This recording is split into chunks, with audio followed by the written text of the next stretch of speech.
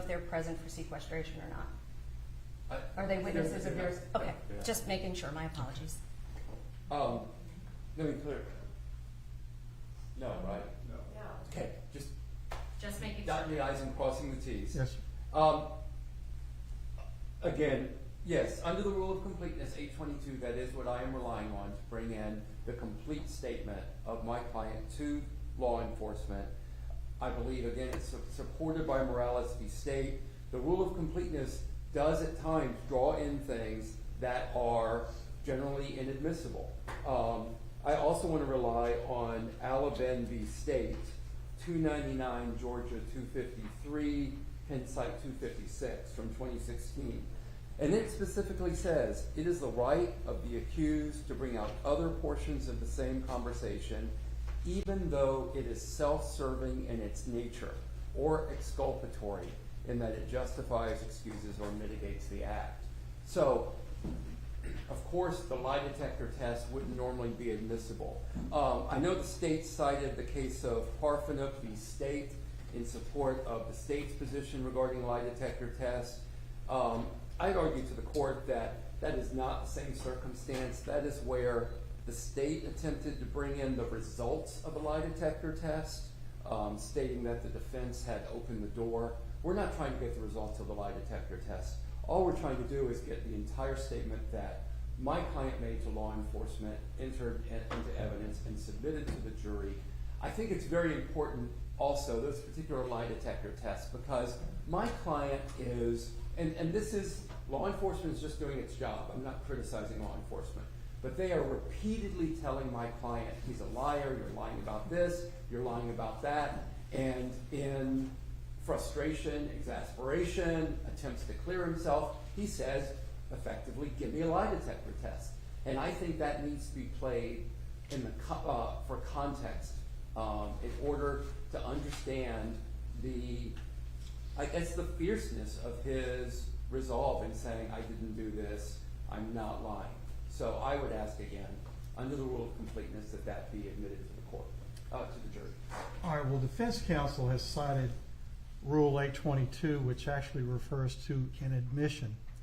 And the Morales case talks about Rule 106, which is almost identical to 822, except Rule 106 states as follows.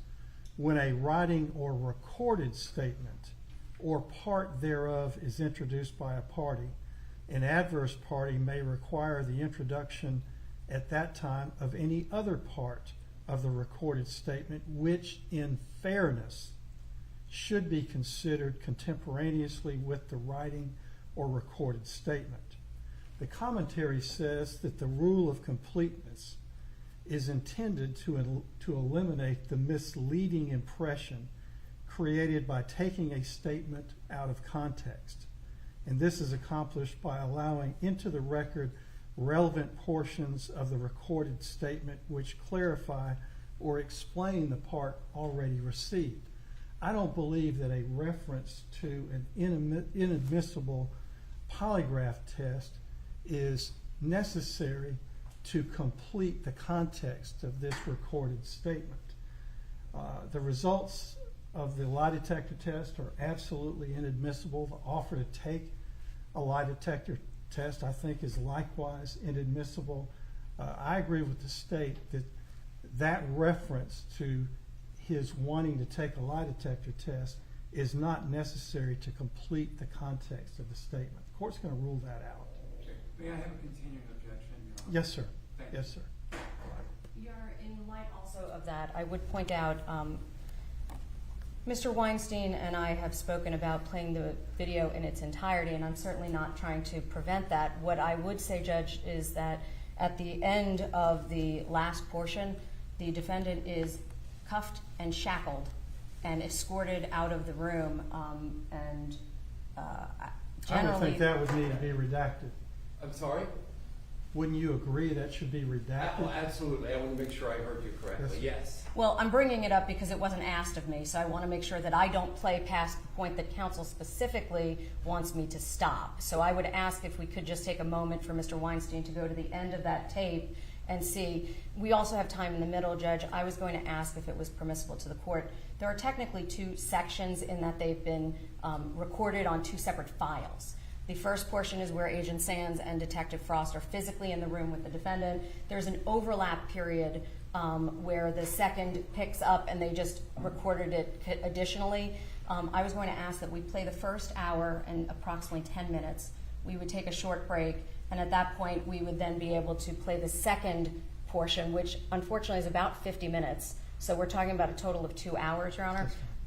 And at that point, counsel, if you want to just tell me where on the video you would like me to stop so that it's preserved for the record, because I don't want to play past what he might potentially have objections about after the fact. Well, I can tell you in the court right now that if you'll stop on or before timestamp 2:06 p.m., then 2:06, I guess 00 p.m., then you will not get into the portion of the video where my client is handcuffed and led from the room. You might, we can discuss maybe even stopping before that, because there's some dead time where my client is just sitting there.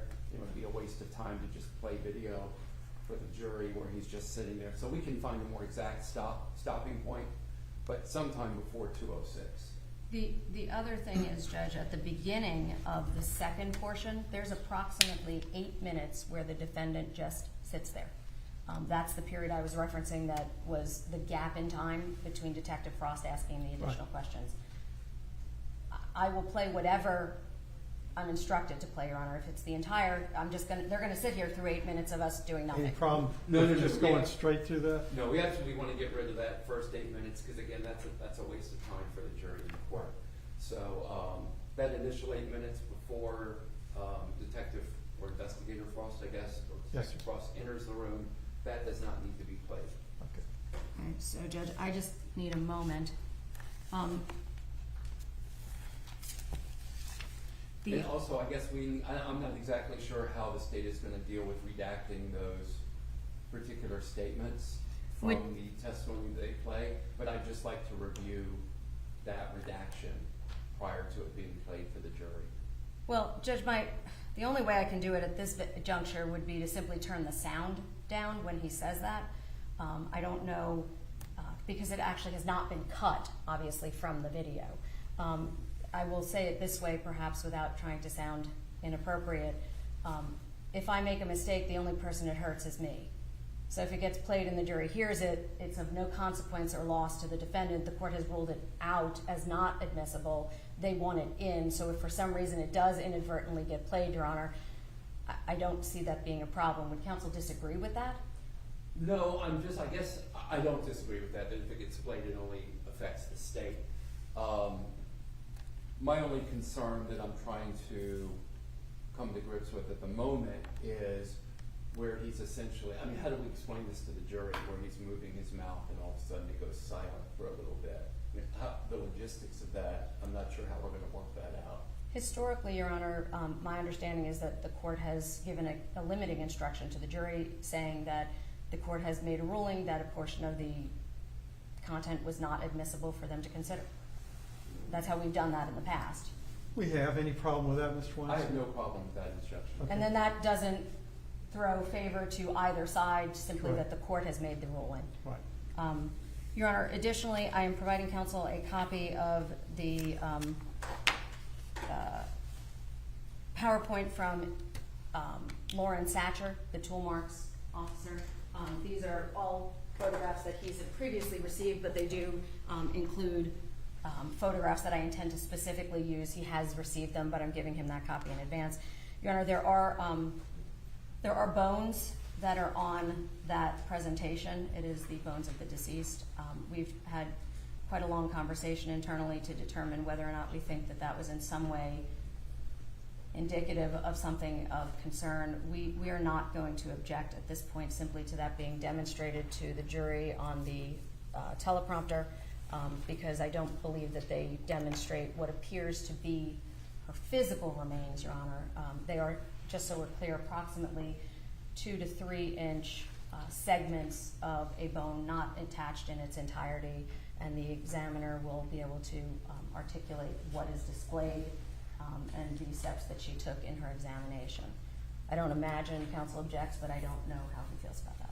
Yeah, and I don't object to the, this is the first time I've seen this PowerPoint. Yes, sir. And I appreciate the state getting it to me in advance. I have no problem with the use of this PowerPoint during the course of the testimony, but as far as the additional remarks that are on the PowerPoint outside of the photographs, I would not want that going back to the jury. State anticipated that. I have actually printed out, and I can show them to counsel now, the actual photographs minus any additional information that might be considered continuing witness. So these would be the actual photographs, not her commentary on the photographs. So counsel can take a look at those now if you'd like to. Yeah. So just to clarify, this will not be going back to the jury, correct? I'm not No. asking that the PowerPoint go back. It's The just photographs. the photographs Just the themselves. photographs. And I would have no objection to these photographs. All right, very well, thank you. Thank you. Thank you. Any other issues that need to be addressed before? Just one, Your Honor. With respect to Agent Sands, he testified only to the introduction of the statement. He will then have to obviously introduce the second statement. I don't know if Mr. Weinstein would like to cross-examine Agent Sands now, meaning at the conclusion of these statements, or if he's waiting for him to finish his full testimony, because obviously, as I've indicated, I anticipate having him return to his chair and not do his full direct examination until the conclusion of the state's case. So I don't have an objection to either if he wants both or one, but No, I just want to know what to do. Yeah, I will wait till the conclusion of the complete testimony of Agent Sands before I begin cross-examination, Your Honor. Very well. All right, anything else, counsel? Just one moment while I try to figure Sure. out how to do this, Judge. Sure.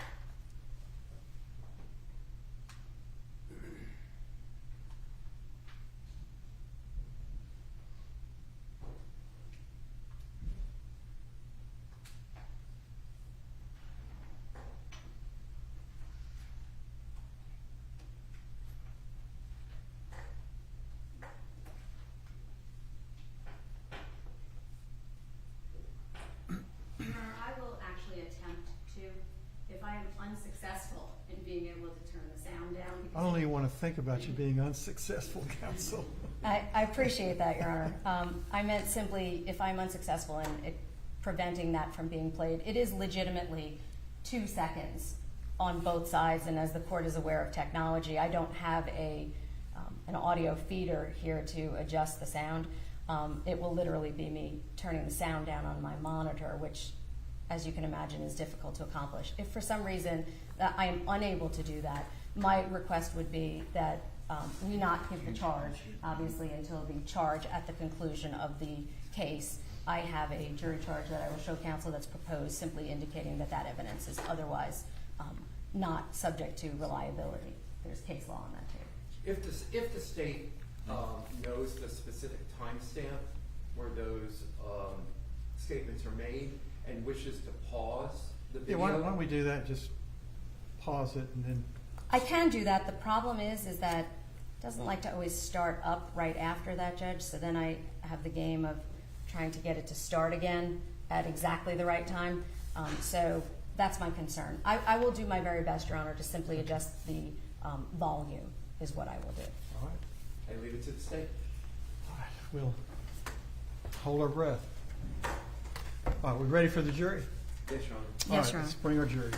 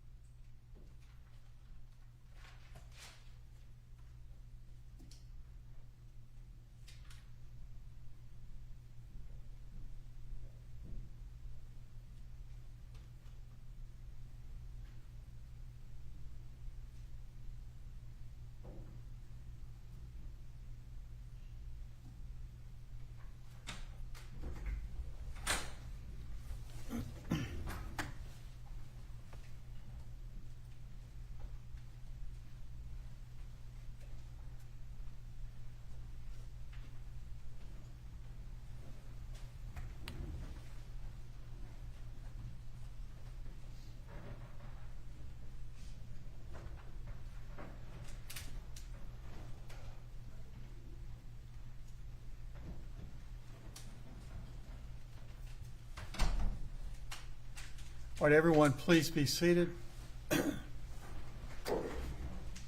And good morning, ladies and gentlemen of the jury. I hope you enjoyed what was a very wet weekend at my house, and I'm sure it was at yours, but at least you had a nice break. I do want to confirm that everyone was able to abide by the court's previous instructions regarding access to media coverage. Any problems? Everything go well this weekend? All right, very well. Well, thank you for your cooperation in that regard. We'll go ahead and get started. Ms. Bayo, you may continue. Your Honor, at this time, the state would recall Agent Sands to the stand.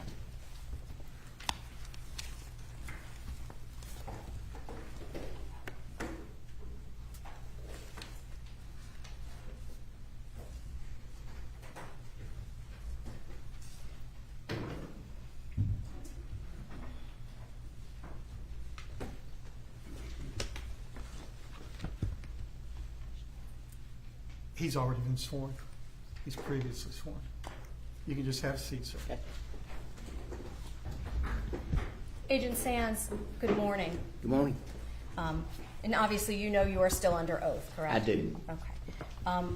When you testified on Friday, I believe we had just completed the May 13th of 2023 interview at Lancaster. Is that correct? That's correct. Okay. Did there come a time when a second interview was conducted with Mr. Kassotis? Yes, ma'am. And I'm going to direct your attention to May 26th of 2023. Did you have an interview with him at that time? Yes, ma'am. Where was that interview conducted? That was here in Liberty County, at the Liberty County Sheriff's Office, specifically their investigator's office. Okay. And does that room have audio and video capabilities? Yes, it does. Did that interview get recorded with an audio and video device? Yes, ma'am. Who was present for the interview? Myself and Detective Jack Frost, as well as the defendant. Okay. And at that time, you heard testimony from Detective Frost concerning the Miranda waiver. Is that right? That's correct. Did you read him that Miranda waiver as well? Yes, ma'am, I did. Is all of that captured on the actual video? Yes, ma'am. And when you asked him those questions, was he responsive? Yes, ma'am. At any time, did you threaten him? No, ma'am. Did you make a promise to him that he would get some benefit in exchange for his statement? No, ma'am. And all of what you spoke to Mr. Kassotis about, is that actually captured on the video itself? Yes, ma'am, it is. There are no conversations outside the scope of the video? No, ma'am. At this time, Your Honor, the state would seek to play and introduce what is on the Exhibit 1.101 device USB that is already in evidence. I have shown it to counsel. It is the file folder labeled Statements Kassotis, May 26, 2023, LCSO for Liberty County Sheriff's Office. And this would be labeled Interview at Liberty Sheriff's Office, May 26, 23. Yes, ma'am. Any objection? No objection, Your Honor. You may proceed.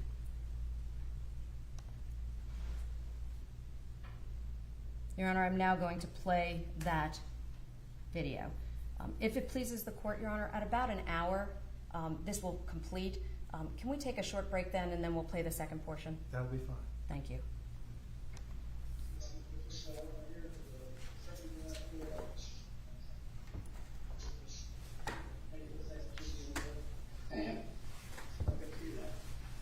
Hey, sir. He's got here for me. I know. I thought I heard him ask you need any water or anything. Yeah, no. Sure. Yeah. Remember the last time we talked? We talked about discovery and talking about the doctor's office and that. Yeah. Before I do that, I'm going to read you your rights again. I know even though you're an attorney, we still go through the same procedures. Or used to be an attorney, I guess. Yeah, I'm not there. You understand you have the right to remain silent. Yes, sir. Anything you say can be used against you in a court of law. Yes, sir. You have the right to talk to a lawyer and have a break with you while you're being questioned. Yes, sir. You can, if you cannot afford to hire a lawyer, you won't be appointed to represent you before any questioning if you wish. Yes, sir. And you can decide any time to exercise your rights, not answer any questions or make any statements. Yes, sir. And you understand your rights. Are you willing to talk to us? Yes, sir. Sign right there for me. I'll read through it first, naturally.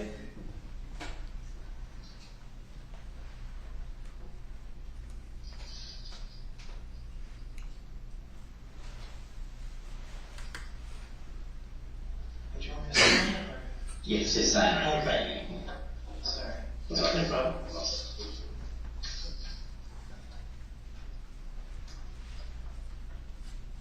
How was the plane ride? It was fine, sir. You good? Yes, sir. Been treated fairly with everything? Yes, sir. Yes. Professional. Okay. And it will continue to do that way. Okay. All right. Do you have any questions of me first? I don't know. My head's kind of spinning. It's been a bad 2 weeks. I don't think so. Do you know where my dog is? I do. Okay. And we'll answer that. Let's say that to later. Your dog's safe and good. Okay. Been taken care of. Back to where we kind of left off, the doctor's office. Tell me about the day that you got called to the doctor's office. Yeah. Who called you? I don't know. Somebody. I got a phone call. I forget from who. I don't know if it was somebody I knew or not, asking if I could. I don't think it was somebody I knew. Asking if I could come and pick her up that afternoon.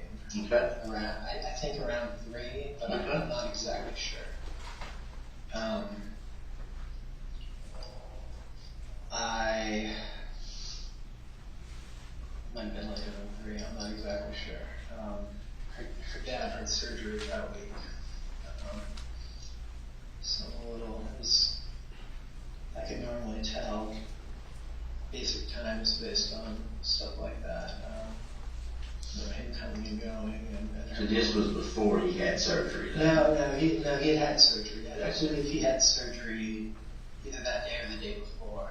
So he had surgery that day or the day before? Yeah. So it was different. 'Cause he was in the house. Okay.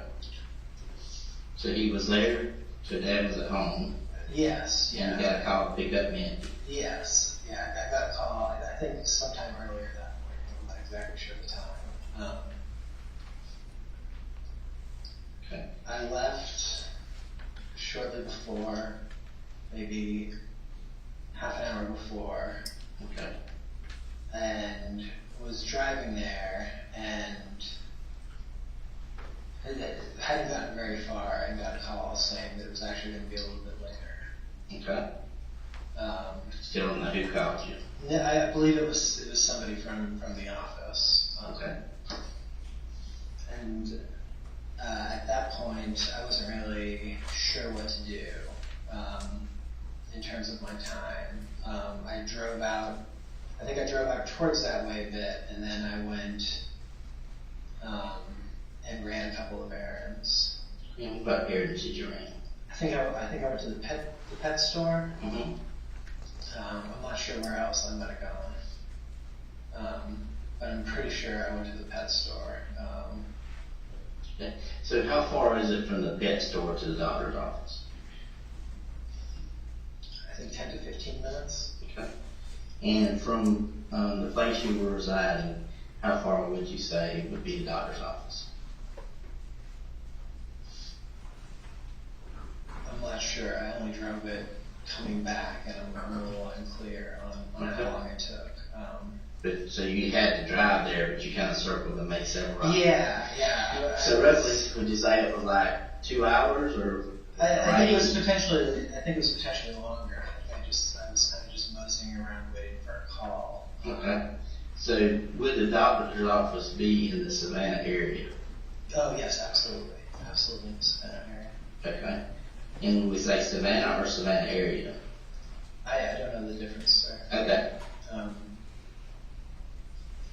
But somewhere near Savannah. So if we were at the house you were residing at, how far would you say would be the longest range for that doctor's office to be? 25 minutes. Okay.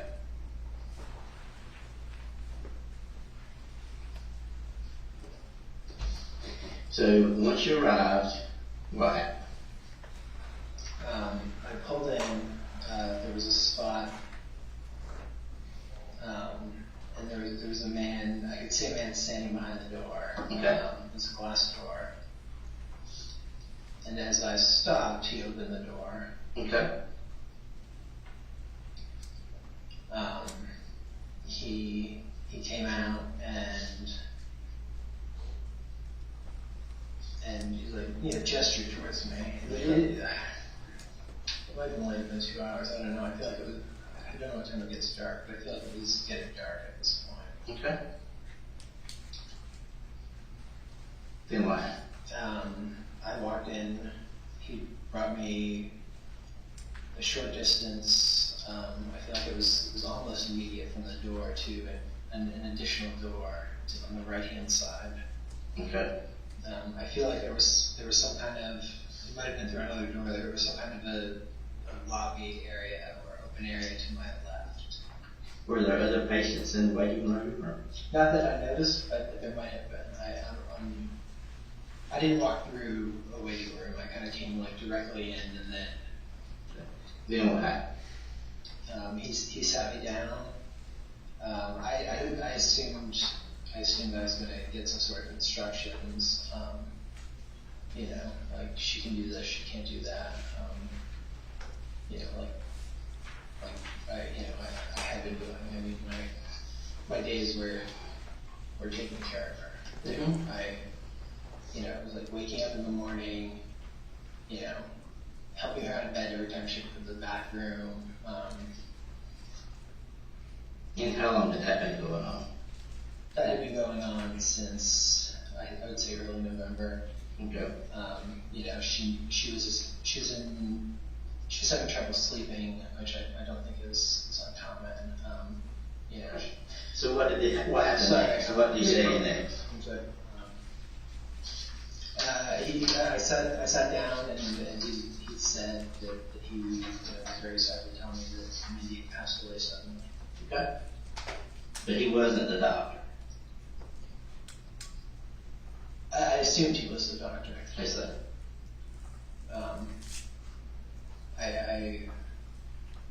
So he said Mindi had passed away. Suddenly.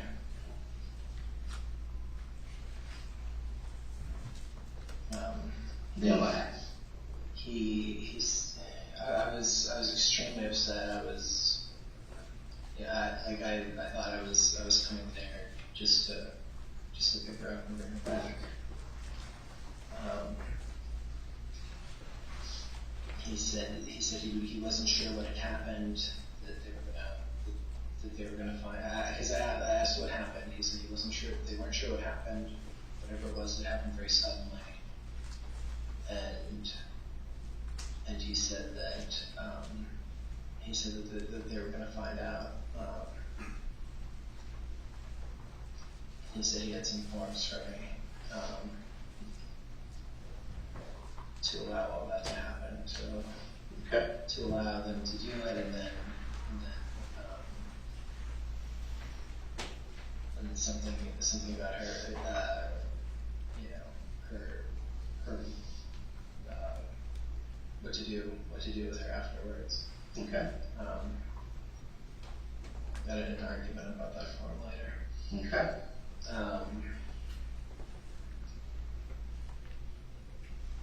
I don't know how long I was there. I know I was really upset. I don't feel like it was too long, but I'm not sure. I left. Before you left, did they let you go back and see her? They did not. You didn't ask to see her? I asked if I could see her, and he said not right now. I thought it would be. I thought it was because of maybe like the autopsy or something.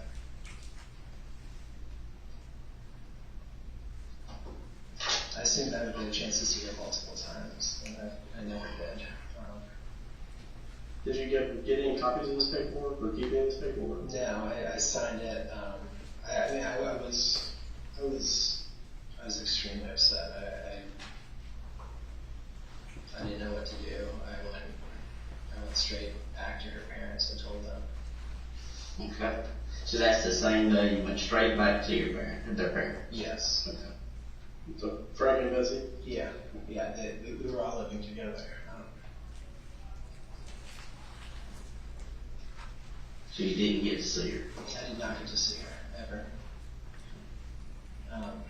Could it be because you were looking down the entire time, like you have the entire time that you've been talking to me? It's possible. Okay. I tend to look down when I'm in my head a little. You realize I've been doing this 28 years? I didn't say. Alright, so then what happened? I went back and I talked to, I told both of them. Her mom and I cried together. Okay. So, when Mindi had called you about taking the 2 tubs, what day was that? She had called me. She sent me a message. She sent me a message on Tuesday. I believe it was Monday or Tuesday morning. You're not really sure. I'm not 100% sure that week. It was there. Could that have been the same morning you got the knife? Yeah, I believe it was. I believe I ran a couple of errands on the way out. I believe I got gas. I believe I stopped at Home Depot. Where'd you get gas at? I don't know. Was that on the long trip to drop the tubs? No, it was before. I think it was one of the first things I did. But it wasn't a place I normally went. You told me earlier that Mindi asked you not to carry your phone, but you did carry your phone. Yes, yeah. No, yeah, so I was asked not to bring my phone out to the place when I was in the Savannah area. I had my phone with me. But you still had your phone with you? Yes. Okay. But you still had your phone with you when you went out to the place? Yeah, I had it. It was turned off. Even though Mindi asked you not to carry your phone? My understanding was that it was just going to be on. Okay, Yeah, so just turn off your phone? Yeah, Okay. that was my understanding.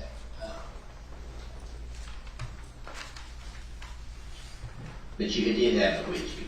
Yes, I did have it with me. But you just turned it off? Yes, sir. Did you know that your car has a phone? I did not know my car has a phone. Okay. So they didn't tell you at the dealership about AT&T service? No, sir.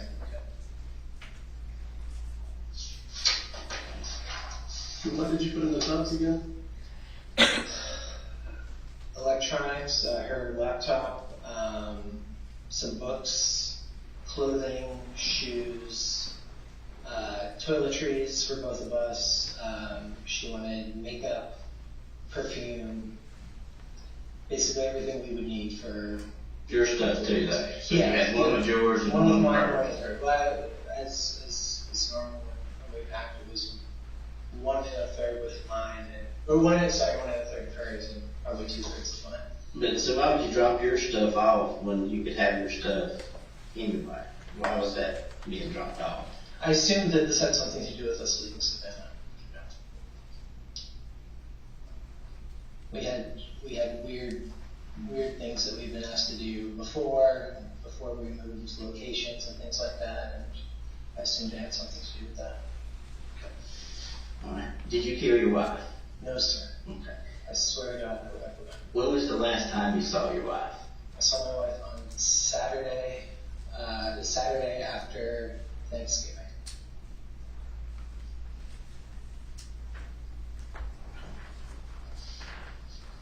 You did not kill your wife? I did not. Yes, you did. No, sir. And you know about the preponderance of evidence? Yes, sir. Very well. Yes, sir. We're way beyond the preponderance of evidence. Okay. We talked about this. Yes, sir. I told you where that knife is. Okay. You remember that building? No, sir.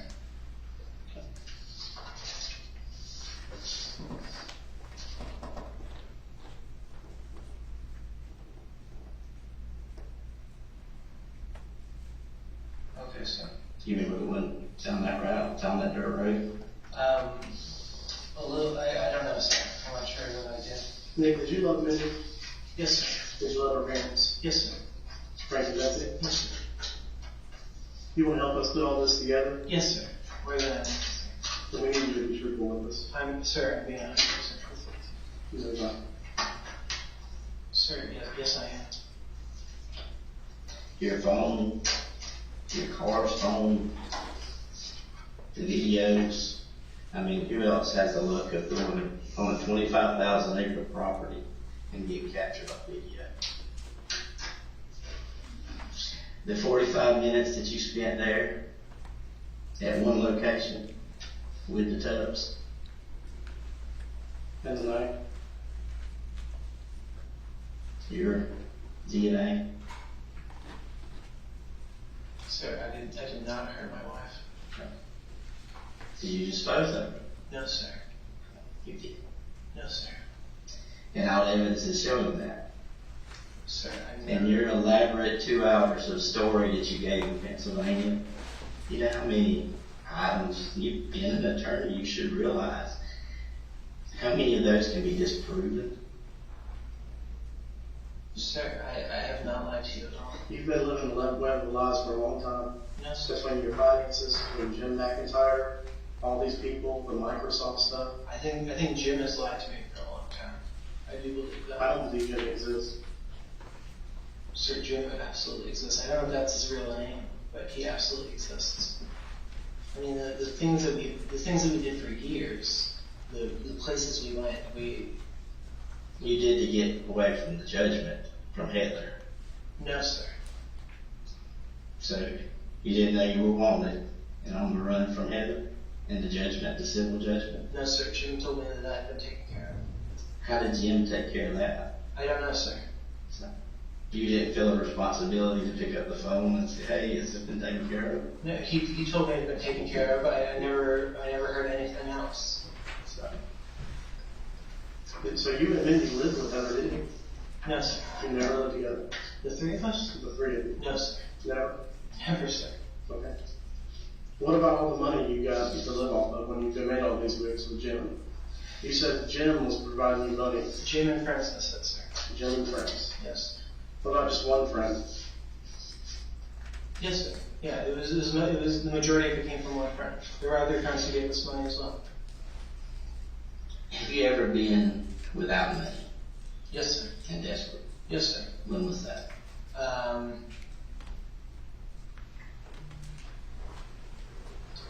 February, right before we went to Franklin Records. Have you ever lied in court? No, sir. Okay. When you testified that you had $32 million, Yes, sir. that was true. I believed it was true, sir. You believe it's true. I believed it was true. I don't know what to believe anymore, sir. Why did you believe that was true? Because I had documents that had been provided to me that I had $32 million. That you didn't earn? No, that I didn't. I had worked around the clock on these projects. Okay. So you thought it was from your projects? Yes. Working around and you had $32 million that you didn't have? Yes, sir. Okay. Yes, sir. Jim told me that I had it, that I couldn't access it. Tell me about Samantha. When did you meet Samantha? We were aware, I guess, of each other for a while, but we started talking. Y'all were fairly close. We got Online, I mean. Yeah, I guess we got fairly close in November. Okay. So why would you tell her in October that your wife had died while pregnant? Because I had to tell everyone that. Okay. Why did you tell everyone else that lie? What? Why would you tell everyone that lie? Because my understanding was that both of our online worlds Mhm. were. This goes back to fall of 2020. Mindy got very sick. She was. The point of that is that's a lie. That was She the was one- alive and well. Yes, sir. You continue telling other people that she was alive and well when she was dead. And then you continue to tell people vice versa that she was dead leading up when she was alive and well. Yes, sir. Multiple people. Yes, sir. Friends and family. I'm sorry, sir. Can you repeat that question? I'm not sure I understood what. You continue to tell people the story that she had died while pregnant, Yes, sir. even before she was dead. Sir, I was told starting in 2020 that Jim felt that we had both gotten too close to people online, that we were talking too much. We have rules about when we could talk to friends. So why not just not talk to people? Why are you telling lies to people that you're befriended on the internet? Because we were cut off for. Why are you telling lies that people that you weren't cut off from? What lies did I tell people I was? The same story that she had died while pregnant. And if that's the case with your online stuff, why start a new relationship with somebody else that you really don't know? Sir, because I was a mouse. Remember the old Tom Sawyer story? I'm not sure. I do, sir. I always tell the truth. Yes, It's sir. easier to keep up with than Yes, lie. sir. You kept up with a lot of lies, a lot of stories. None of them are turned out to be true. I gave you 2 hours in Pennsylvania. We Yes, went sir. through everyone. And I've been through every one of them, and the evidence that corroborates shows that you're continuing to lie and tell a story. Sir, I'm not lying to you. Nick, you are lying. And now's the time for this. Now's the time to stop living all this. Here's the deal. There's a reason that Mindi died. Yes. Okay. But I don't You know, yes, you know very well that reason. Because you killed her. I did not. But the big question is why? Sir, I would never have killed Mindi. I woke up in the morning and I took care of her. I rubbed her back, I rubbed her legs. And she wasn't pregnant. Yes, sir, she was due in January. But she was not She pregnant. was not pregnant. No, she was pregnant. Even the times that y'all were saying that she was pregnant, she was not pregnant. She was not pregnant at the time of her death. Sir, she was. She was not. That's a medical certainty. She was not pregnant.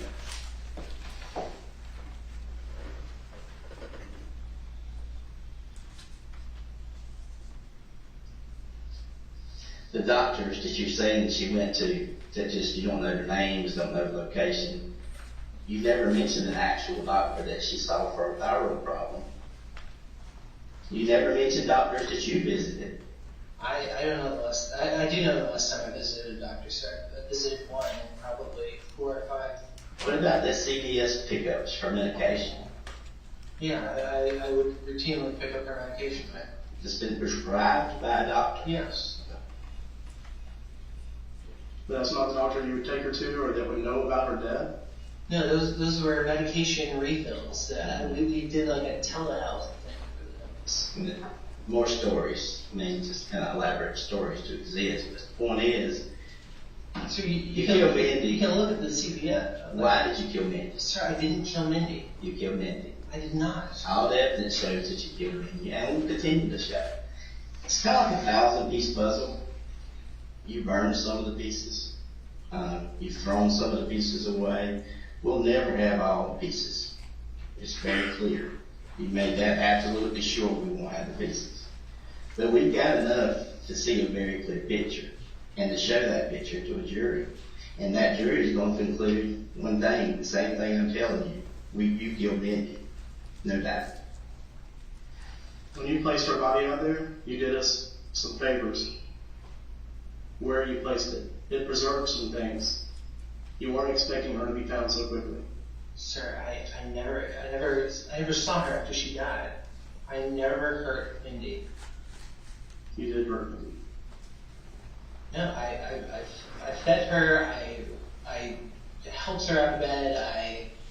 I did. You had started a new relationship with somebody online. I was flirting with someone online. You were running out of options. You were running out of funds. No, sir. Did you discover the lie that Mindi wasn't pregnant? No, sir. She wasn't. I thought she was pregnant.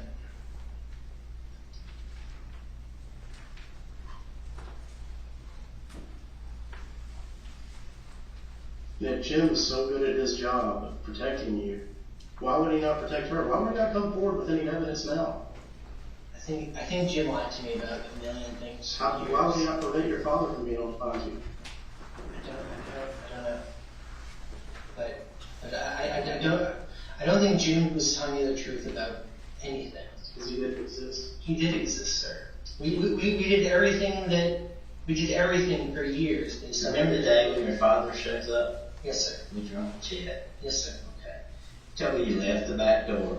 Yes, Went sir. out the back door. Yes, sir. So you leave, you're so afraid because you thought he had beat you. Yes, sir. Okay. Where was Mindi? She She stayed there. He hadn't seen her. So you cared so much for her, you left her in the house when you were running out the back door. No, sir. She knew I was leaving. Like But you didn't stay there to protect her. No, sir. You didn't call 911. You didn't call for any help from anyone. No, You walked down the alley.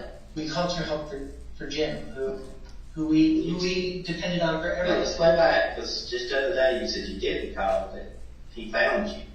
He found you in the parking lot at the hospital. Yeah, we had I forget if it was a phone call or if it was a message, but I didn't go there. That question was asked very clearly and asked twice. Did you contact Jim that day? And you said no, he picked me up in the parking lot. Absolutely, there was no messaging from the time you walked out the back door down the alley. I did not understand that question. Okay, He didn't just like find, no. The question is, how did he know where you were? And he just appeared out of nowhere. He's followed you in multiple states, and he just appears. So, are you alleging that Jim killed your wife? I don't know, but I think it's possible. Okay. So, and the doctors conspired, they created this fake doctor facility of a name that you don't even know, a location you don't even know. Side of the road pickup for And you didn't ashes. see your wife. It just so happens your phone, even your car, shows clearly where you were at. Down this long dirt road that just happened to pass a camera and tracks your every movement. The stop at the Marathon store off the interstate where you swapped your car. All those records, purchasing the knife to go do mosquito work. In November. Yes, sir. You And can find the work. that exact knife 2 hours later ends up. Sir, I told you where that knife is. That knife's not there. I know exactly where that knife is. Sir, I told you that knife is in the back of that. Took a GBI crop. It's yeah, right. Exactly. It was found out there with the black toe. So you can continue with the web of lies in the story. There's always reason for things.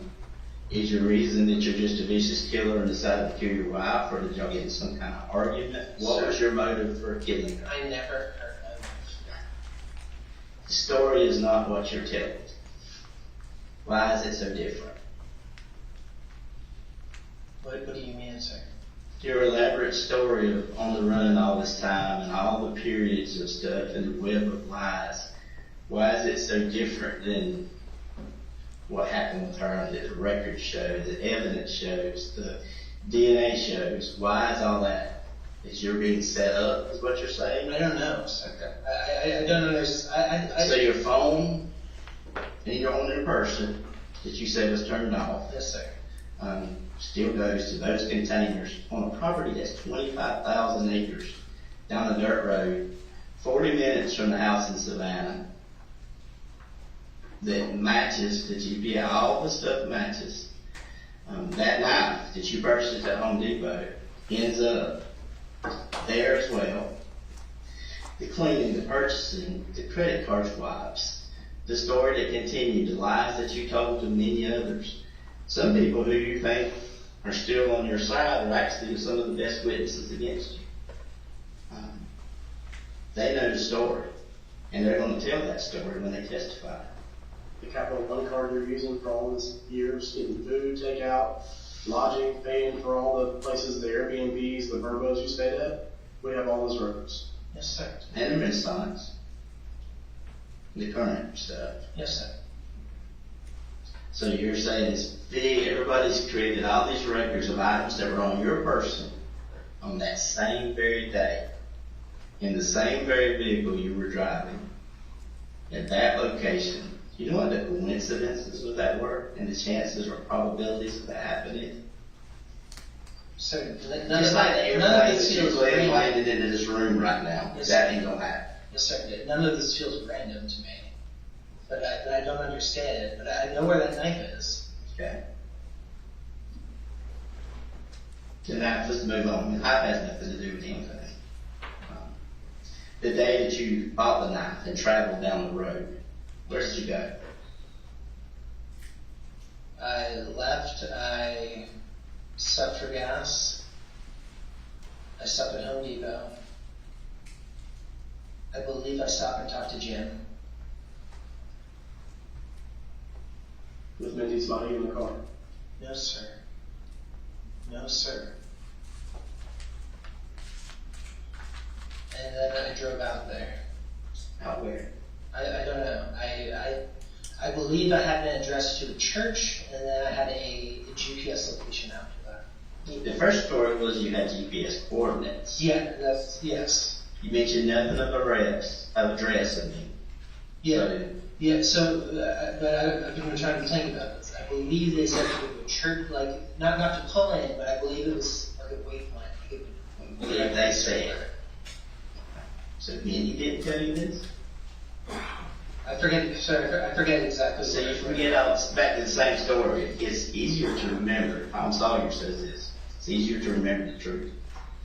While we're talking here today, so many more lies keep coming up. No, sir. Sir, I've done weird stuff for years. So back to your travels of the day that you bought the knife. Yes. Where'd you go? I stopped for gas. I stopped at Home Depot. I believe then I stopped and spoke to Jim. And then I drove to the location I was supposed to go to. Okay. Well, what did you do there? I stopped. A gentleman came out of the house.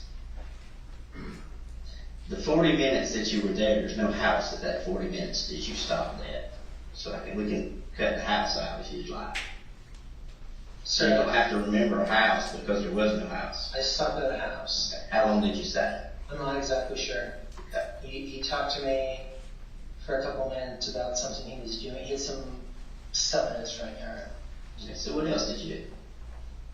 I asked if I could go to the bathroom. I peed behind a tree. He directed me over there. I removed the things from the back of the car, and I don't know.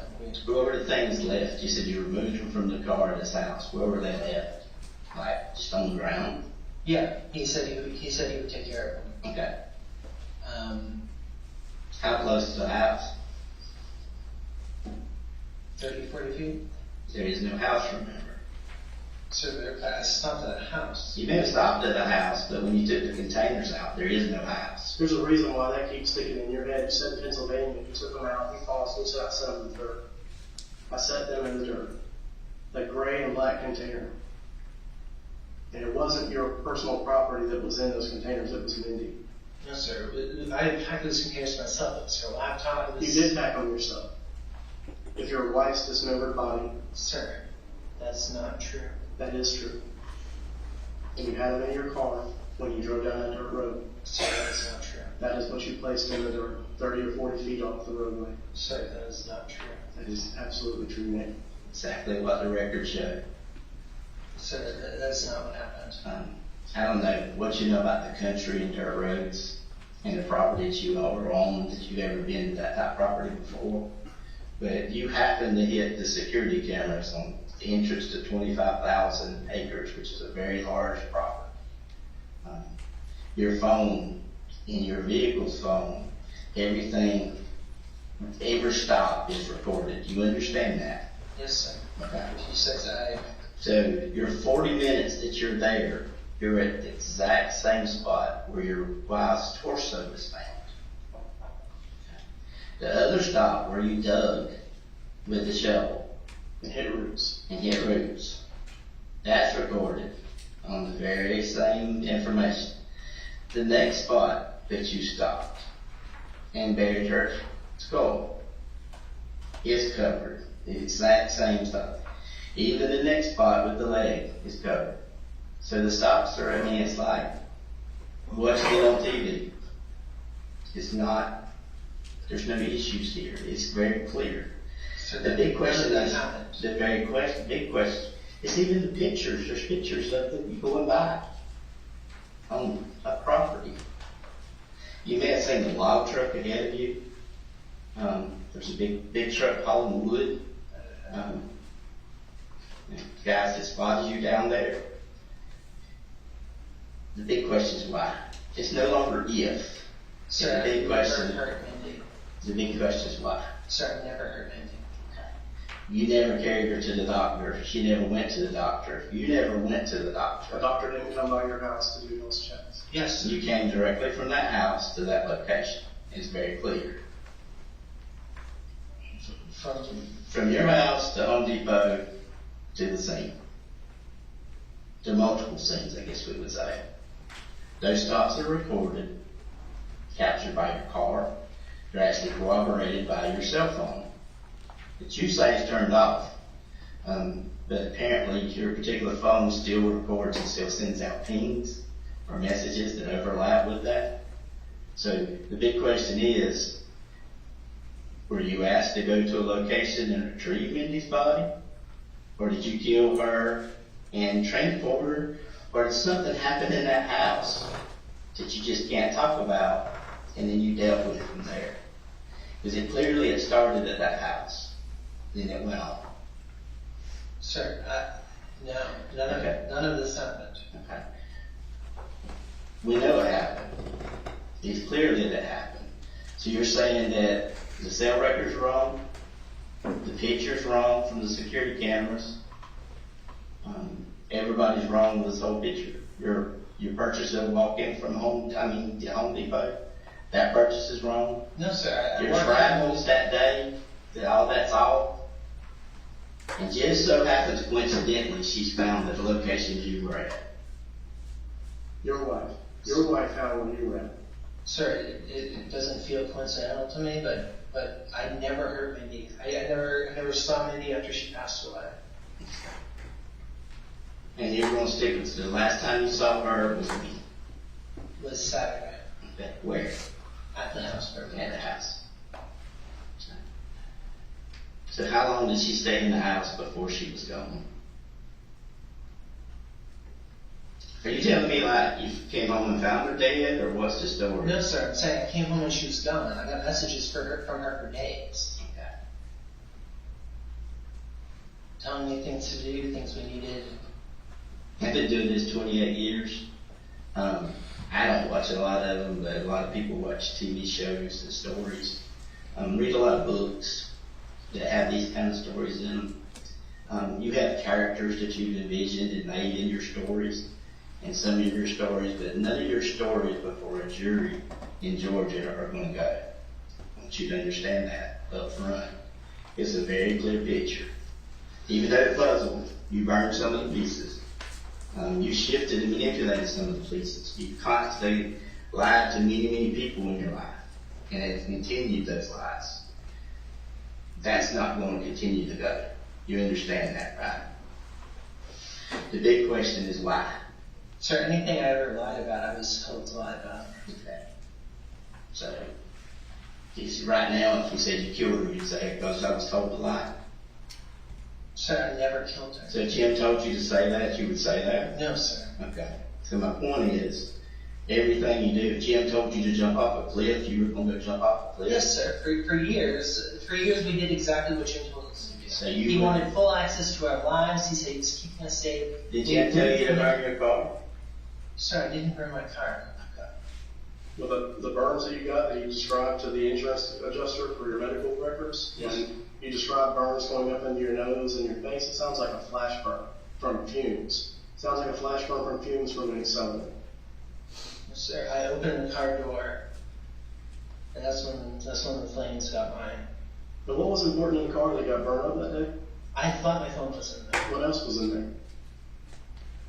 I don't know. I had some random stuff in there. Was there a check in there? Yes, there was a check in there. What was the check for? The check was for a house. For a house? Yes. Was he in Salem? Yes. What did you tell Salem happened with that check? It burned up.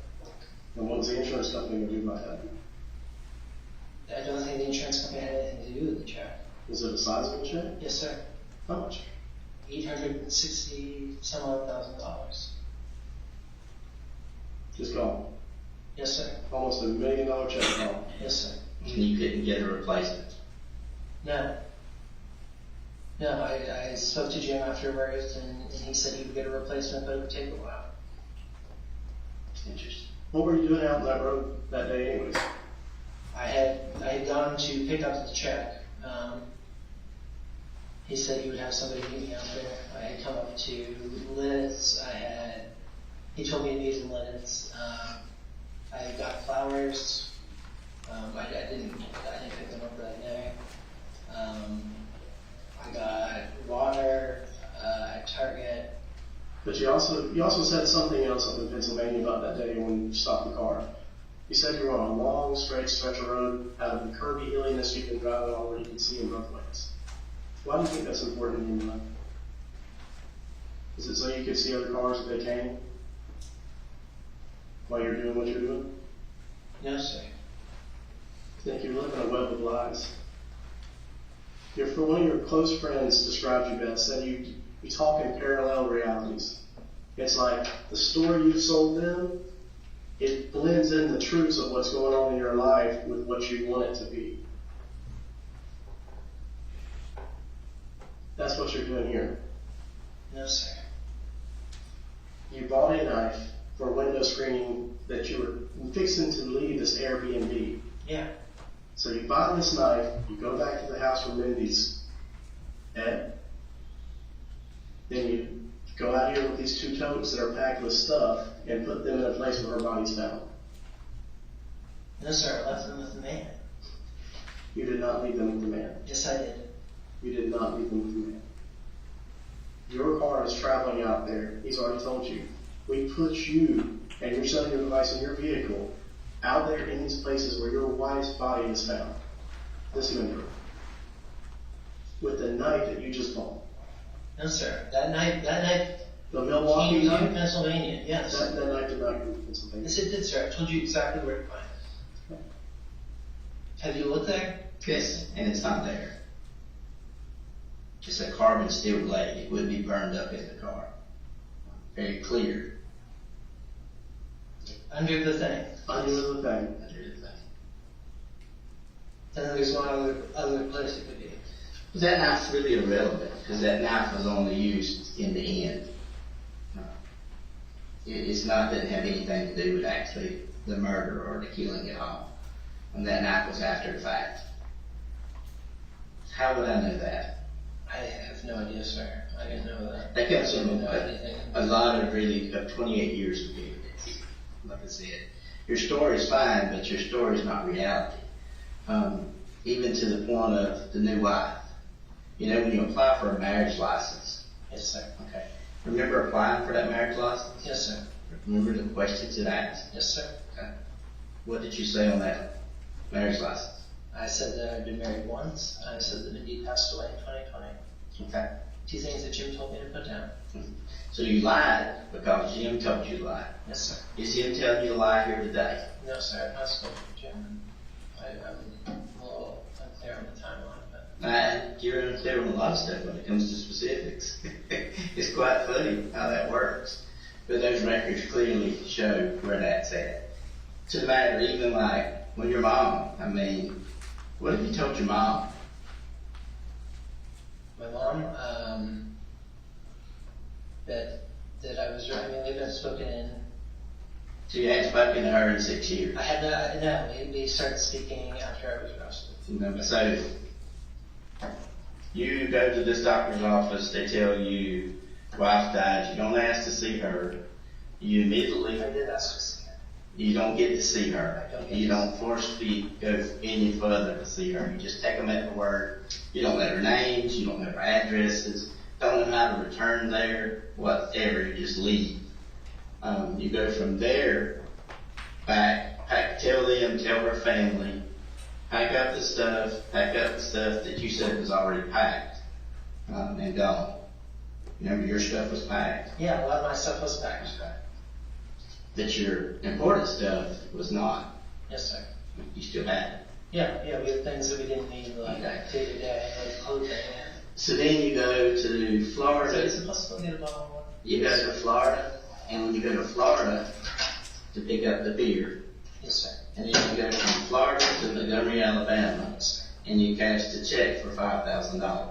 No, so that was a cash withdrawal. Cash withdrawal for It was, $5,000. I think it looks like that. Cashier check. Yes. But you get $5,000 to meet some guy that you don't know Yes, sir. on the side of the road in Alabama for Mindy's ashes. Yes, sir. Do you know how many local crematories and places there are here by Alabama? Sir, he had called me and said that my wife's remains were available to be picked up. I forget where he said they were. And you know, during this time, you're continuously talking to Samantha. Yes, sir. You know, and talking about your business trips to Missouri, but you're continuing to have a romantic online relationship with Samantha. Yes, sir. She's found out wife's dead. You've been telling everybody she's dead since October, but you continue this relationship as it goes and as you travel, flee, all the way to Missouri. I'm not fleeing, sir. Okay. So you change your name. Well, you told me you were fleeing from your father. So you were not fleeing from your father still? Well, I mean, I was trying to. I thought that the name change was the culmination of years of work to Okay. keep us safe. We have been among our friends and family. We've been using that name for So 2 then, years. then you get a marriage license and you get married. And back up a little bit before that, when you start getting pressured to move into a house and get away from Airbnbs, the car mysteriously burns with all your money in it. So you won't be able to close on a house permanently. So is it time to look for a new wife? No, sir. So what was your plan from there? My plan from there was I was expecting more money from Jim, and to allow me to move on and live. When was your last contact with Jim? My last contact with Jim, I don't know, it was probably around the time that the marriage license was, we applied for it, or shortly thereafter. Because he had to tell you what to put on there, so Yes. you would know what to lie to be. Yes. Okay. He told me that there were things I had to lie about to keep myself safe. Did you lie and keep your things safe from your dad? Yes. Okay. So if you're worried about your dad, and he's this bad guy that you're terrified of, that you've gone through all of this hiding all these years, living off everybody else's finances, and being a hermit basically, then when you get locked up for this, you reach out to them. I reached out. I had been in for 5 days. I couldn't contact anyone, and I reached out to Alice. You know, your story is just so unbelievable. Everything you say, and has continued to say, has been a lie. Your life's a lie. The evidence shows. Sir, I believe I've been lied to for years, and I've been understanding why. You continue to lie. By your own admission, you have continued to lie. Multiple times. You say it's lying on behalf of Jim. Yes, sir. But then now you're saying too, it's clearly you're lying about that day. About which day? The day of the 29th, when your cell phone records you going where your wife's body's found, or torso's found, and where the pieces of her body are found at other locations. And how that tracking in that area shows you being there, how the cameras show you being there. And you're saying, oh no, I wasn't there. Is that what you're saying? Sir, I don't know what location that shows. I know I was in a more rural area. It's where you placed the body parts of your wife at. No, sir. So are you saying that's the same day you dropped the tubs off? I don't know. I think, is that the same day as Home Depot? I'm asking you a question. Yeah, the same day as on Depot. Was that the same Yes, day? I believe that was the same day. Same day that you dropped the tubs off. Yes, sir. So you knew where you were moving at that time. But you're going to get a knife to repair the mosquito things, knowing you're fixing to leave that Airbnb. Yes, sir. We wanted to leave it in the best condition that we could. Is that how you replaced the rug? Is that why you bought a new rug? No, we bought the new rug because Rusty was sick on it. Back to that day. You traveled that day. Yes, You sir. don't know where you traveled. Yes, sir. So the question is, you don't know or you do know where you traveled? I don't know where I traveled. Okay. So you're saying that those records are the truth? Which records? The records from your car, the records from the camera that you saw, the records from your own cell phone that overlap with each other, your records from swiping your card. Yes, I don't know all of the records, sir, but I swiped my card. Okay. Yeah, I know that for sure. Okay. And do you remember for really close proximity to that, like within a day or so, going to a car wash? I don't, sir, but I may have. Okay. Did you wash your car frequently? Not super frequently, sir. Yeah. When I noticed it was dirty. Like never until then? This was the first time you had washed your car? I don't know, sir. I haven't had the car for very long. What I'm saying is you never went through an automatic car wash but one time? No, sir. I've been through several automatic car You washes. just didn't swipe it for this particular car until that day? I may have Or a couple paid days with later? cash, but I'm not sure. Okay, so other times you paid with cash. I may have. I've honestly never thought that much about how I pay for anything. Most of the time you swipe. I think so. Yeah, I would say most of the time. Except for one occasion where you met this dude on the side of the road in Montgomery, Alabama, and you had to get $5,000. Yeah, I didn't have checks for that account. So you just randomly, at that point, meet with him, don't know who he is, where he was, where he's from. No, he contacted me and said that he had Mindy's remains. I was really upset. You know how like elaborately crazy that is?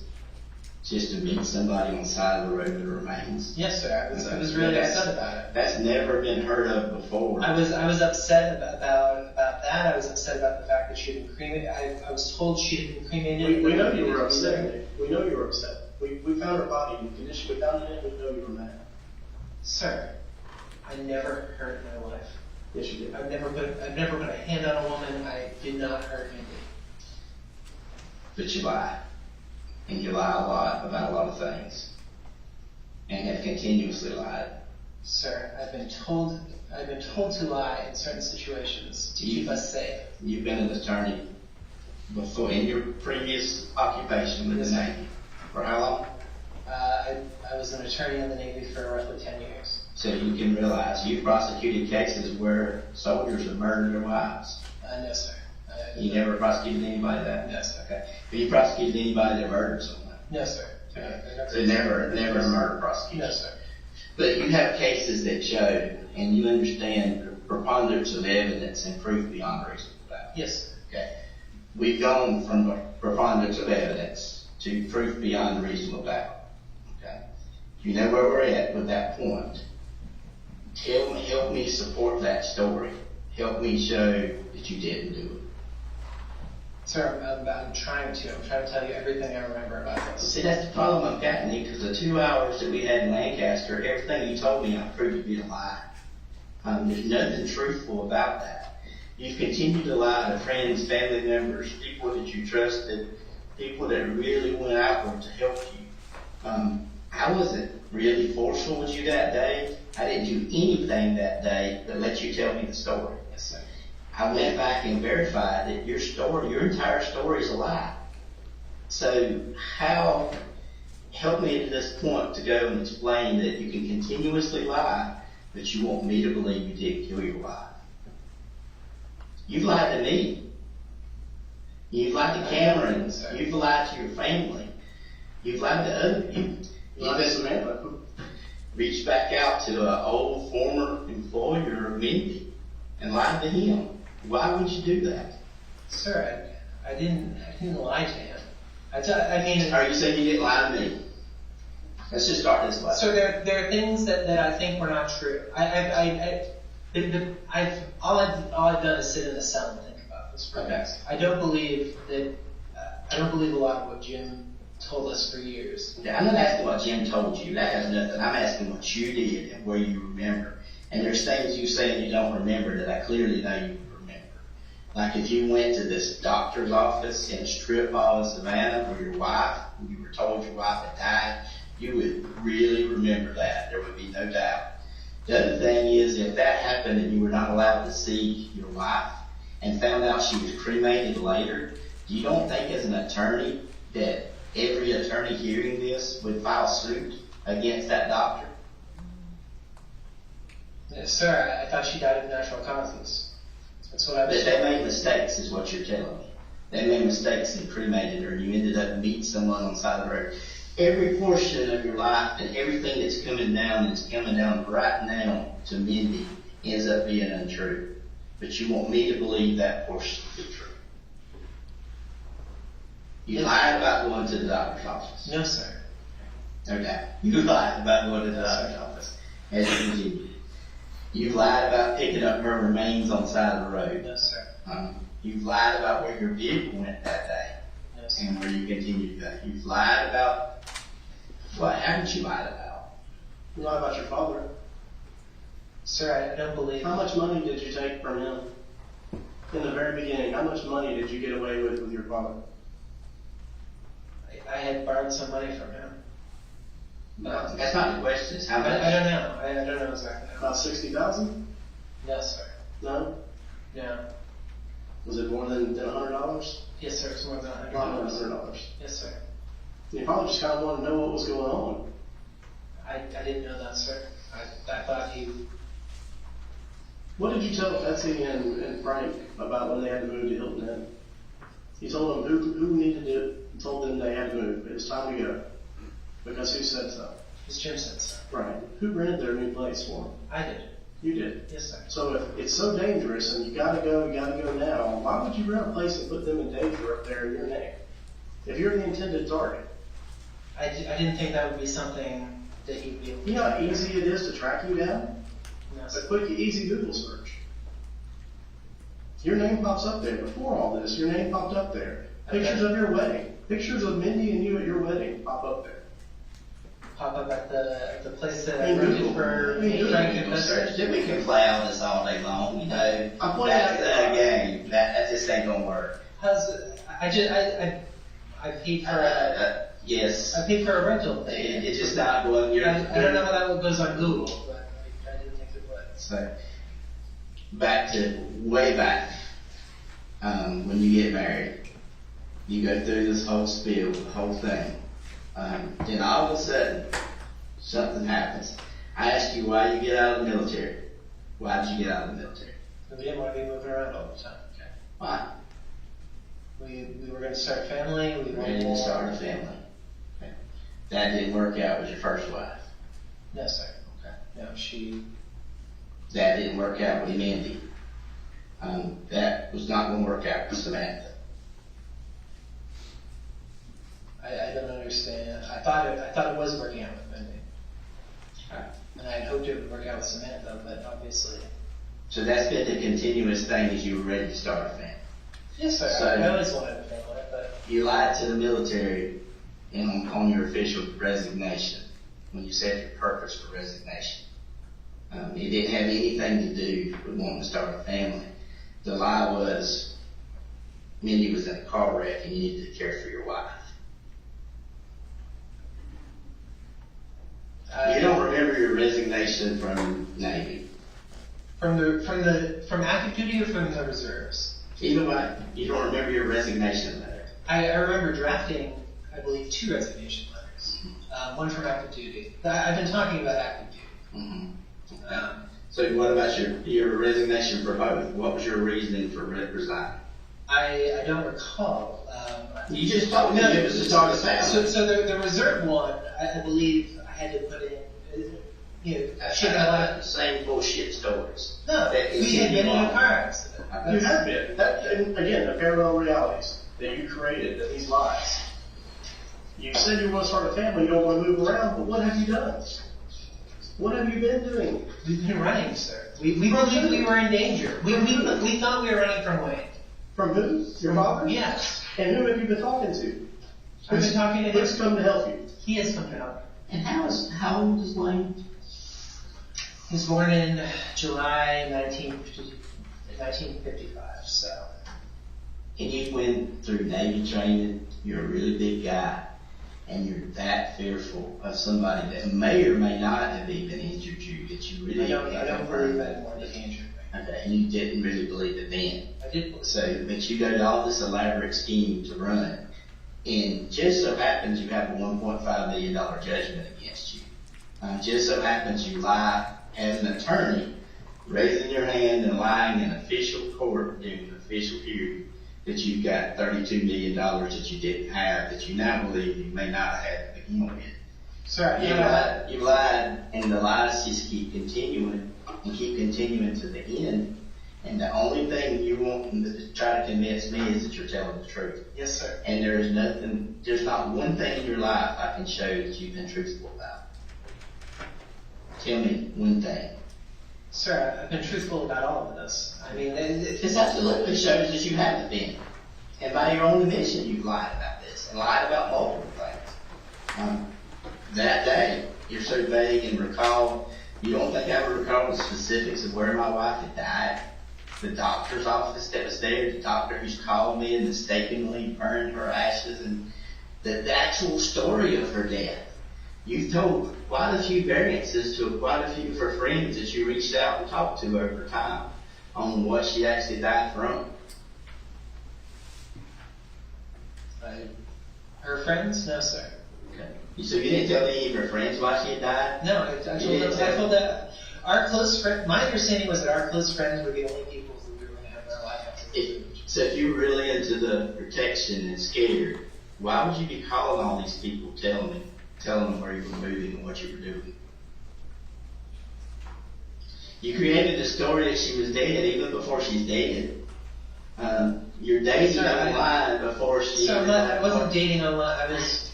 You ever heard of a singer called Ray Charles? You remember Ray Charles? Yes, sir. Ray Charles was blind. Yes, sir. Ray Charles can see this very clearly. Just the big question is why? Did you just get tired of her?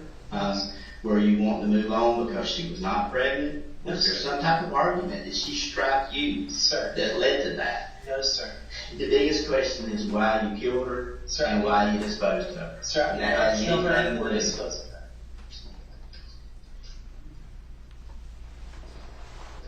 When you took her there, she went there. What happened to her wedding ring? I was given her wedding ring. You were? When it came back in the when I got her ashes, her wedding rings were in the. Where's it at now? They're in Havre de Grace, Maryland, where I scattered her ashes, or didn't scatter her ashes. Thought I scattered her ashes. My wedding ring and her wedding band and her wedding ring. That's where you put them?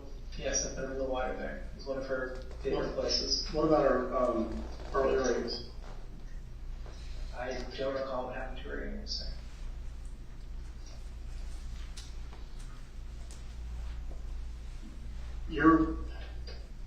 Your world of lies, we have picked it apart. We picked it apart before we came to Pennsylvania. But since it got out, there's even been more people that call, more people that have more stories that you've spun off of this. I get that you're scared.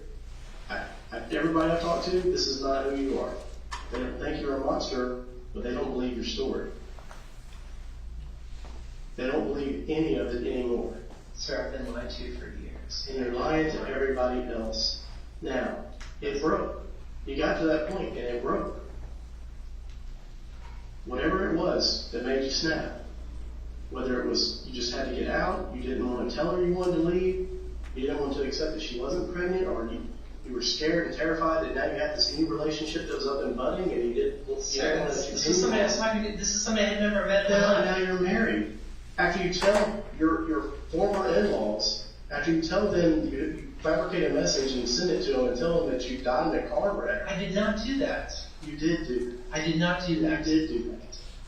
But you tell other people, and then people reach out and they find you again. Yeah, I wasn't trying to. You got Jim hiding you out on this big top secret security stuff, and people still reach out and find you and say, "Hey Nick, I heard you died. Are you okay?" "Yeah, I'm okay. I just a car burned up." Yeah, Cameron reached out, and I told you about this. I was really concerned because she said that they thought I had died. They were calling around saying that I had died in a car accident. And so if Cameron could find you, why weren't you terrified that somebody else could? I thought that at this point that I was safe. That the name change was the last step in being allowed to live a life, and not be hunted down. Cameron knew my name. She had known it that we were changing our name to that for I don't know how long. I forget when we said that. We told our friends and our close family, the people we thought we were still going to have in our life. Who was your close family? Was it Betsy and Frank? Betsy and Frank, and then So you're going to Frank put and them through all these lies? When we unravel all this, because they bought it. They loved you. Frank loved you. He said he loved you like a son. You know how hard it was for us to even convince him of who we really were? Because they bought into your lies. He knows that because he got the email that day. Yeah. I can prove that. what email? The email you got that we were talking to Betsy. The email that the FBI had talked to Betsy. The Proton email that you thought was encrypted wouldn't go back and we couldn't get. Guess what? They're encrypted, but we can still get them. It just takes more work. It's like layers. Sir, I don't know what You being the you're security expert that you're talking about, and that you know that you've been in security and developed the software and the programs and AI, which is the capture, that you don't even have anymore. You should know that we're capable of getting that kind of thing. So you knew we were there to talk to Betsy. Yes, sir. You knew that the FBI. Sir, I'm not sure what you're talking about. We're not going to get into that. You've lied so much that there's no reason to show you everything. Just to let it continue on. I gave you a chance to tell the truth. You're clearly not going to tell the truth. You're going Sir, to I am continue on telling as the we're truth. going. So, same way, well, you know, your last driver's license will be in Pennsylvania. Yes, sir. You're unemployed, correctly. Yes, sir. And your spouse is Samantha. Koles. How I can spell that. And what, you only put the same address as you? Uh, 590 Centerville Road, or what address do you? It's number 5, rank, R-A-N-C-K, Mm-hmm. Lane, in Lititz, Pennsylvania. Okay. And your father is Wayne. Yes, sir.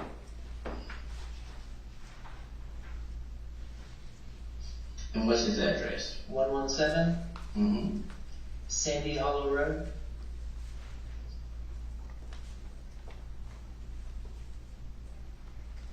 The town is F-I-T-Z, William.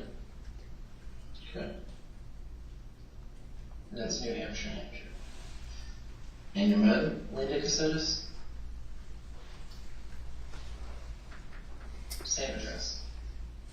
Okay. And your brother Christopher? Yep.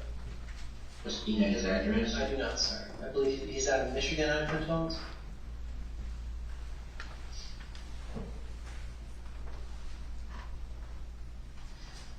Okay. And does he got your only brother? Yes, sir. Okay, what about sisters? No sisters. No sisters. Okay. Alright, this is just based on the information that we took off your booking. I understand at one point you had a tattoo. I still do, sir. Okay. Did you try to have that tattoo removed? No, sir. Okay. Alright, where's your tattoo? It's on my chest. Do you want to see it? Or? We will in a minute. Okay. And what's it of? It's a clad, C-L-A-D-D-A-G-H.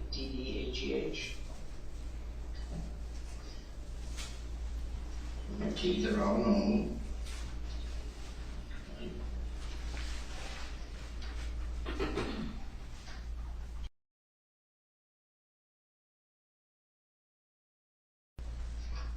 Because the evidence shows that whoever did that really loved her and went into a rage. Sir, I never heard it. You did. Say it. Yes, sir.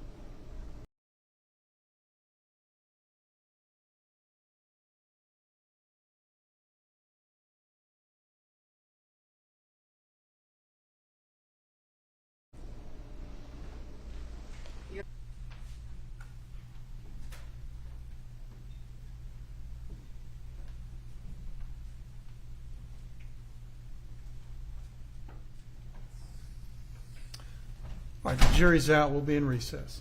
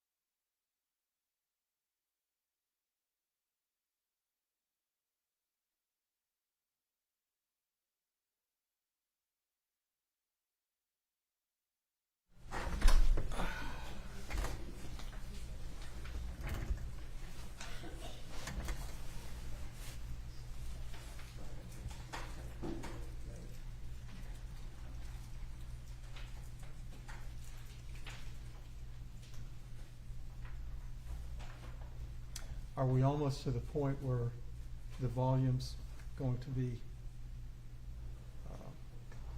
reduced? Are we to that point in the interview where we're going to Yes, Your Honor. We have selected a time. I've shown it to Mr. Weinstein. We have selected the time, and counsel was the one that indicated to me that he was comfortable with starting at 1:24 p.m. and 20 seconds. He has also indicated to me that he'd like me to stop when Detective Frost leaves the room, which is at 1:57 and 11 seconds p.m.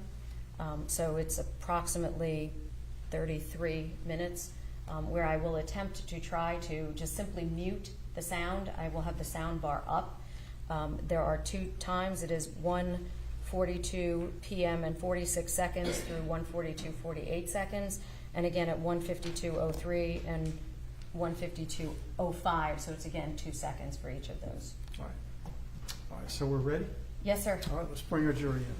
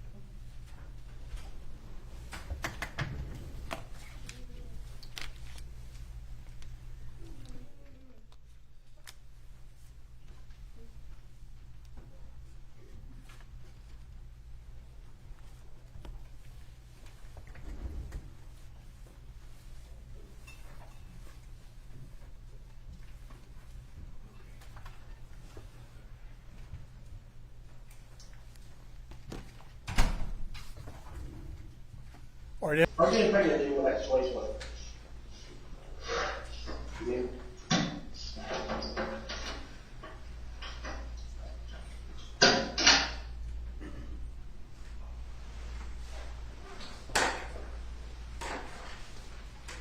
Your Honor, may we approach for a moment? Yes, sir.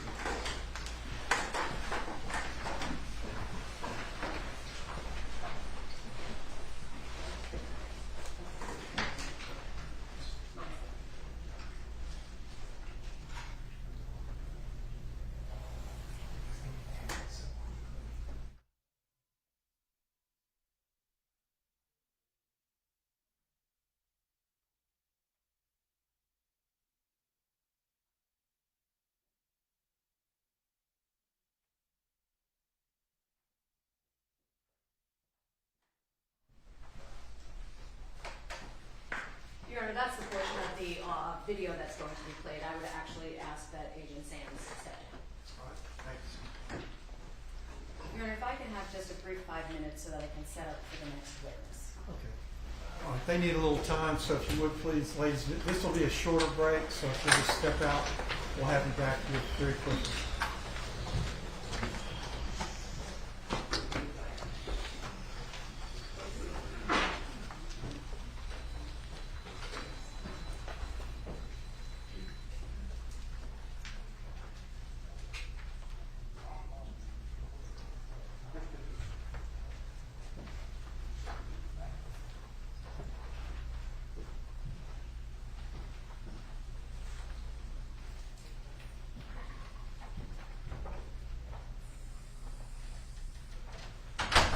All right, everyone, please be seated.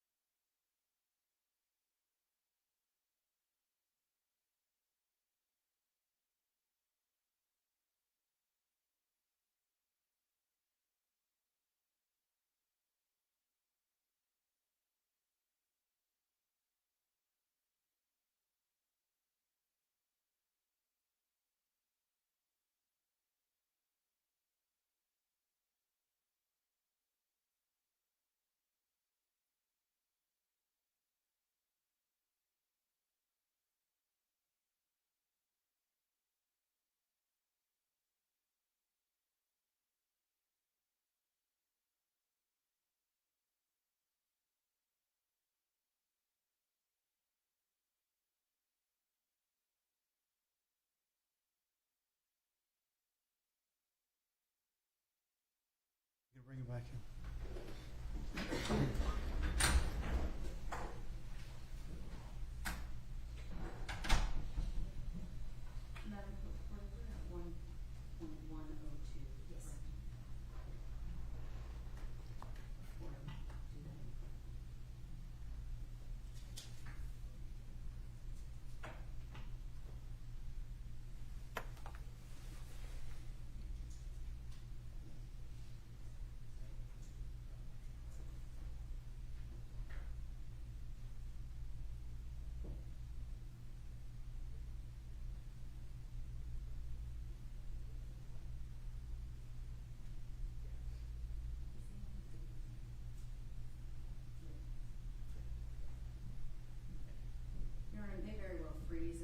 I've asked for a backup computer to plug it in.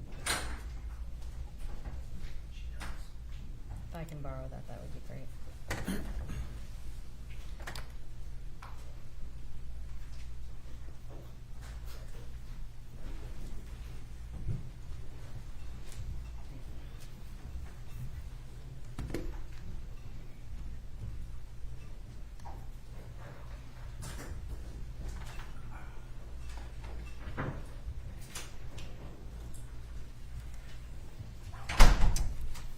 All right, everyone, please be seated.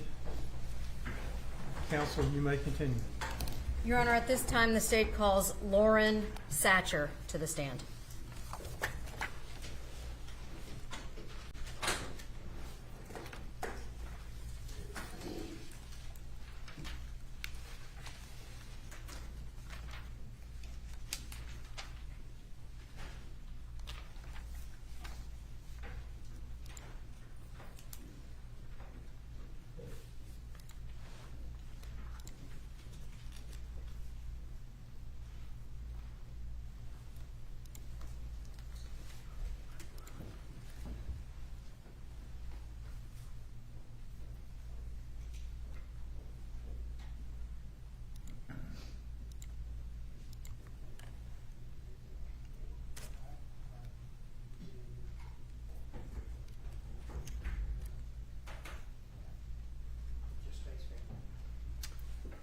Good morning. Good morning. Before you're seated, please raise your right hand and take the oath. Do you swear or affirm the testimony that you're about to give will be the truth, the whole truth, and nothing but the truth, so help you God? I do. Please have a seat and position yourself close to that microphone.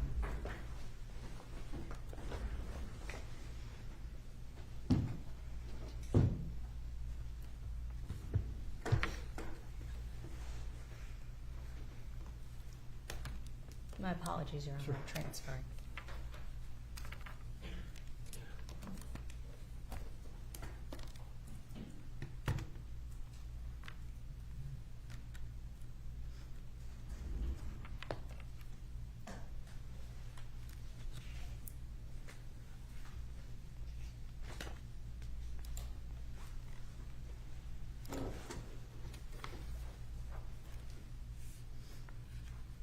Okay.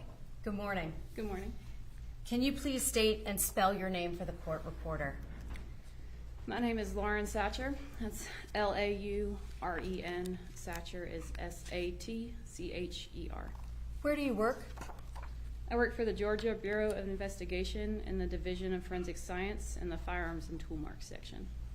And what is your title within that section of the crime laboratory? I'm a Firearms and Toolmarks examiner. And can you describe your educational background and professional qualifications as they relate to firearms and tool mark examination?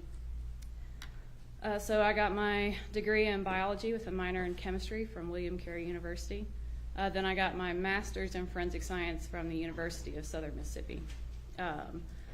Once I graduated, I started with the GBI and entered into the GBI's training program. It's about 16 to 17 months of training that includes things like firearms design and manufacture, ammunition design and manufacture, tool mark examination, muzzle to target distance determination, serial number restoration, and then months and months of microscopic comparisons. And in that capacity, as those requirements are, can you tell us what kind of practical work is required to get certified as a firearms and tool mark analyst? How do you mean? Did you do any mock workups or any presentations or things of that nature during the course of your training? So throughout the training, it's divided into blocks of training. So like tool mark examination would be one block, serial number restoration would be another block. During these blocks, it's a lot of research, things like that, practical work, practicing on the microscope or doing serial number restoration, whatever that block of work is, a lot of hands-on practical work. And then at the end of each block, there is either a written test or a practical test or a combination of a written and practical test. At the very end of training, you have a mock case, so you're given a fake case that you work, and then you have a mock trial. What happens if you get any portion of that not 100%? So you have to make a certain percentage on the written test. For the practical test, every aspect of it has to be correct. If you fail a test in any of the blocks of training, you go back through some remedial training in that block, and then you have a second attempt to pass not the same test, but another written or practical test in that block. If you fail the same block twice, you look for another career.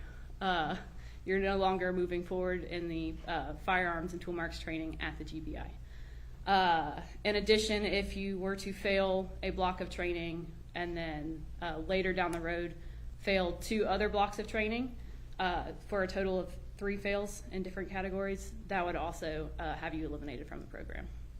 You get terminated, you get fired, right? Right, as a firearms examiner at least. Right, okay. And that includes tool mark practicals as well? It does. And did you perform all of those practicals and certification tests that you just described? I did. And were you certified as a firearms and tool mark examiner for the Georgia Bureau of Investigation? So I successfully passed all of the training with the GBI to become a firearms and tool marks examiner. Okay.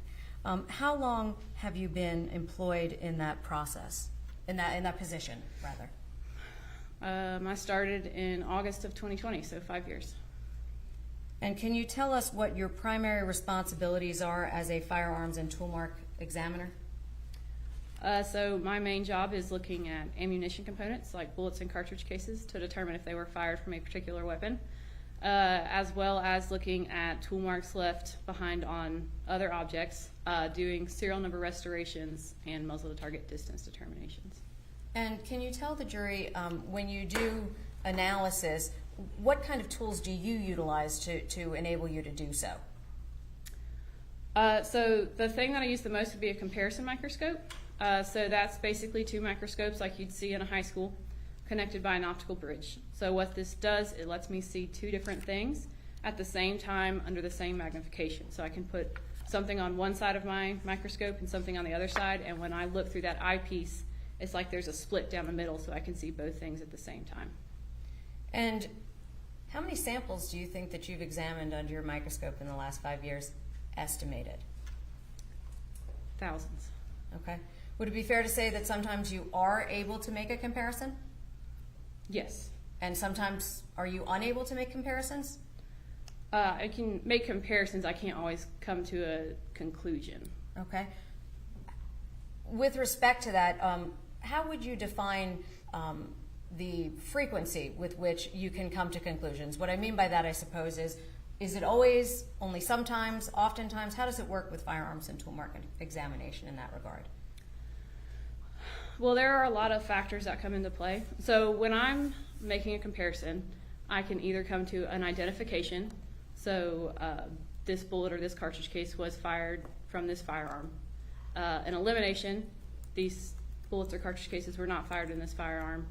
It can be inconclusive, which means there's just not enough information there, or it could be unsuitable, which means there's really nothing there to be compared at all. So a lot of factors can come into play on whether or not I can come to one of those identification or elimination statements.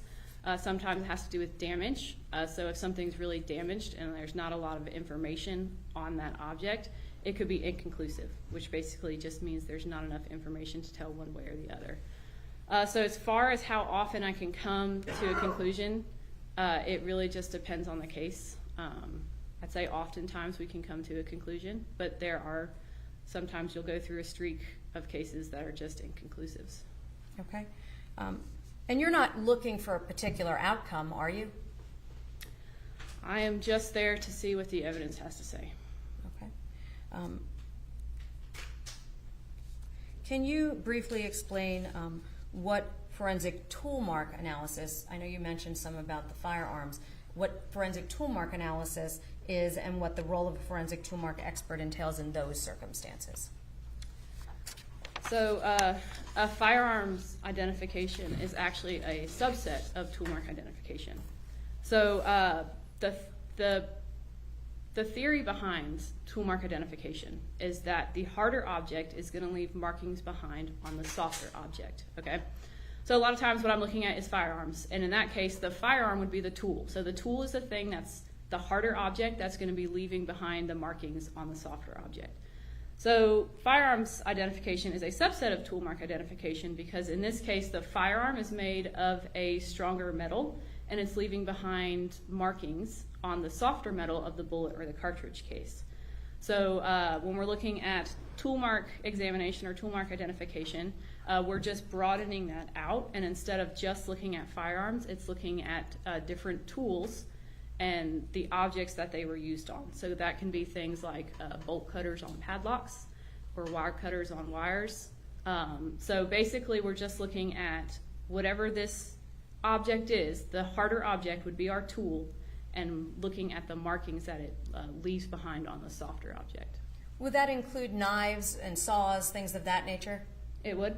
And potentially, would those leave behind marks on items such as bone? They could. Okay. And is the Crime Laboratory Firearms and Tool Mark Examination Division subject to the same accreditation procedures as all the other divisions within the Crime Laboratory? We are. Do you undergo the same requirements of peer review on your work product? So in the firearms section, we have a two-step peer review process. There's verification and then peer review. So if I'm the primary examiner, after I work a case, it goes to my verifier. That is someone who gets the evidence and they make the same comparisons that I did without knowing what my conclusion was, and they come to their own conclusions. So that would be my verifier. At that point, if we're in agreement on whatever the conclusion was, that's when I make my report, make sure everything is in the case file, and then a third firearms examiner, who is not me, who is not my verifier, will then go into the case file, go through all the documentation, and make sure that everything on the report is supported by all the documentation in the case file. Did that happen in connection with this case? It did. Can you tell the jury what proficiency testing is?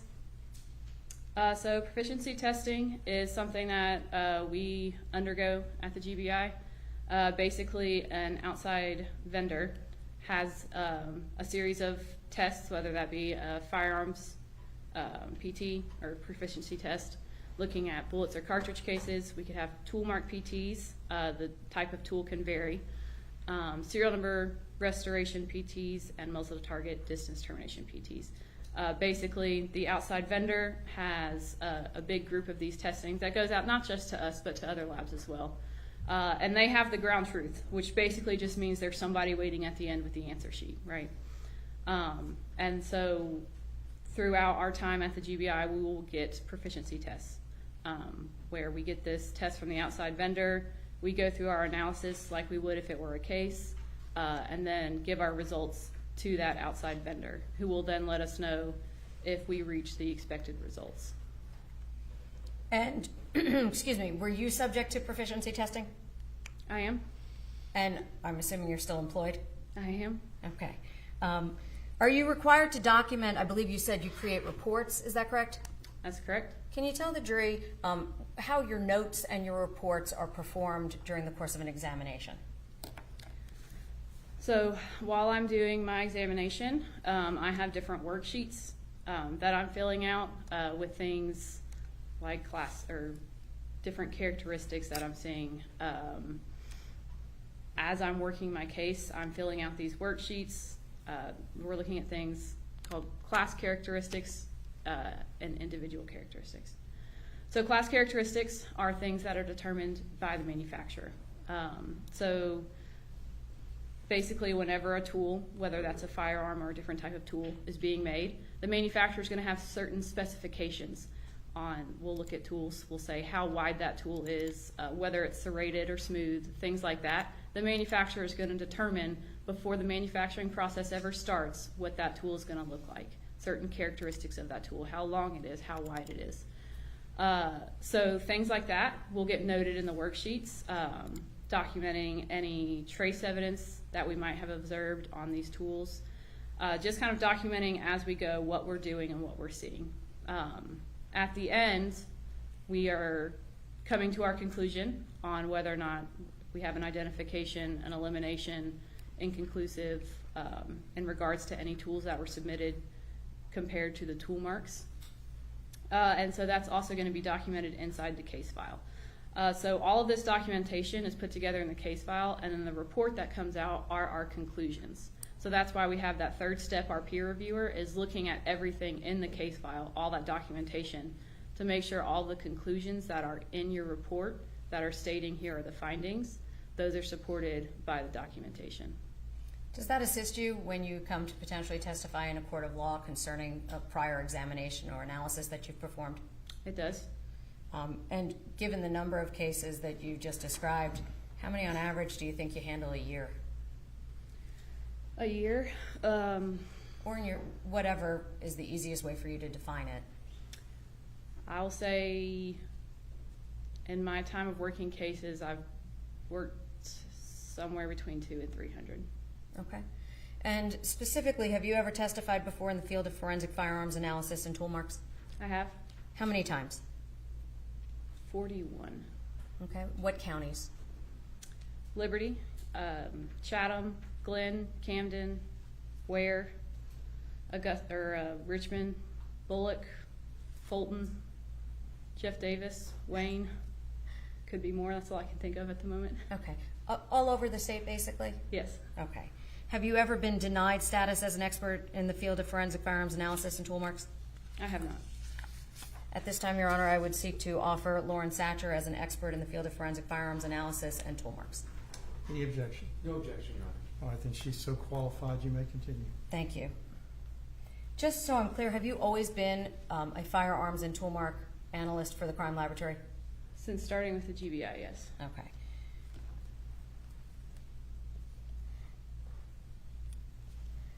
Are there limitations to tool mark examination? Meaning, what would make it more difficult for you to render a conclusion with respect to tool mark examination? So looking at tool mark examination, we'll say, as opposed to firearms examination, which again is a subset, but bullet's only going to travel down the barrel of a gun one way, right? When it comes to tool mark examination, there's a lot more factors that you have to take into account. So for instance, how was that tool used? Was there any leverage involved? What part of that tool was used? So if you have, let's say, bolt cutters where the blades are this long, the padlock, the bolt's not that big. So where on that cutter was used to cut that padlock? So you have to take other things into consideration with tool mark examination, like how that tool is used. Tools aren't always used in the way that they were intended to be used.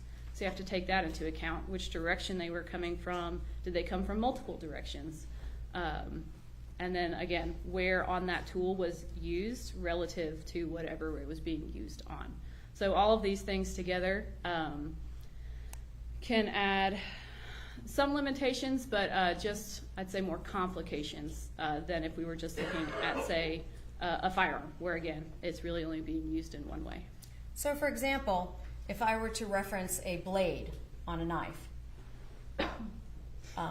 is it possible that the mark was made by a different potential segment on the knife? Objection, leading. Can you rephrase that? Certainly. Can you explain to the jury how the length of a knife blade might impact your tool mark examination analysis? So again, we kind of have to look at the size of the thing that's being cut relative to the tool that is doing the cutting. So again, if you have a cutting surface that's however long and whatever it's being used on is much smaller, you don't know for sure where on that blade was used, and if you have multiple things you're comparing it to, you don't know for certain if the same part of that blade was used on every item, because that blade is longer than whatever the item is. So again, that's one of those complications that comes in with tool marks, that things you have to take into account. Okay, if I can approach for just a moment.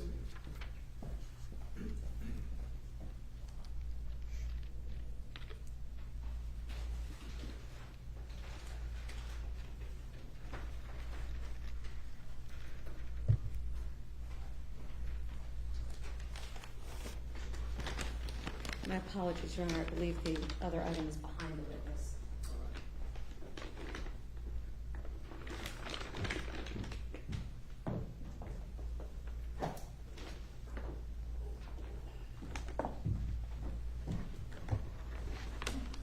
Thank you.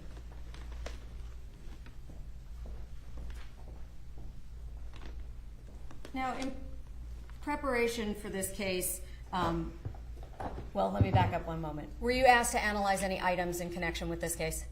I was. What items were you asked to analyze? So I had some segments of bones, a deer processing kit, and a knife. Okay.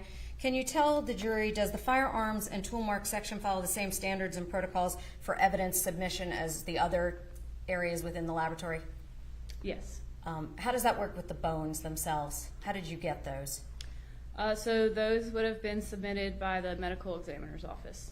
Okay. Do they go in through the locker, or do they come in a different fashion? It has to go through our evidence receiving. So I'm not exactly sure how they would have gotten these from the medical examiner's office, but it has to go through the same procedure as all evidence that's coming from the medical examiner's office.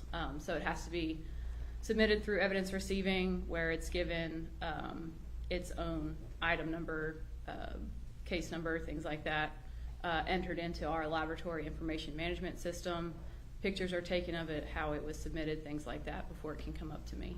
Okay. And did all of that occur in this case? It did. Did that happen with respect to the bones themselves? It did. Did that happen with respect to the knife? It did. And did that occur with respect to the deer processing kit? It did. Do you have two of those items in front of you now? I do. Can you tell us the exhibit numbers, the little red tag on the knife first? States Exhibit 1.13. Okay, and the deer processing kit, what number is that? 2.25C. Okay, and let's talk first about the knife. Do you know who submitted that knife? That would be Region 5, GBI Region 5. Okay, and when you received that knife, can you tell the jury what a suspect tool is? So a suspect tool is a tool that was taken off of whoever the suspect is or from their property. They have that tool that's connected to a person, and they usually, the reason it's being submitted is to see if we can determine if it was the tool that was used. Okay, would that also involve tools at crime scenes? They would. Okay, and specifically the knife in your possession there, was that a suspect tool? It was. Okay, and can you tell us if there's a difference to suspect tools versus the deer processing kit that you're also holding? So the knife was a suspect tool, so something that was connected somehow to the crime, whether through a suspect or through the crime scene. The deer processing kit, I knew beforehand that it was not connected to the this kit itself was not connected to a suspect or a crime scene, but it had been purchased by either the DA's office or an agency to be compared to markings to see if they had the same class characteristics. Okay, so are there limitations when it's not a suspect tool? Yes. Can you tell the jury what that is? So knowing that something is not a suspect tool, I am not going to be looking for individual characteristics. So individual characteristics, are things that are incidental to manufacturing. So when that tool is made and there's a lot of metal on metal interaction that's happening, and it's leaving behind microscopic imperfections on that tool. These are individual characteristics specific to that tool.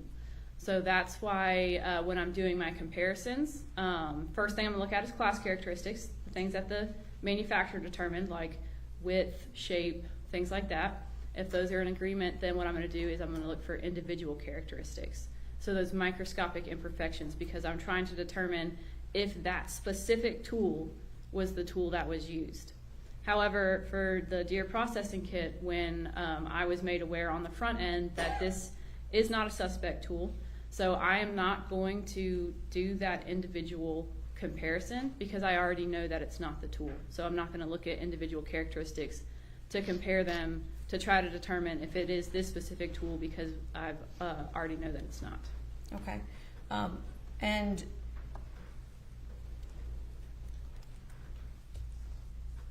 can you tell us, when you received the bones, did you do anything with them to process them?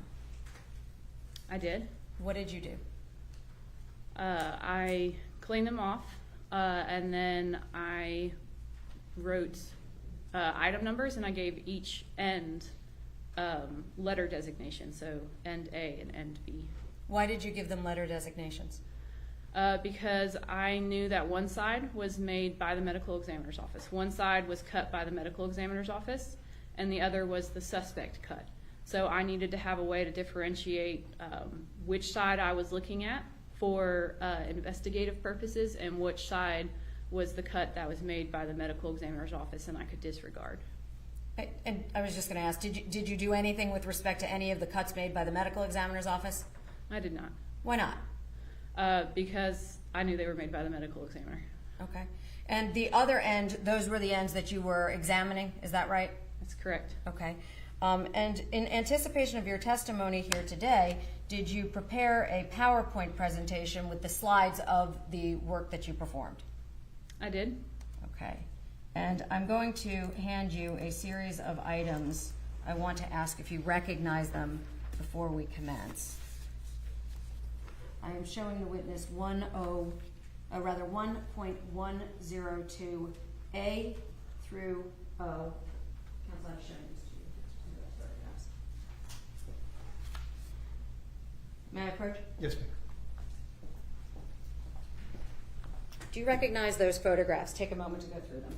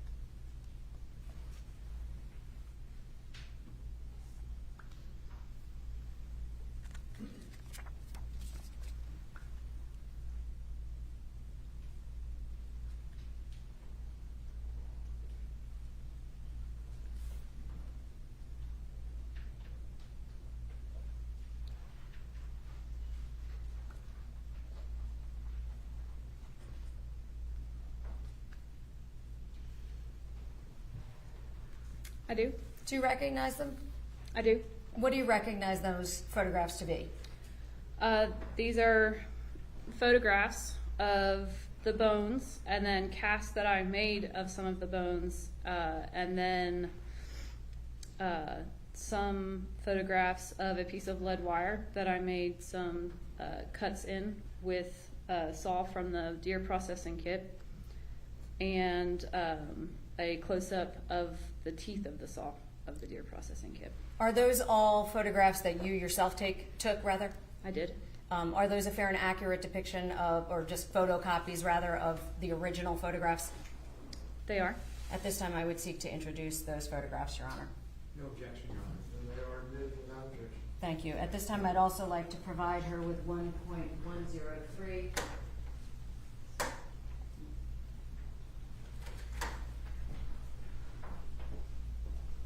handing you a 2-page document. Do you recognize that?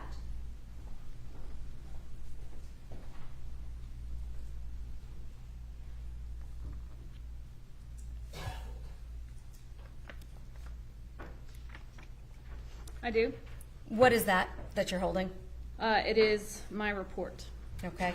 And do you recognize that to be the report that you prepared in connection with your conclusions concerning the knife and the bones? I do. Is that a accurate report, just a photocopy of the original? It is. Does it have your signature on it? It does. At this time, I would seek to introduce 1.103. No objection, Your Honor. It's also admitted. Okay. Now, can you tell the jury, I'm going to start with your PowerPoint. The PowerPoint itself, does that have any notations that you made as well?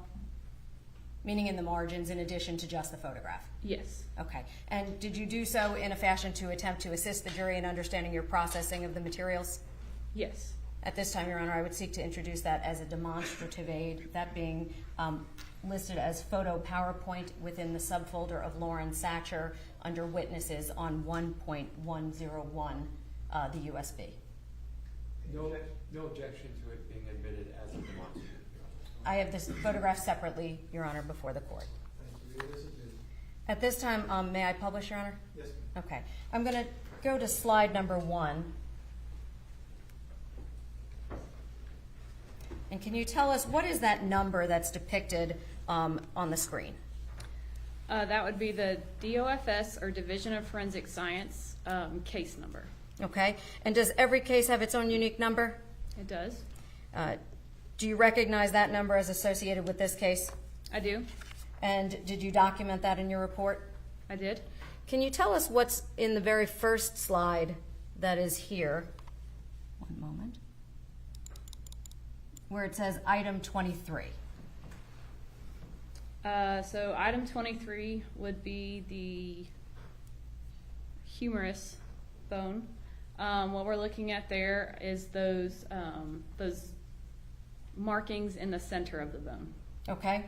And with respect to that bone, were either of the ends of that bone examined by you? They were not. Why not? Because both of the ends were cut by the medical examiner's office. Okay, so that was from an intact bone that was provided to you being basically cut out by the medical examiner? Correct. So the medical examiner saw the tool marks and then just cut out that segment of bone and only submitted that portion of the bone. Okay. And can you tell us, what did you do with this segment, number 23, when you received it? So again, I would have cleaned it off and then given it wrote the item number on it. You can kind of see on the left, I've designated one side A and one side B just so we can orient the bone. And then just kind of... Does that assist? There we go. And then just documented the presence of what I call false starts. Can you tell us what a false start is? So a false start is any cut that was made that was not finished. So a terminal cut would be a cut that's made all the way from top to bottom and it severs, like what the ME did, where they completely severed. False starts are cuts where they started the cut and it was never finished. I just call it a false start. Okay. Can you tell what the difference is between a false start and a deep false start? So a deep false start is just a type of false start. These are pretty shallow false starts. A deep false start would just be that cut that goes deeper into the bone before it stopped. So it doesn't go all the way. It's not a terminal cut that completely severs, but it's a deep false start if it's going far into the bone but is not actually used to completely finish the cut. Okay. Well, when you first received the knife that you have, if you could actually, there are gloves if you'd like to your right. If you could show it to the jury, I'm referring to the, not the deer processing kit, but the first knife.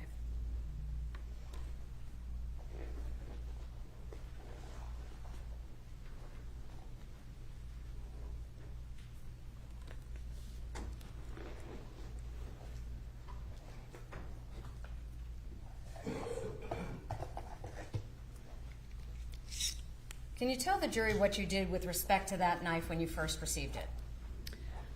So when I received this knife, the first thing that, again, I'm going to look at is class characteristics. So I'm looking at things that are easy to determine, like the manufacturer, documenting the width, the length, the type of blade. I'm looking for any trace evidence that I can see just with my naked eye on here. And so I am just basically, at first glance of this knife, giving an overview of all of the different characteristics that I'm seeing of this knife. Okay. And would that include the type of knife that it is, meaning is it serrated or smooth, things of that nature? Yes. Okay. And would you document that? Yes. Okay. And with respect to this knife, did you note any individual characteristics? With this knife, I never looked for individual characteristics on this knife because I didn't do a comparison of this knife to anything at an individual characteristic level. Okay. Why not? So I was able to determine that this knife was not used on the other 4 bones based on a disagreement of class characteristics. Basically, this knife, it has a beveled edge, so it kind of goes in. So the cut that it's going to make is going to be a V shape, okay? And as we'll see a little bit later with some of these bones, where you can see the floor in these false starts, what's called the kerf floor, is in a W shape, which tells me that we're not looking at a knife that leaves the V-shaped floor, as well as some patterns that are consistent with tooth hop on the bones. I'm going to slow you down for just a second. You said Sure. tooth hop? Tooth hop. Okay. Is that T-O-O-T-H, tooth hop? Correct. Okay. And what are you referring to when you say the word tooth hop? So when you're looking at some of the bones, you can see what kind of looks like peaks, or I guess valleys. Basically what this indicates is the presence of teeth on whatever tool was used, because as that tool is going into the bone, and as each tooth hits, it's going to make a motion like this, and the teeth themselves can leave impressions behind on the wall of the cut. So looking at the wall of the cut, you can see what's consistent with tooth hop, which basically just is that little hopping motion that's happening as whatever tool was being pushed into the bone. And as each tooth is introduced and it causes that up-down motion, it's leaving predictable waves or peaks or valleys or motions. Okay. Now you said that this knife had a V shape. Is that right? That's correct. Okay. Now I'm going to put us onto the next slide. Can you tell us what's depicted here? So this is a photograph that I took under my microscope. So we're looking at that same bone. So it is the humerus. We're looking at those false starts kind of from the side there. So you can see that they're pretty shallow. And that's just documenting those false starts on that humerus. Now I'm pointing to a section right here on the very far left. Can you tell the jury what conclusions, if any, that you could make with respect to that mark? So looking at this bone, I was not able to eliminate or even compare to the knife, the problem being that area that you were just indicating. I can't tell, because there are so many false starts here, I can't tell if what I'm looking at there is 2 different false starts or if it's one in the shape of a W. So there's basically too much noise going on with all of these shallow false starts.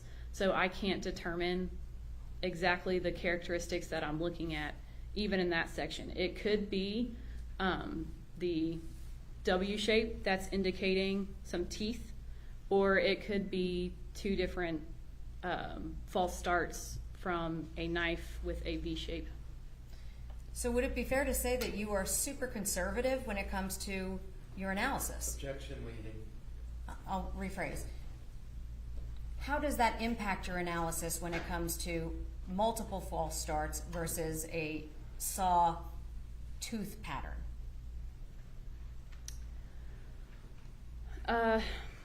So in this case, with this bone, just because there are so many that I can't really determine confidently where one false start is compared to another, especially on that side that has a little bit deeper of a cut. Because I can't with any confidence make a determination on how many false starts are right there, I am not going to speculate on the shape of the false start. Okay. And the tool marks that you see on the farther right portion of this bone, to the right of the letter 3, or the number, I should say 3, did you draw any conclusions there? No. Same analysis? Yes, so for this entire bone, it was the same story. There's just too many shallow false starts for me to be able to confidently give any characteristics to it. Okay. But you tried? I did. Now I'm going to turn to, and just so we're clear, you said the humerus. What part of the body is that? It's the arm. Okay, thank you. I'm going to turn now to the next slide, item number 24. Can you tell us what you observe in this slide under item 24? So this is a different bone. We're looking at the suspect cut side. So the part that's down, that is not in focus, that's the side that the ME cut, so we're not concerned with that side. What I'm looking at on this end of the bone, you can see there's a couple very, very, very shallow false starts right at the top of that, to the right of that side of the bone. Your Honor, may I approach the witness for just a moment? Would it assist at all? I don't know if it won't show up perhaps on that monitor. I don't know that it would help. I was going to try and give her that. If you could just maybe for the record then indicate where you're referring to on the picture. Is it on the right side or the left side of the bone? So on the right side of the bone, you see 2 little scratches. Are you referring to this section right here? You said 2 scratches? Yes. Okay. So that would be some very, very, very, very shallow false starts. And then farther to the left, you can see that big, yes, that area right there, where you see that big trench. That would be a deep false start. So again, that false start where that tool started to go down, and then before finishing the cut, it was taken back out. Okay. And if we scroll down to the next slide, can you tell us what's depicted in this slide of item 24? So here we're looking at the floor of that false start. So these cut or saw marks are called kerfs, K-E-R-F, kerf. So in this picture, we can see the width of that kerf and a little bit of the floor of that kerf. So here I'm measuring the width because the blade that made this cut cannot be wider than the cut itself. So if you have a blade that's 3 inches wide and you have a cut that's 0.07 inch or 0.067 inches, obviously that blade did not fit. So we're looking at the width of the cut or the false start that was made, because that can give an indication of what type of tools could or could not have made the cut. Okay. And you indicated that this one was a kerf floor. Is that right? You can kind of see the kerf floor. So again, if the saw or cut mark is the kerf, since this one wasn't finished, you can see the bottom, and my measurement's a little bit in the way there, but you can see how it's kind of making a W shape. Okay. And what does the W shape to you indicate as a tool marks analyst? So a W shape like this is typically indicating a saw, like a cross-cut saw, basically meaning that the teeth of the saw are kind of at angles. So as that tool is sawing, the teeth are cutting in on either side, and then there's that W shape as it comes up in the middle where the teeth aren't at. Okay. And so that would, How would that reflect with respect to the knife that you have held up for the jury? Again, so since that knife would make a V shape, it's not going to make a W shape like this. It has that beveled, non-serrated, no teeth edge on that knife. Do you have any way to do tool mark analysis on human flesh? I do not. Why not? Well, it's, for one thing, it's too malleable. It's not going to pick up those markings from the tool. And in addition to that, I didn't get any, so I can only work with what I have. Would you normally cut human flesh as part of your analysis? No. Okay. And so you don't have any way, withdrawn, do you have any way of knowing whether or not that knife was used on the flesh of this deceased? I have no way of knowing that. Okay. I'm now scrolling to the cast, that's item 24 cast. And just so we're clear, can you tell us what item 24, what that was, what bone? The right femur. Okay. And would it be fair to say, how many segments of bone did you look at? 5. And which were those? The right humerus, and then the right and left femur, the leg side and torso side of both femurs. So would it be fair to say both sides of the cuts? Yes. Okay. And 24, you said, was the right femur? It is. Okay. I'm now scrolling down to that cast. Can you tell the jury what's depicted here in the cast? So during my analysis, I looked at the bones themselves, but I also took casts of the bones to try to see if there were any other characteristics that were visible when I casted it that I couldn't see by just looking at the bone. So the reason it looks brown is it's a Accutrans cast. It kind of looks like a caulk gun, and you put that material onto the bone, let it set, and you can pull it off. So that's what we're looking at here, is the casting of the bone. What I'm showing here is a pattern that's consistent with the tooth hop. So remember, during that sawing process, as the different teeth come into contact with the bones and it causes that tool to move up and down, it can leave behind waves or valleys kind of like this that you can measure, and it can give an idea of the distance between two teeth on the saw. So in this cast, looking at 2 different areas where you can see a very consistent measurement between the different peaks or the valleys left behind. Okay. And with respect to your analysis, did you have a suspect saw to compare? I did not. So the only suspect tool you had was what? The knife. And you had made a conclusion with respect to the knife already, is that correct? That's correct. With respect to each of the femur portions, were you able to determine if each of them had characteristics that would be something that could allow for inclusion or exclusion? I don't know if I phrased that too complexly. Let me maybe try again. Did you have a chance to look at each of those 4 bone segments? I did. And when you looked at them, were you able to find a kerf floor for each of those 4 segments? I don't believe each one had a curved floor. Okay, let's turn to them then. And let's look at item number 25. Can you tell us what's depicted on this slide? So item 25 is the left femur. Okay. What we're looking at here is that projection on the end there, that's a bone spur. Can you tell us what a bone spur is? So a bone spur is, you see that piece of bone that's jutting out.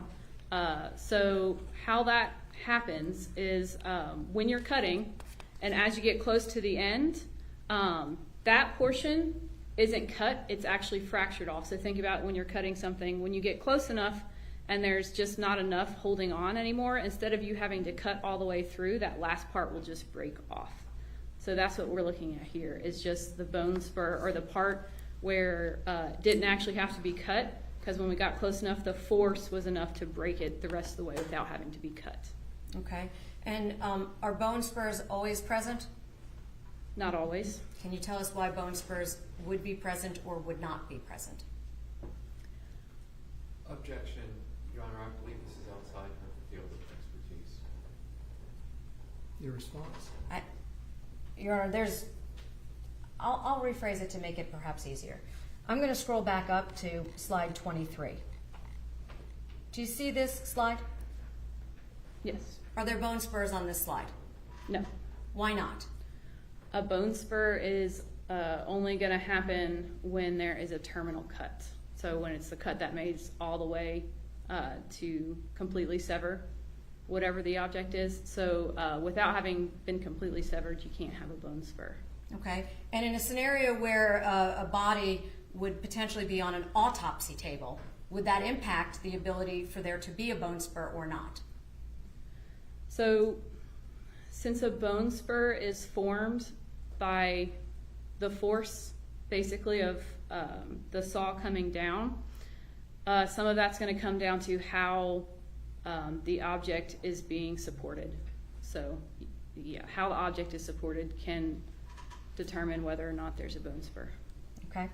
So I'm now going back down to slide number 25.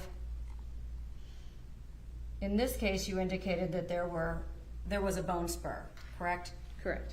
And which portion of the body was this bone number 25? The left femur.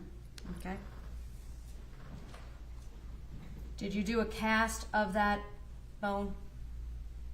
Of 25? Yes. I did. Okay. And can you tell the jury what item 26 cast is of?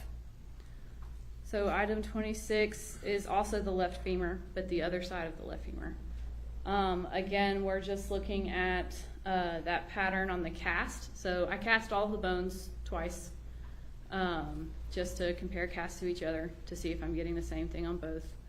And you can see in item 26 cast as well, we're getting those kind of valleys that are in kind of a predictable pattern and the same spacing apart, which again is consistent with tooth hop.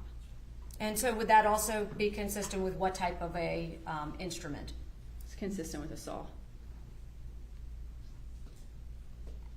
I'm now turning you to item 27. Can you tell us what is depicted here? Item 27 is the other side of the right femur. And on the left side of that bone, we're looking down on it, you can see that, again, deep false start visible. We're looking down from above. Would that be just to the left of the letter A? Yes. Okay. And can you tell us, is there anything unique about deep false starts that are different than shallow false starts? And what I'm referring to is the types of tools that would be associated with that. So deep false starts are more indicative of, say, a power tool, just because power tools take less energy. So if you have a deep false start and you were to pull that tool out, it doesn't take much energy to start a new cut, as opposed to with a hand tool where the user is the one supplying all the energy. If you've made it most of the way through the cut and you take that tool out, it's a lot of work, so it makes more sense to go back into the original cut.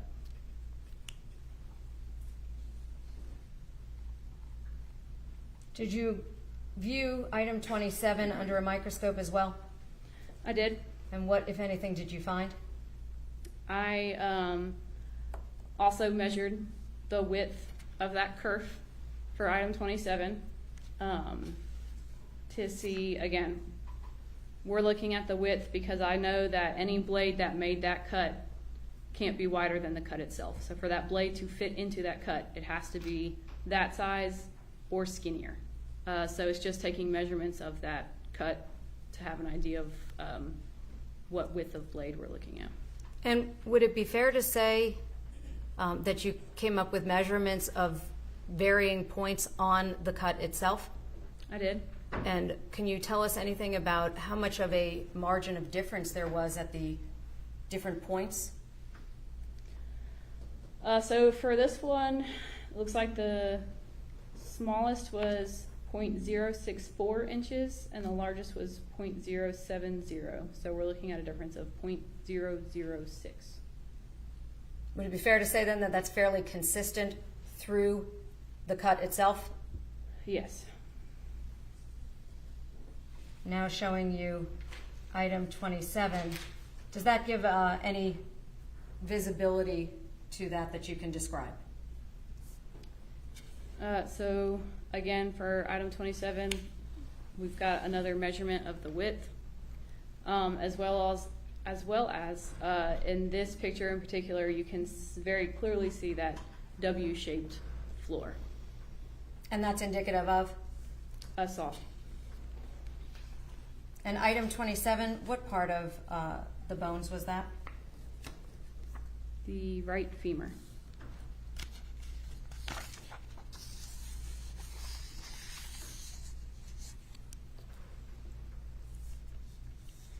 Did you take a cast of that item as well?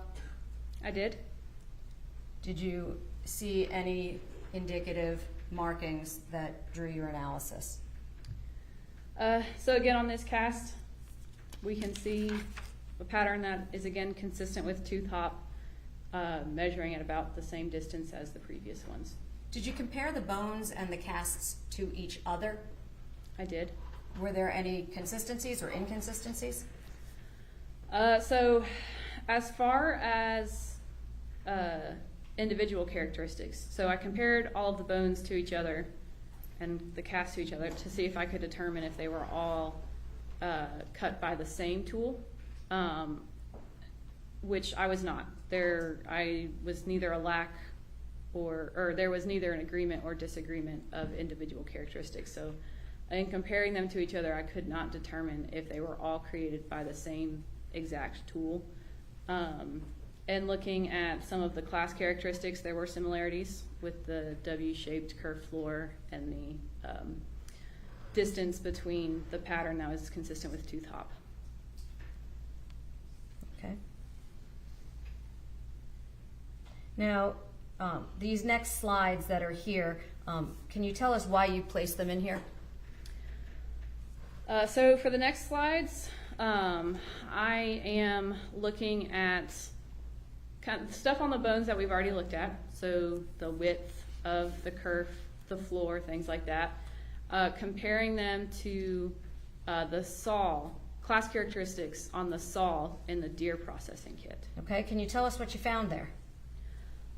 So looking at those pictures of the bones on the right, we've already seen them. It's just showing again the width of that kerf between, here we've got 0.064 and I think our widest is 0.071 inches.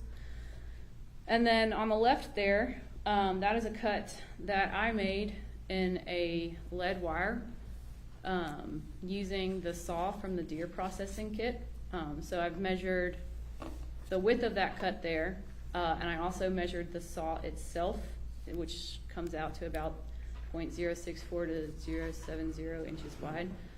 Basically, all this means is that I can't exclude it, because remember before looking at those pictures, I said if the width of the blade was wider than the cut, then you can exclude that blade as being used. In this case, the width of the saw is not wider than the width of the cut, so I can't exclude it. Can you show us what saw you're referring to in the deer processing kit?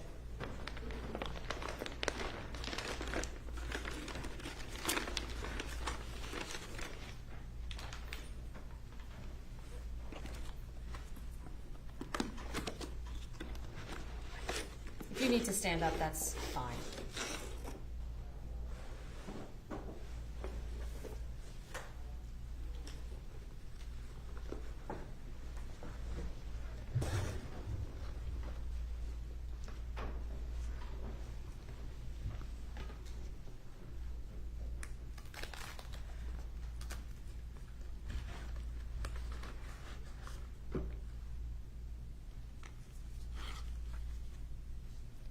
And is that the saw that you examined during the course of your analysis?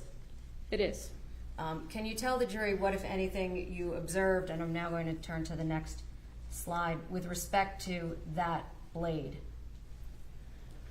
So again, I measured the width of it to see if it was wider than the cut made in the bone, to see if I could exclude it. And then I also measured the distance in between the teeth of this saw to compare to that pattern from the casts of the bones that's consistent with tooth hop.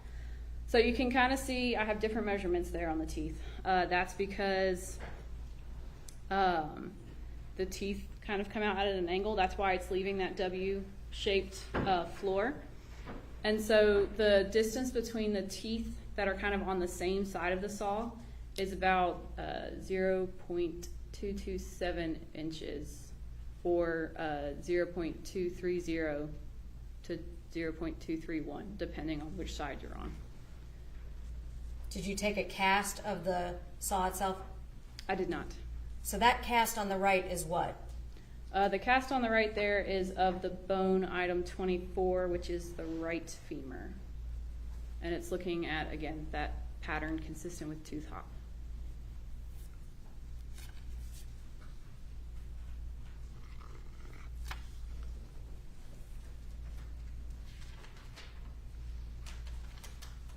Can you tell us what's depicted in this last slide here?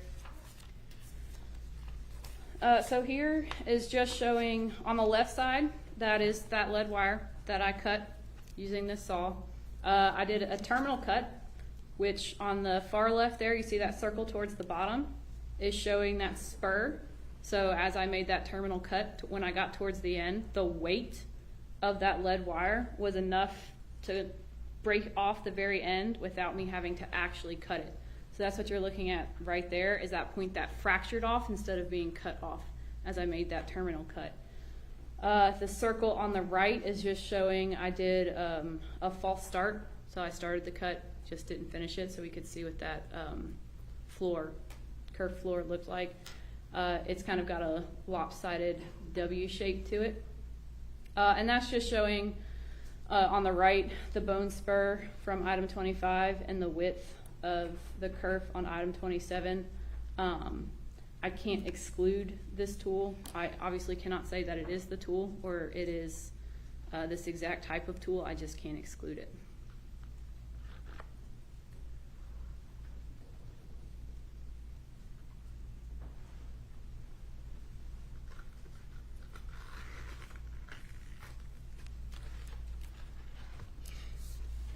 Now, with respect to that being a non-suspect tool, would that have come into play as well? Yes. How so? I'm not going to compare individual characteristics. So I, at no point, am going to compare the individual characteristics from this tool to the markings on the bones, because I know that this was purchased and it's not a suspect tool, so it's not connected. So I can't really go too far in depth onto whether or not it's this tool. Mostly with this, the most conclusive thing that I could have done would be to exclude this tool. Did you know that up front? I did. So you knew that you were testing this and the only potential outcome was exclusion as a non-suspect tool? Objection, lady. Withdrawn. Is there a way that you would have been able to determine if this was included as it's not a suspect tool? Objection, leading. That's not so. I'll overrule that objection. You can answer the question. So as far as including it, I cannot say that it is this exact type of tool. I can do much less in terms of including it. Again, excluding it would be the most conclusive thing that I could have done, because if it doesn't fit, then it can't be this type of tool. As far as including it, at no point am I going to compare those individual characteristics to determine if it is this exact tool. And since we're looking at class characteristics, things that manufacturer's going to determine, that's going to be part of a large group of tools, I cannot say it is this exact tool. So Did you look at the other items inside of that toolkit? I did. Can you take them out and show them to the jury, please?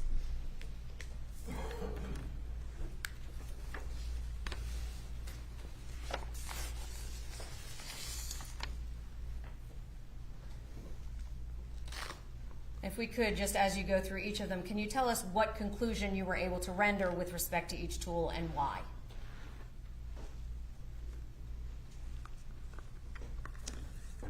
So this is a butcher knife. It has a non-serrated edge, so a smooth edge.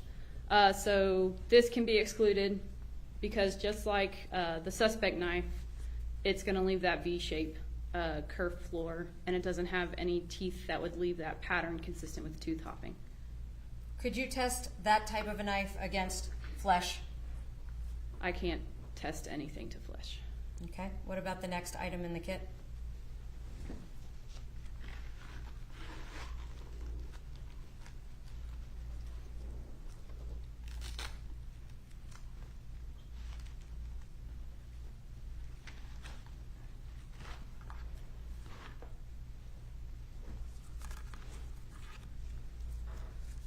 This is a boning knife. Again, it has a non-serrated edge, so a smooth edge that's going to leave the V-shaped curved floor, and it has no teeth or no serrations on it. So I was also able to exclude this knife, or this type of knife. And your exclusion is for what portion of the remains? So that's talking about the left and right femur. Okay. And the next item?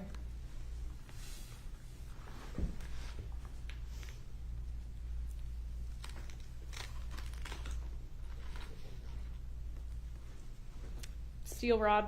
This is just for sharpening all the other tools. So, And was there any reason to think that that was used in any way? no.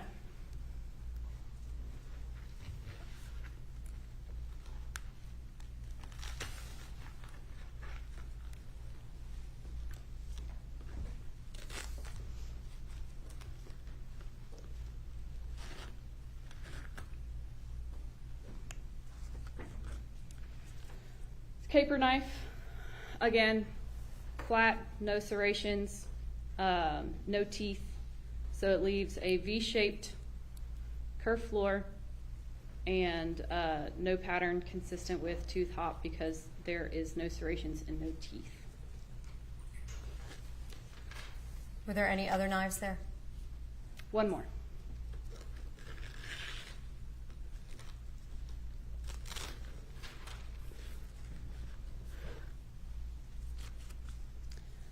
This is a drop point knife with, again, no serrations, no teeth, so it leaves a V-shaped curved floor and no tooth hop.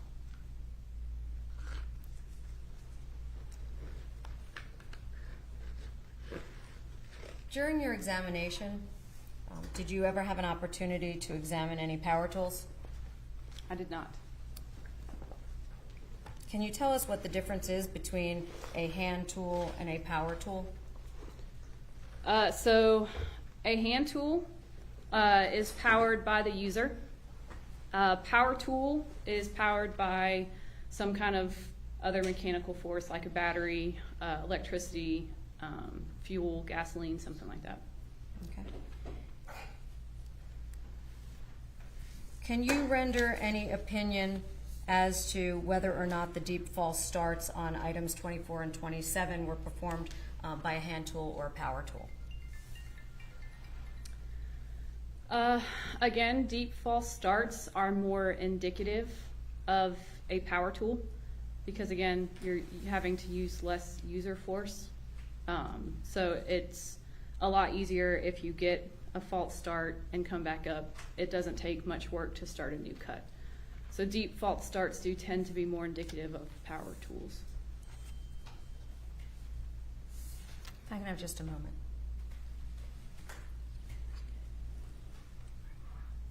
Your Honor, I have no further questions. All right, Mr. Weinstein.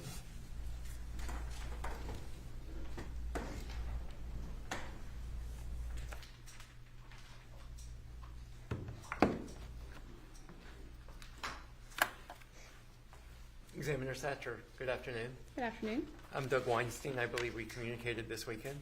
Yes, sir. Examiner Satcher, you had one suspect tool, correct, that you were asked to examine? Correct. And that suspect tool was the knife, States Exhibit 1.13. That's correct. So you determined that that knife, do you have that knife in front of you now? I do. Sorry, I just took my gloves off. I apologize for making you put them back on again. Sorry.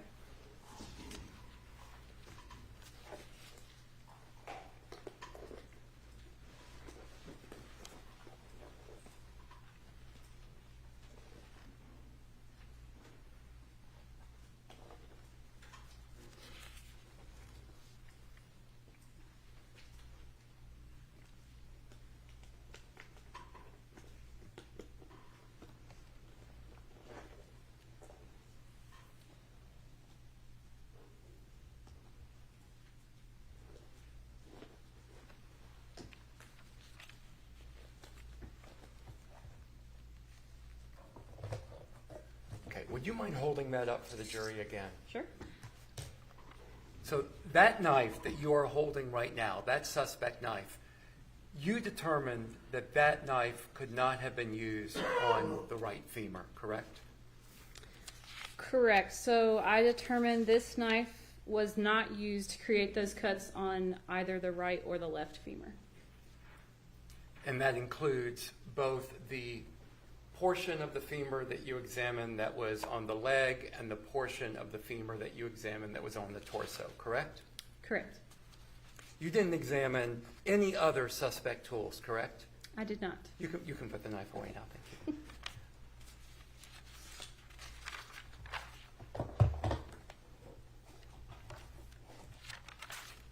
The other tool that you were asked to examine was not a suspect tool, correct? That's correct. And what was your terminology for that tool again? The saw? Yeah, the saw. You had a word for a non-suspect tool? Or you just call it a non-suspect tool? A non-suspect tool, yeah. Okay, so you examined that saw in the non-suspect tool, correct? Correct. And from that, you say you could draw, I guess, no conclusions? Is that accurate? Pretty much. I can't exclude it, but I can't say it was that type of tool. So basically, there just weren't any class characteristics that let me say, okay, this could not have been the type of tool. But since class characteristics do turn, like, there's a whole bunch of different tools that are encompassed in class characteristics. Like, it's not just those types of saws that have teeth set that far apart with a width of a blade less than that cut. So there's nothing there that will allow me to exclude it, but I certainly could not say that it is that exact type of tool. And I don't mean to test your memory, so if you need to look at something, just let me know.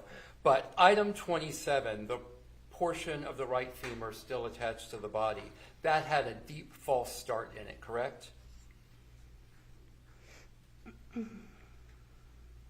It did? In a deep false start, you have testified a couple of times, that is more indicative of a power tool, correct? That's correct. And the saw that is the non-suspect tool, that is not a power tool, correct? That's correct. It's a hand tool. Let me ask you one other area. You make cuts into lead pipe. Is it lead pipe or lead wire? Lead wire. Lead wire. You make cuts into lead wire as well, correct? I did. And why do you use a lead wire? So, for one thing, it is made of a kind of a softer metal. So, especially when we're using suspect tools, which was not the case when I made the cut with this saw.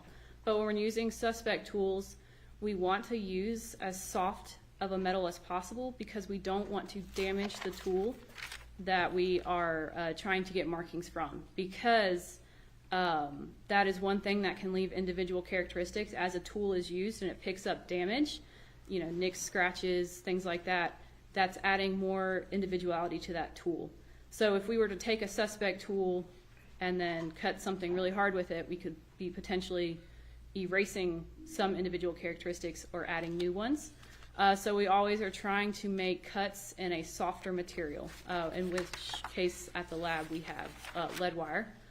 So all that I'm trying to do in this case was just to see what kind of kerf floor that type of tool would leave, and see if there's any other just characteristics that I could pick up from markings. When you made the cut into the lead wire with the non-suspect saw, the width that you got in that cut was between, and you may need to look at the slide, was between, I guess there were three measurements, 0.092, 0.101, and 0.105 inches, correct? Correct. The width of the cut in the, I guess it is the right femur body, was between 0.064 and 0.070, correct? Correct. And didn't you testify that the knife that, for example, the knife that was used couldn't be any wider than that 0.064 to 0.070 width? Correct. Okay. And the cuts made into the wire, the 0.092, 0.105, and 0.101, those numbers are wider than 0.064 to 0.070, correct? That's correct. I have no further questions. Thank you. Anything on redirect? You appeared like you wanted to explain that last question. Can you explain that for us? Meaning the width. So the reason that I could not exclude it based on the width, because that cut is wider, is because of the width of the actual saw. So before I ever made this cut, I knew that the saw itself was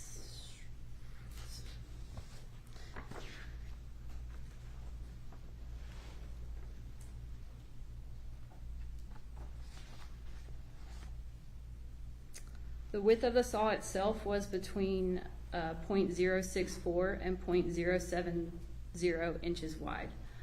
So that's the width of the saw itself. If that had been wider than the kerf in the bone, then I could have excluded it.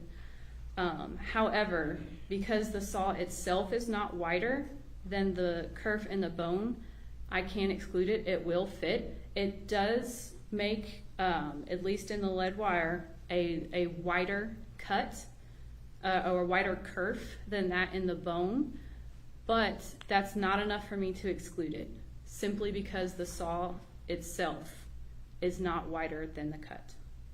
Is bone different than lead? It is.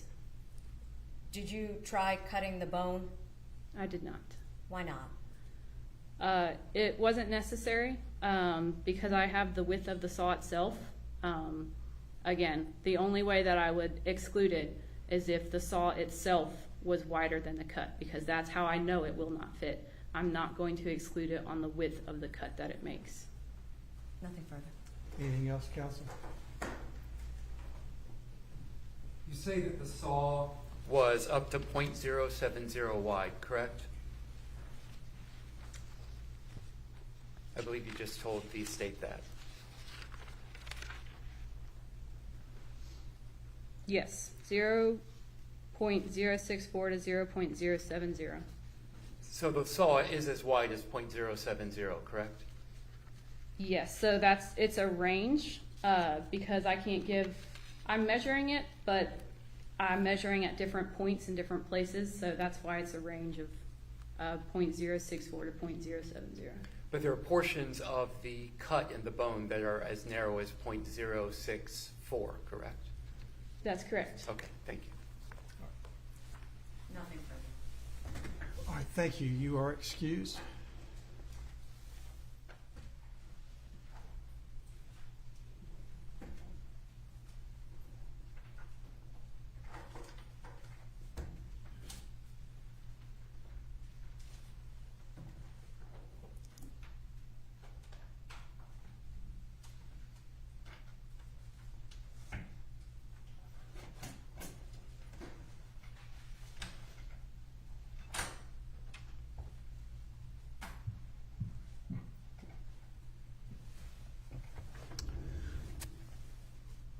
All right, ladies and gentlemen of the jury, it's now about 12:45. We'll excuse you for lunch and ask you to be here just before 2 o'clock, if you would, please. So you've got about an hour and 10 minutes. Thank you very much.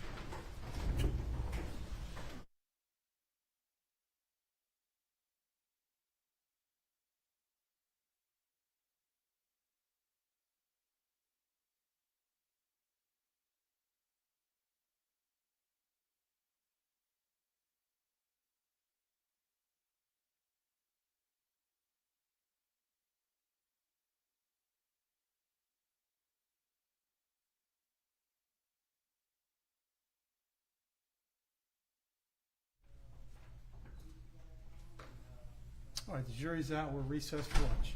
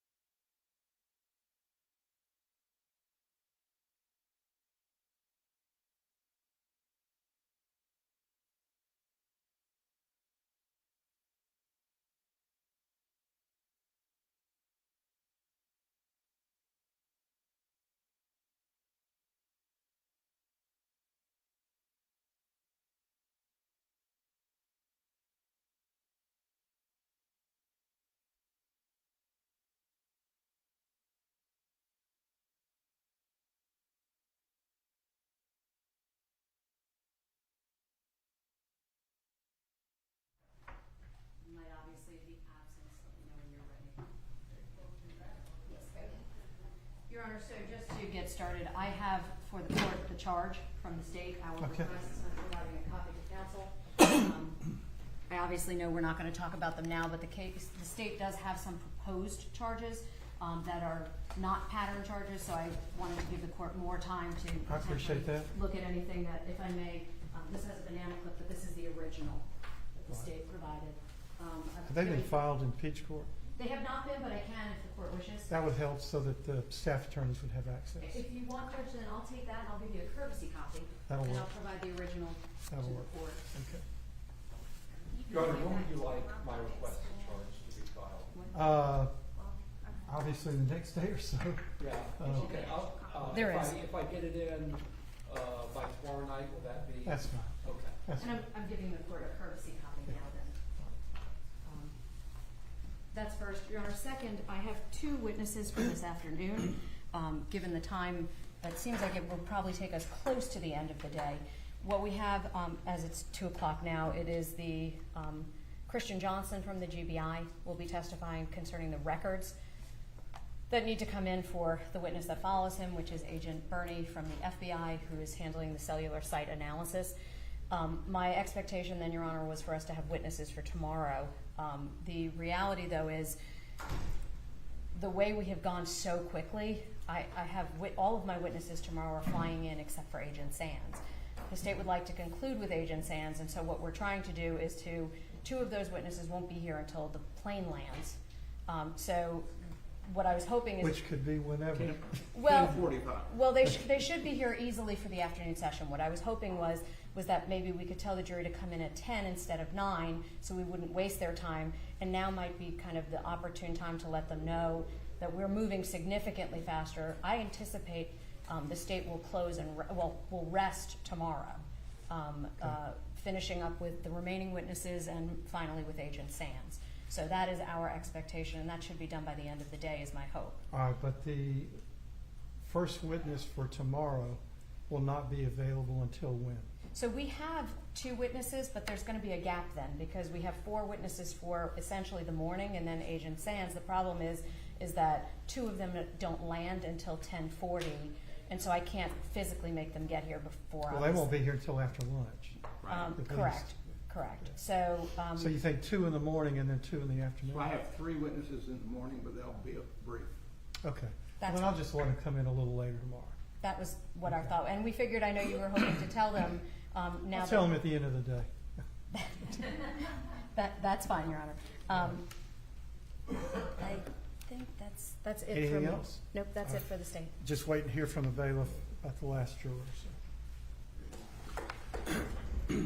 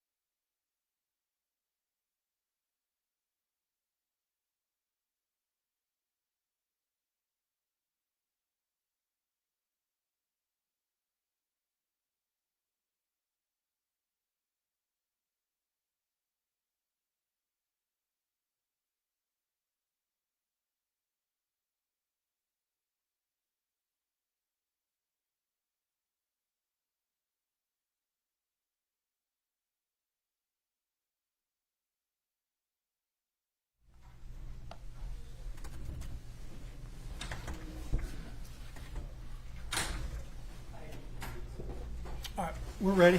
You can bring him in.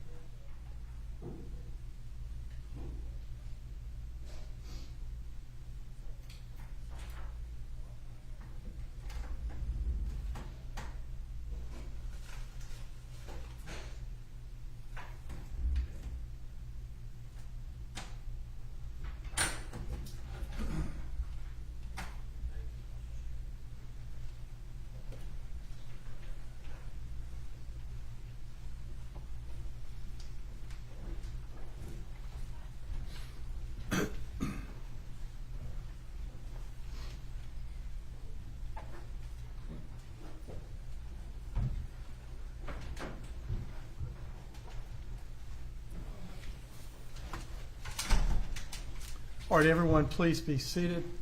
If the state would please call the next witness. Your Honor, at this time, the state calls Christian Johnson.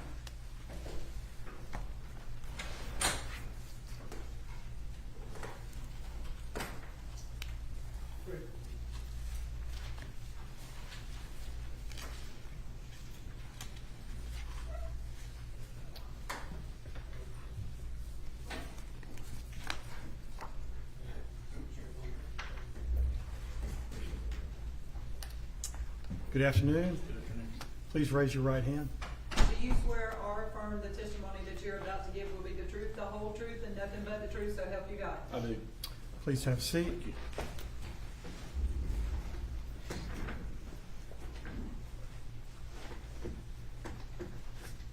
You may proceed.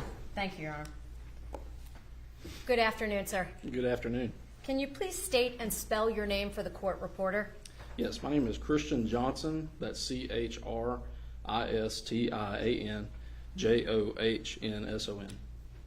Where do you work? The Georgia Bureau of Investigation. Would it be fair to call you then Agent Johnson? Yes, ma'am. Okay. How long have you been with the GBI? Been with the GBI almost 7 years. And in what capacity are you with the Georgia Bureau of Investigation? I'm assigned as a special agent. And did you work in law enforcement before you joined the GBI? I did. Where did you work? The Dalton Police Department. How long were you there? Nearly 3 years. So would it be fair to say about how long total? 9 years will be September. Okay. And did you receive specialized training to become a law enforcement officer with the Dalton Police Department? I did. And subsequent to that, when you joined the GBI, did you receive additional GBI agent training? I did. Did you pass and qualify in both of those capacities? Yes, I did. And as a result, when you joined the GBI, did there come a time when you became assigned to a field office? Yes, that's correct. Where do you work? Now I'm assigned to the Region 1 field office in Calhoun. However, I spent the majority of my career at the Region 5 field office in Statesboro. During that time period, when were you assigned to the Statesboro office? That would have been in January of 2019 until this past January. So you left in this past January? That's correct. You said you're still with the GBI then? Yes, ma'am. Still with the GBI, just another field office. Okay. And while in your capacity as a special agent with the GBI in Region 5, did you have occasion to work with Special Agent Tracy Sands in conjunction with this case? Yes, I did. Can you tell the jury what role you played in connection with this investigation? Essentially, my role was that of a supporting agent. I wrote many of the search warrants to obtain records in this case. Can you tell the jury what a search warrant is? Yes, ma'am. So essentially, a search warrant is a legal document that seeks authorization to perform a search. That may look different. It varies case to case. It could be a search on a place, a person, or a record. Okay. And with respect to search warrants in conjunction with records, did you perform any or request any search warrants for records? Yes, I did. Specifically, I'm going to direct your attention first to Airbnb. Yes, ma'am. Can you tell the jury how you would go about getting a search warrant? Yes, ma'am. So I would draft the search warrant. I would present that to a judge, and if they saw probable cause for the issuance of the warrant, I would then serve that to the provider, in this case Airbnb. And would you be specific as to what it was you were looking for? Yes, so in this case we were looking for account details or records associated with Nicholas Kassotis. Okay. And at the time that you made that request for a search warrant, was one granted? Yes, it was. Did you serve that on anyone? I did. Who did you serve that on? It was on Airbnb. Okay. And when you say you serve that, what does that mean exactly? So for many business entities, service is electronic, whether it be through a law enforcement portal where they receive legal process or through an email address. And did you do that in this case? Yes, I did. Did you receive a response to your request from Airbnb? I did. And how did that response come in to you? It came electronically. Okay. Were you able to specify any particular addresses or locations with respect to Airbnb data other than just Mr. Kassotis' name? I'm sorry, so you asked for an address? Yeah. Yes, ma'am. So an address of interest in this case, I believe, is 311 East 65th Street in Savannah, Georgia, which is where it's believed that Mr. Kassotis rented an Airbnb. Okay. And was that information sought as well? Yes, it was. Did you receive response from them concerning all of that? Yes, I did. And with those documents, were they preserved in their original format electronically when you received them? Yes, they were. Prior to actually seeking out that search warrant, can you tell the jury whether or not you, well, let me back up. How did you know that address? So during the investigation, at a point, the evidence determined that Mr. Kassotis had rented an Airbnb with his then wife, Mindi, and we made contact with the Airbnb owner and had a conversation with her, and also procured screenshots of messages within Airbnb between Mr. Kassotis and the Airbnb owner. Okay, and did you personally observe those messages? I did. As a result, were you able to see a profile picture associated with that Airbnb? Yes, I did. And were you able to receive phone numbers connected Yes. to that Airbnb account? Yes, I did. Did you see also screenshots between the owner of the Airbnb and who you believe to be the occupant of the residence? Yes. And who was that occupant? Nicholas Kassotis. And was that number and his name affixed on those screenshots? Yes, it was. When you saw that information, did that assist you in preparing the affidavit to secure the search warrants? Yes, it did. Did that also provide you, well, withdrawn, did you seek search warrants for any other locations other than Airbnb? Look, other business records, yes, ma'am. Okay, what business records were those? So one was T-Mobile, another was AT&T, and Verizon as well. Okay. Now, just to be clear, can a search warrant request be denied? Yes, it can. And in this case, were they granted or denied? They were granted. Would that be to all of the locations, meaning business record locations that you just referred to? Yes, that's correct. So which search warrants, well, let me back up. Were there other search warrants as well? Yes, there were. Okay. Specifically today, we're going to only refer to Airbnb, AT&T, T-Mobile, and Verizon with respect to the search warrants, okay? Yes, ma'am. Did you receive a response from each of those providers in respect to those search warrants? Yes. How did those come to you? You indicated electronically for Airbnb. How did the other ones come in? They were all electronic. Okay. And when they come in electronically, can you tell us what a declaration is? Yes, ma'am. So it's essentially a certification of business records. The custodian of records will include that document to show that it's a valid and true depiction of the records that the business entity has at that time. Okay. And did you receive one for each of those providers, meaning Airbnb, Yes. AT&T, T-Mobile, and Verizon? Yes. Okay.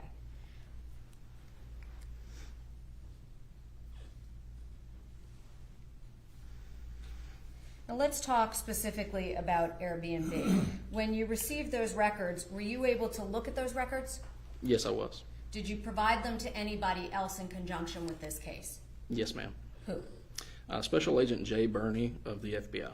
Okay. Did you also provide them to anybody within the GBI? Yes, I did. Who did you turn them over to? The GBI uses analysts that are embedded in our field offices. So in this case, that would have been Lakita Lee. Was there a time period that you were seeking to request those records for? Yes, there was. Do you recall what that time period was? I believe that was October 1st, 2022 to May 10th of 2023. And with respect to the Airbnb, if I may, Your Honor, may I approach? Yes,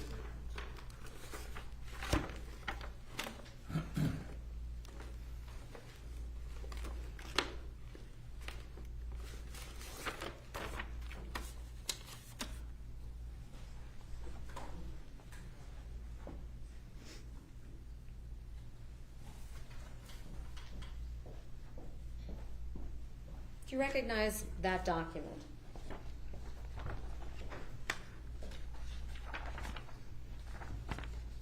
Yes, I do. You indicated that you sought a request for Airbnb, is that correct? That's correct. Can you tell us, would that affidavit incorporate the date range of what records you were seeking? Yes, ma'am, it would. Would it also include whose accounts specifically you were requesting? Yes, ma'am. And you indicated Nicholas Kassotis, is that correct? Yes, ma'am. Did you also seek any information concerning any other names? Yes, ma'am. It was our understanding that Mr. Kassotis was also going by another name or had changed his name at that time, which was Nicholas Killian James Stark. When you made the request, was that incorporated as well? Yes, it was. And with respect to those records, can you tell us, you indicated October of what year? 2022. Were you able to determine if there were records before that as well that you received? Yes, ma'am. And when was the initiating period of that time frame requested and received? I believe that would have been June 30th of 2022. Okay, and so what did you receive from which date to which date inclusive? Yes, ma'am. I believe that's June 30th to May 10th. June 30th of 22, excuse me, and then May 10th of 2023. Okay, and did you ultimately determine by reviewing those records whether or not the period of that rental at the 311 East 65th Street in Savannah was included? Yes, ma'am. And was it? Yes. Did it indicate a time period in which that rental was held by Mr. Kassotis? Yes, ma'am, it did. And what was that rental dates? I think that was June 30th of 2022 to December 13th of 2022. And were you also able to confirm the information provided to you by the owner of the Airbnb, Ms. Hanson? Yes. The records that you received, did it indicate who the owner of that account was? Yes, it did. And what was that owner's name? Nicholas Kassotis. Did you have an opportunity to confirm payment for that Airbnb through any other business records? Yes, ma'am, I did. We also obtained Renaissance Bank records for Mr. Kassotis, which corroborated the payment for Airbnb. Okay. So now, at this time, I'm going to ask you, prior to your testimony today, did you have an opportunity to review the electronic records from Airbnb as they were received from them by you? Yes, ma'am. And were they on what is in evidence as states 1.101? Yes, ma'am. Okay. And at this time, Your Honor, I am going to seek to introduce the exhibits electronically that are listed on 1.101 as certified business records folder with a subfolder Airbnb and then Airbnb production. Is that the records you're referring to? Yes, it is. Any objection? No objection, Your Honor. They're admitted. Thank you. Now, you indicated that there were Renaissance Bank records as well, is that correct? That's correct. And those Renaissance Bank records, how did you go about securing those? Via search warrant. Okay. And when those materials were requested, did you ultimately receive them back? Yes, I did. And whose name was the account holder that you were looking for from Renaissance Bank records? Nicholas Kassotis. And did you in fact receive a response from that request? I did. Now, specifically, was that received electronically as well? Yes, it was. Prior to your testimony here today, did you have occasion to again look at the records that were electronically documented on 1.101, the USB? Yes. Are those the same records that you received in response to your request from Renaissance Bank? Yes, they are. And at this time, Your Honor, I would seek to introduce the records that are listed under Renaissance Bank in the subfolder of certified and business records on 1.101. Any objection? No objection, Your Honor. And With respect to those records, did you have occasion to look to determine whose account was in fact received? Yes, And whose account was that? it was Nicholas Kassotis. Okay. And on those records, did it list a search? Yes, it did. And that was included within the electronic discovery? That's right. Okay. Ultimately, did you give those records to anyone in connection with this case? Yes, I did. Who did you give those records to? Both the GBI analyst, Lee, and FBI agent, Jay Burney. Okay. And those bank records, ultimately, I'm referring specifically to the account ending in 141. Is that what you're referring to here today? Yes, ma'am. Okay.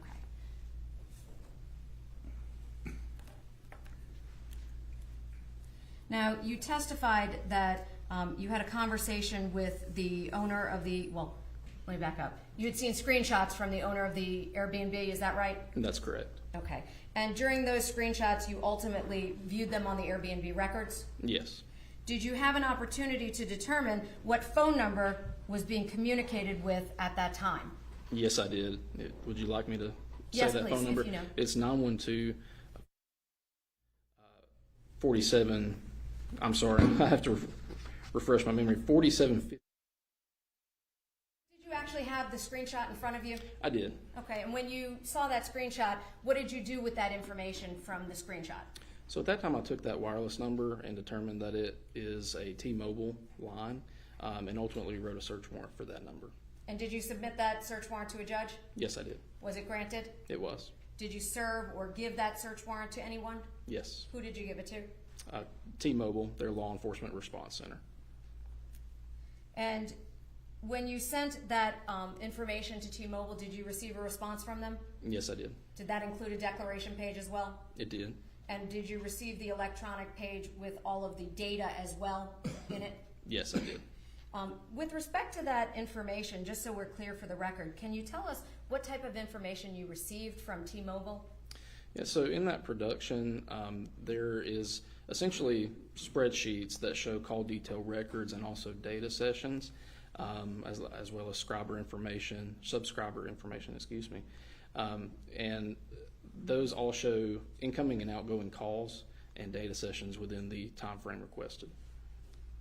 And who did you believe that phone number, 912-482-4570, to belong to at that time? Nicholas Kassotis. And ultimately, did you turn those records over to Agent Sands? Yes, I did. Did you also turn them over to anyone else? Yes. Who did you turn them over to? Special Agent Burney. And just curiously, why did you turn them over to Agent Burney from the FBI? So Agent Burney serves on a unit called CAST, stands for Cellular Analysis and Survey Team. He can take call detail records and go in depth and really map those to show locations or certain communication patterns. Do you do that yourself? I do it sometimes, yes. Okay. And so in this case, were you aware of what materials he was going to need? Yes, I was. And did you provide those to him? Yes. Did the period of time that you requested cover the dates surrounding this incident? Yes, they did. And would that include the days leading up to December 2nd of 2022? Yes. And the days thereafter? Yes.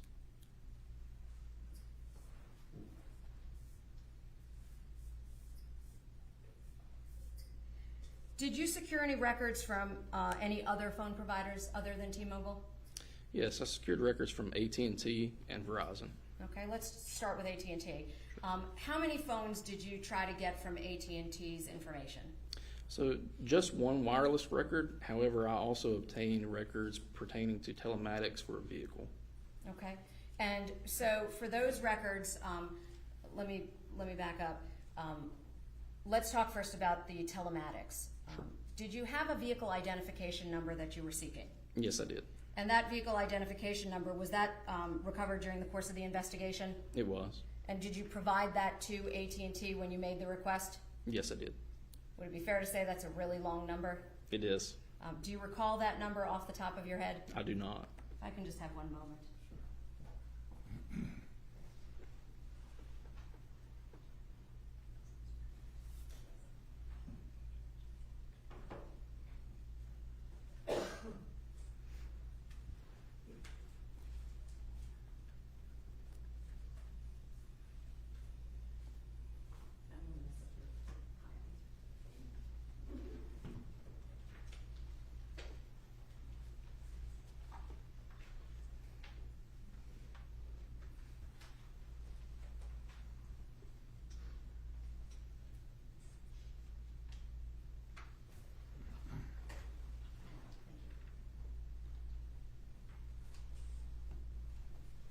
May I approach, Your Honor? Yes.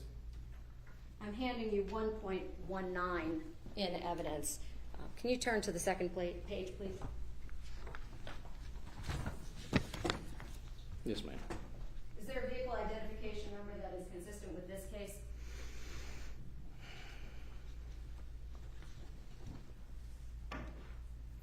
Yes, there is. And can you just tell us what vehicle identification number you attempted to secure in connection with this case records for? Yes, it appears to be 1FMSK7DH7NGB37068. And you indicated telematics. Was that with respect to what type of a device?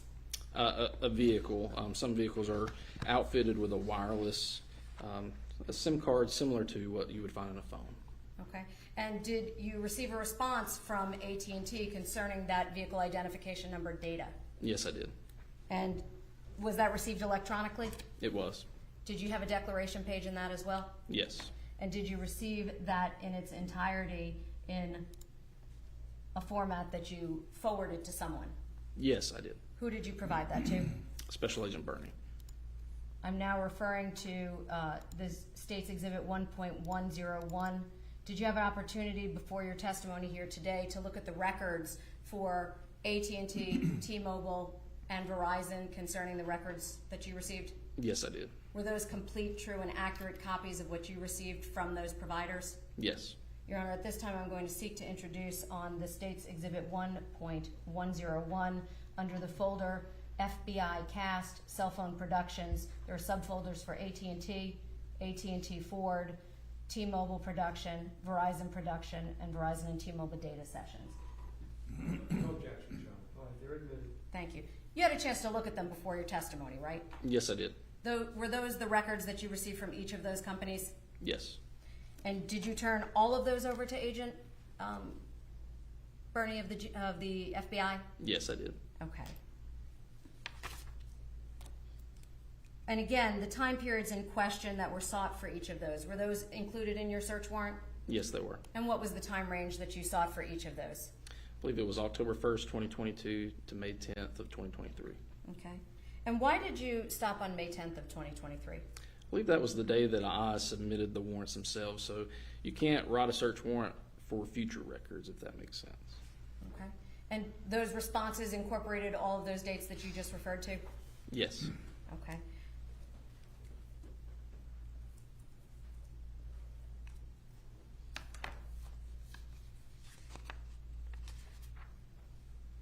Now, referencing phone number 434-964-8328 at Verizon, well, actually, before I move on, was there a device that was believed to be attributed to Mrs. Kassotis, Miss Mindi? A device or a wireless number? A wireless number? Yes. Okay. And was that sought as well? Yes, it was. Were records received as well from the provider? Yes. Was that in the same format as what you've previously described? Yes, ma'am. Are those included in the documents that I just referred to when I said AT&T records? Yes. Was hers also an AT&T device? Yes, ma'am, a wireless number. Okay. And I keep That's saying okay. device, my apologies. What's the difference? So a device technically refers to the actual phone in your hand. The wireless number is that number associated with it that the business entity, in this case AT&T, would have records for. So you didn't actually have the phone? That's correct. You just knew the number they were using? Yes. Okay. And as a result, are those the records you saw? Yes, ma'am. So even if you don't have a phone, can you get those records from the phone company? Yes, ma'am. Do they preserve them? They do for a time. And does that vary from provider to provider? It does. Now, other than the Ford VIN number and the cellular number or the wireless number, did you then get records from Verizon concerning a wireless number as well? Yes, I did. And specifically, do you recall the number that you got from that phone? I don't. Okay. One moment. If I showed you something, would that refresh your recollection? Yes, ma'am, it would.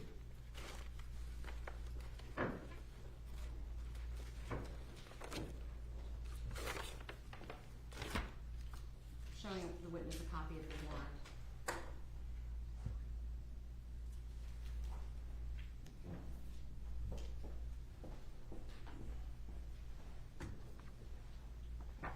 Please take a look at that and let us know if that refreshes your recollection.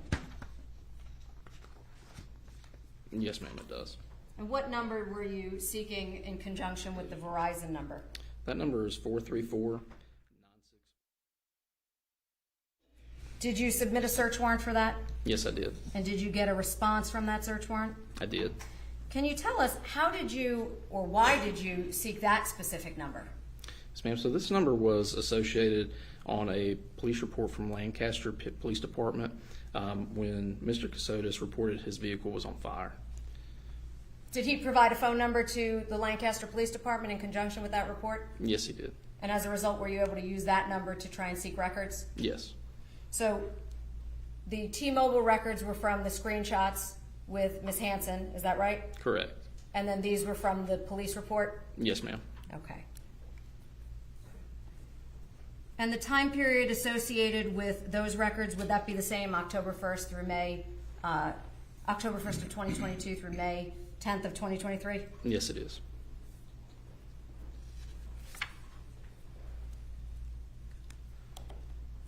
And again, did you turn those over to anyone? Yes, ma'am. Special Agent Bernie.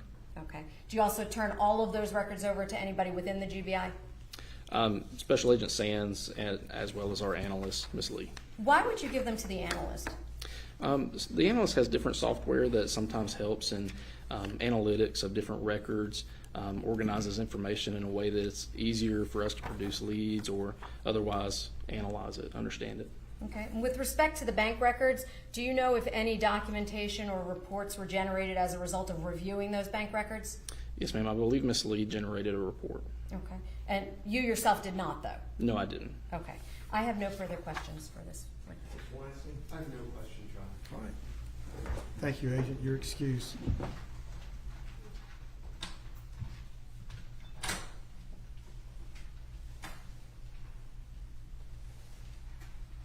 Our next witness, please. The state calls Special Agent Jay Burney from the FBI.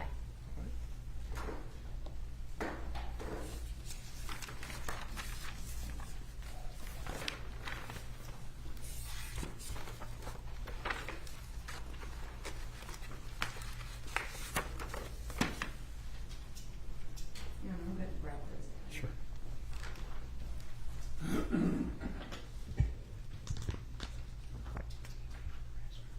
Okay.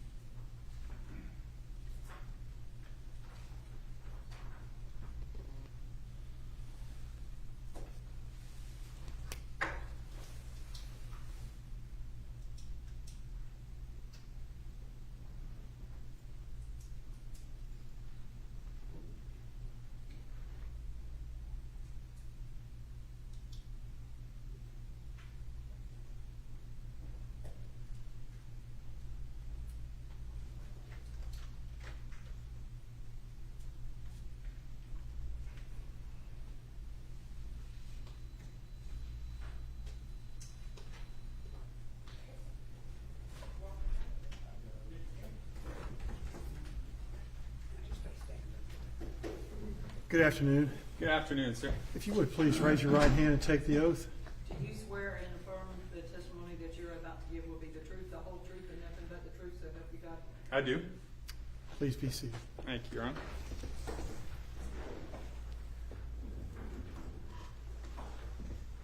May I? Yes, ma'am. Good afternoon, Special Agent Burney. Good afternoon. Can you please state and spell your full name for the court reporter? Yeah, my name is James, last name Bernie, B-E-R-N-I. Where do you work, sir? I'm a special agent in the FBI. How long have you been with them? Almost 18 years. What do you do in the FBI? So I'm currently part of the FBI's CAST team, C-A-S-T. What does that stand for? So that stands for Cellular Analysis Survey Team. And what does the CAST team do? Yeah, so CAST is a team that was stood up by the FBI in 2009 after the FBI noticed an increased use of cell phone records in criminal trials. So CAST team members like myself specialize in both active and historical cell phone and social media tracking. Okay. Do you have any education that rendered you able to perform those duties? I mean, we get training specifically from the FBI, but I do have some relevant training that was prior to the FBI. Okay, and what was that? So I spent 10 years active duty in the United States Army. The last 6 years, I worked at the National Security Agency, or NSA, where my job was to track Department of Defense high-value targets in Iraq and Afghanistan using their communication devices like cell phones and satellite phones. Would it be fair to say that's almost exactly what you're doing now? Yes, very relevant, correct. Okay. And for how long were you doing that? I did that for 6 years in the NSA. Okay. And when you started with the FBI, what was your role when you first came in? As a special agent, my job was to investigate criminal offenses. So I worked mostly violent crime cases, gun cases, drugs, kidnappings, those kinds of things. Okay. At some point, you shifted to the CAST team. Is that right? I did. So I got certified in 2016, and then it's been my full-time job, just looking at cell phone records since 2019. So for the last roughly 6 years, all you do is look at cell phone records? Every day. Okay. Can you describe the background of a typical CAST agent? Yeah, so typical background is an agent or a lead investigator that's worked multiple criminal offenses and have used cell phone records in their cases. So the vast majority of us have been in the Bureau for 6 to 10 years working cases prior to coming and working CAST. Can you describe the training you received when you became a CAST agent? Yeah, so we receive about 400 hours of specialized training in everything from radio wave theory, how does a radio wave move through space, to training directly from the cell phone manufacturers. So we get training directly from Apple, Samsung, LG. They come and teach us how do their phones operate. But probably the most relevant training we receive is from the cellular providers, meaning T-Mobile, AT&T, Verizon, what used to be Sprint when they were around. They would come in and teach us how does their network work. So from the time you hit that green button to place or receive a call, how is that call routed from towers to other parts of their network? How do they keep records on that routing? And then how would we as CAST team members use those records to get an general area of a device when it had activity on the network? Did that training include an exam? It does. So we have both a practical hands-on and a written exam in which you have to score 80 or above in both. And did you receive any additional training or certifications? So we get recertified every year. So again, I went through my initial training in 2016, but every year we get all the CAST team together, and again we bring in members from various cell phone providers. Well, all the cell phone providers, AT&T, T-Mobile, Verizon, and they teach us the latest and greatest of what's going on within their network. So when is 3G going away? When's 5G voice going to be everywhere? So that way when we come and testify, like I'm doing today, we have the latest and greatest information directly from the cell phone companies. And again, we do that every year. Would it be fair to say that for the most part they're very cooperative?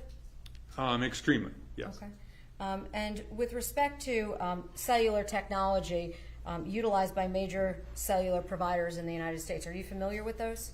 I am, and again, we get that training initially when you go through training, but then every year you get recertified and get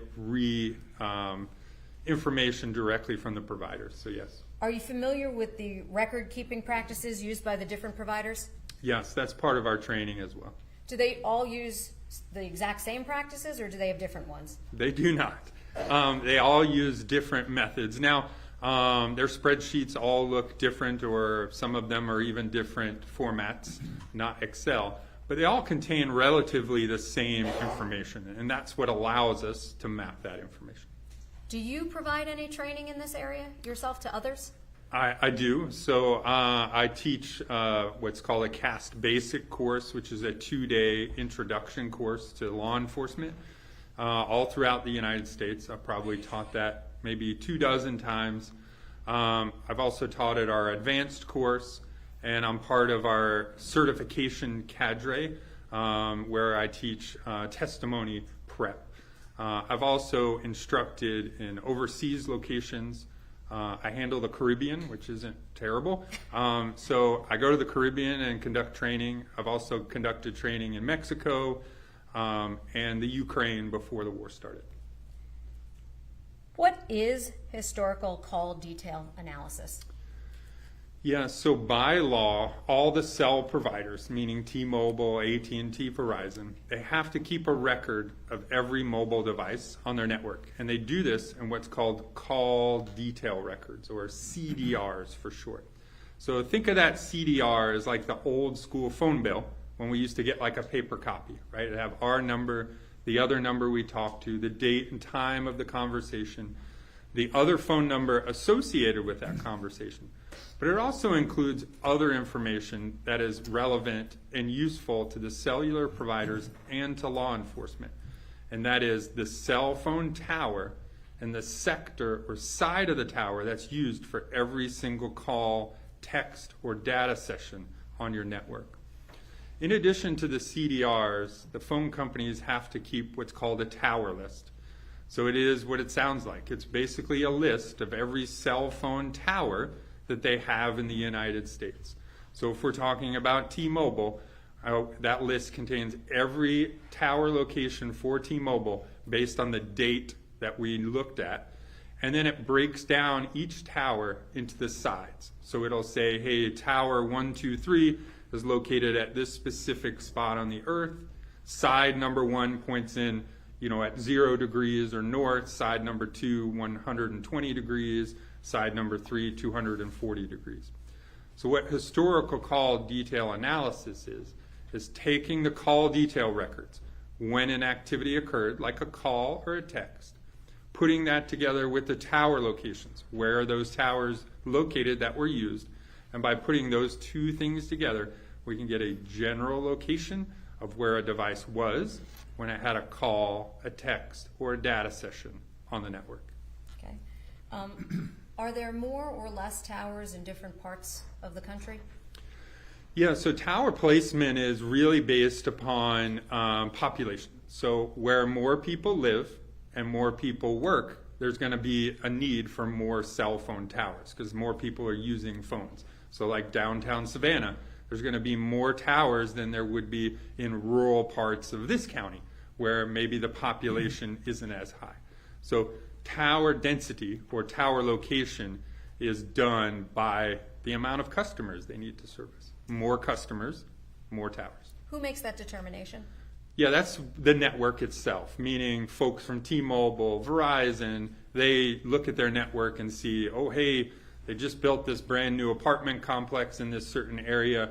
Our call volume on this one tower is really high. Let's add another tower or change some things within their network. So the network, T-Mobile, AT&T, Verizon, are always reviewing what's going on within their network and making changes as necessary. Do you have tower lists based on time frames?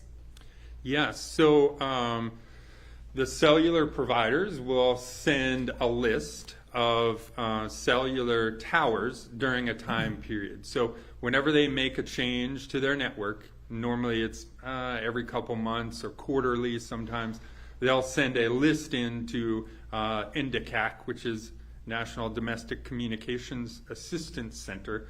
It's basically the repository of all tower lists. So when AT&T makes a change, they'll send in their new tower list. All of those tower lists are kept all the way back to 2010. So if we need to analyze an incident that occurred, let's say in 2019, we can go to that repository and pull the towers as they were in 2019. So we're not relying on a current tower list of 2025. Okay. And approximately how many times have you performed historical call detail analysis? Yeah, so again, this has been my full-time job since 2019, so thousands of records. I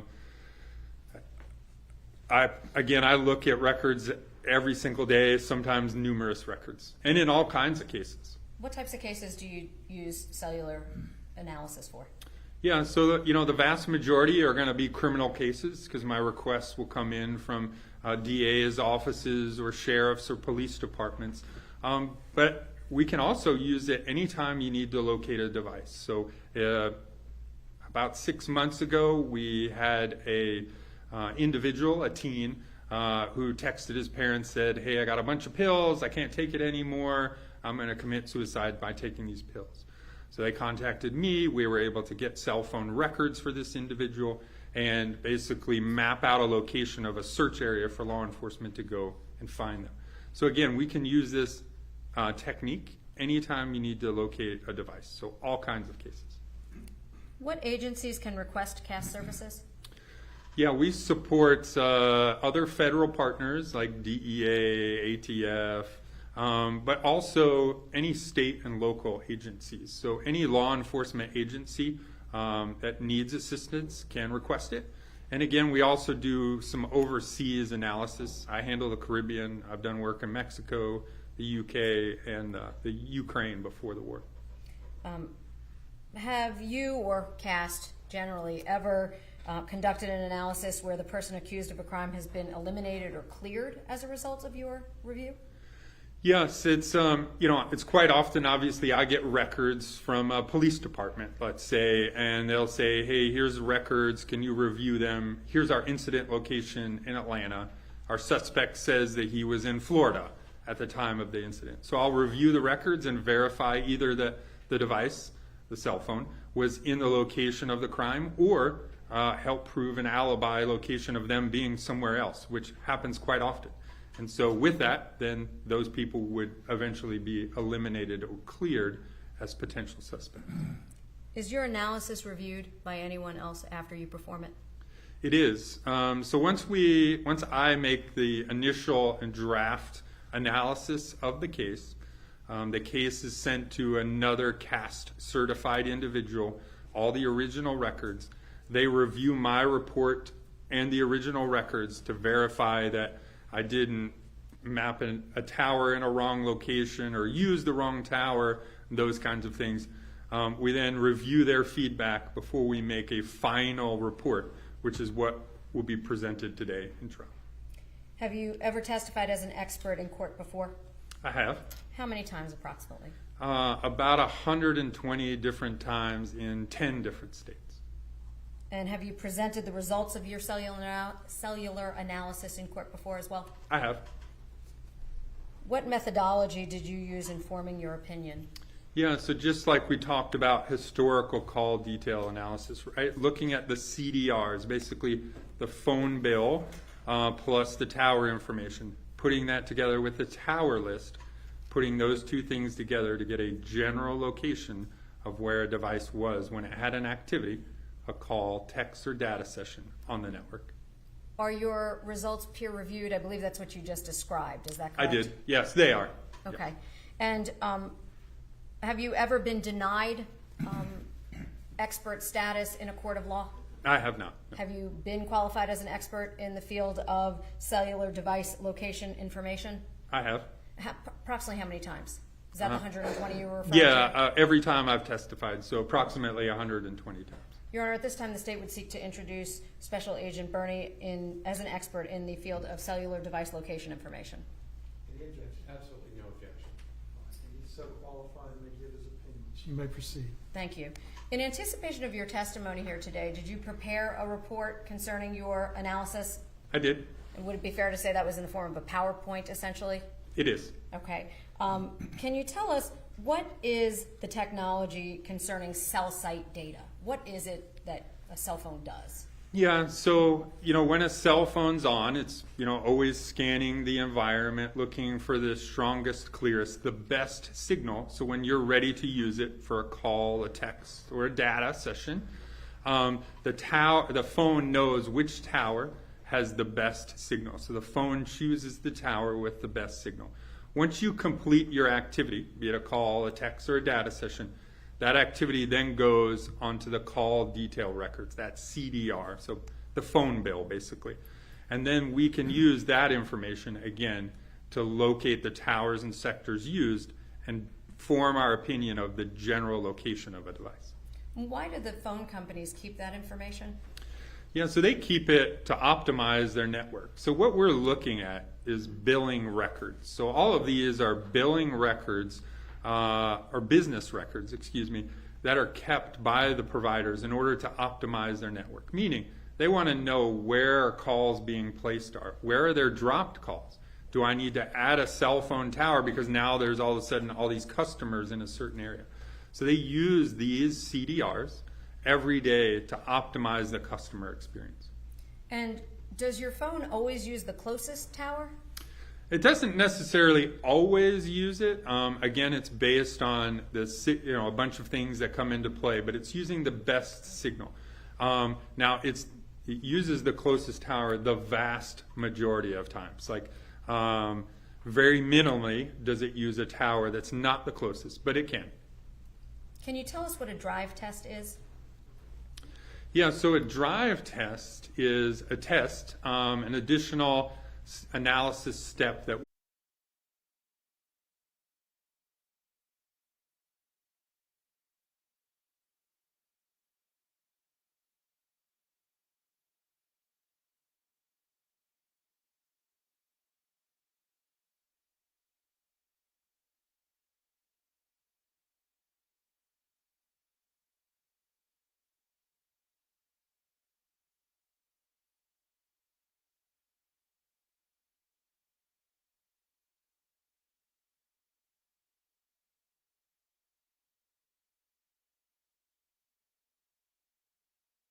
Be seated. All right, we ready?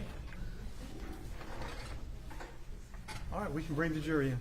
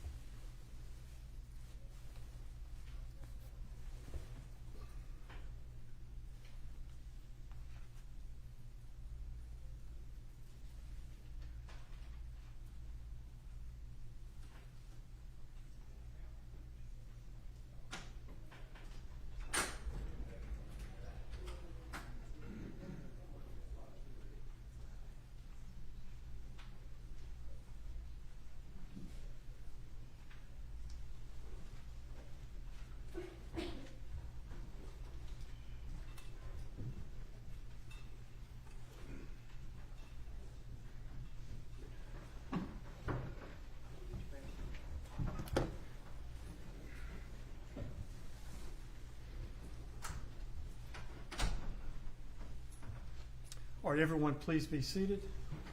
Counsel, you may continue. Thank you. Agent Bernie, I believe when we left off, you were on slide number 2. Can you tell us what information you provided here in this slide? Yeah, so this slide just shows how I was involved. So I got asked to review the records and conduct the analysis by the GBI, and given, again, the 3 cellular device records and the car records to analyze. And then it discusses the methodology, again, using the call detail records and the tower list, putting those things together to get a general area of where a device is. And then it just says, the conclusions will be mapped out on the next slides. Okay. And can you tell us what is a cell tower?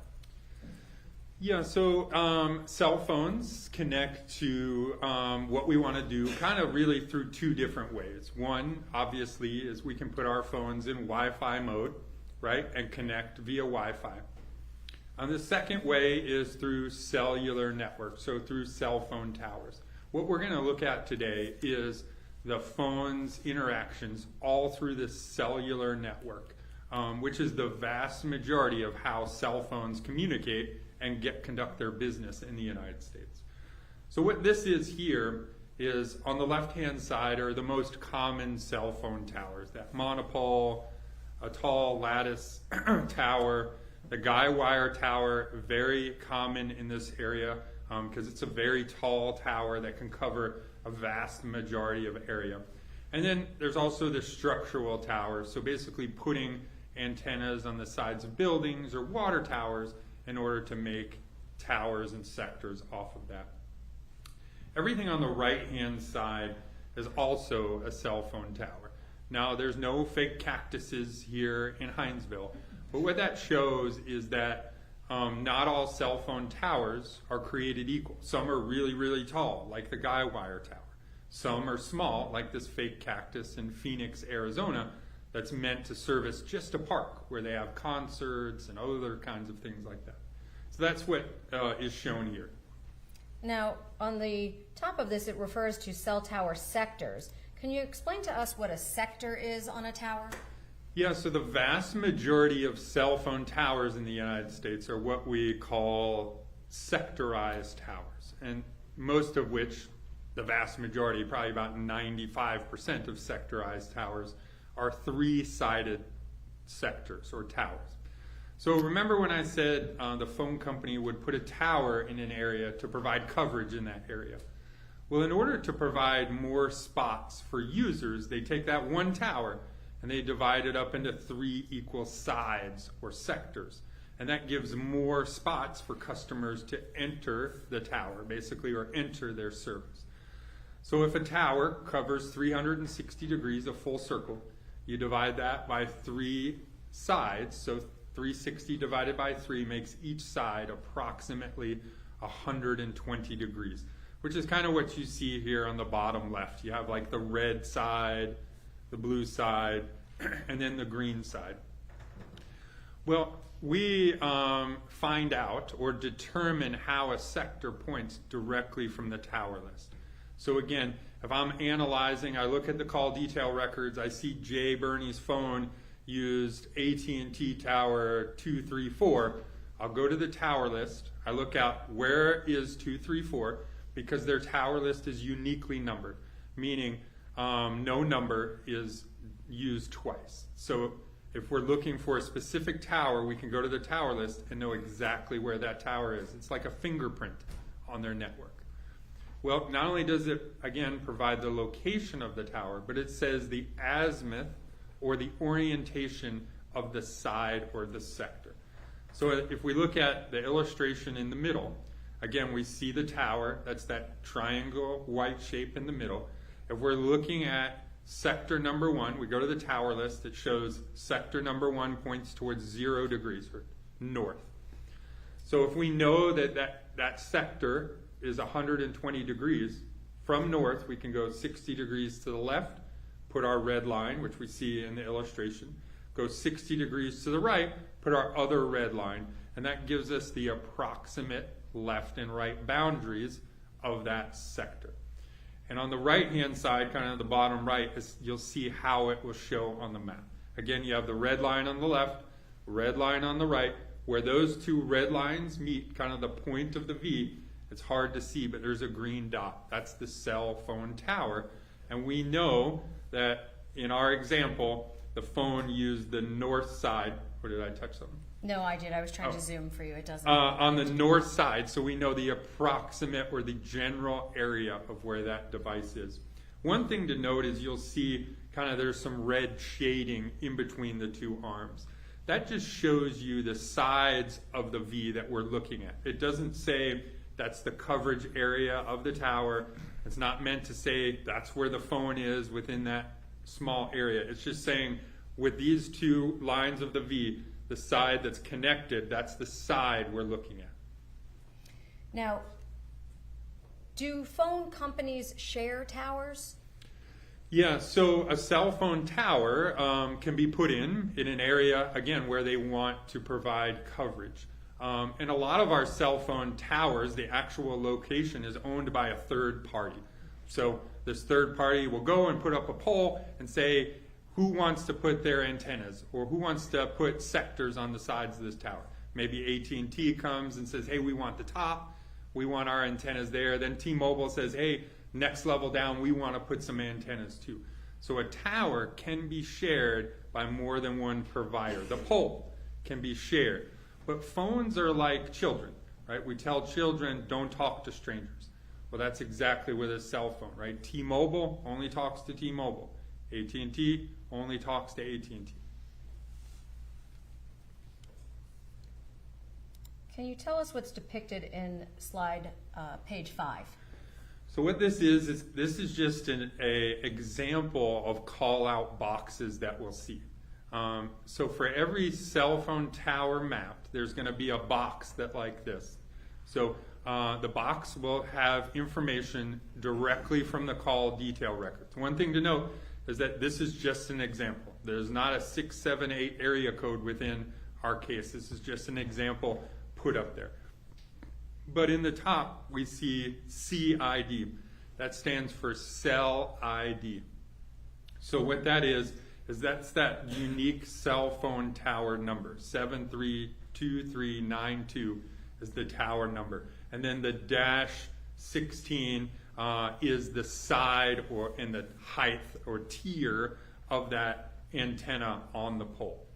Underneath that, you'll see the date. Again, an example, not for our case, but this was an April 2019 example.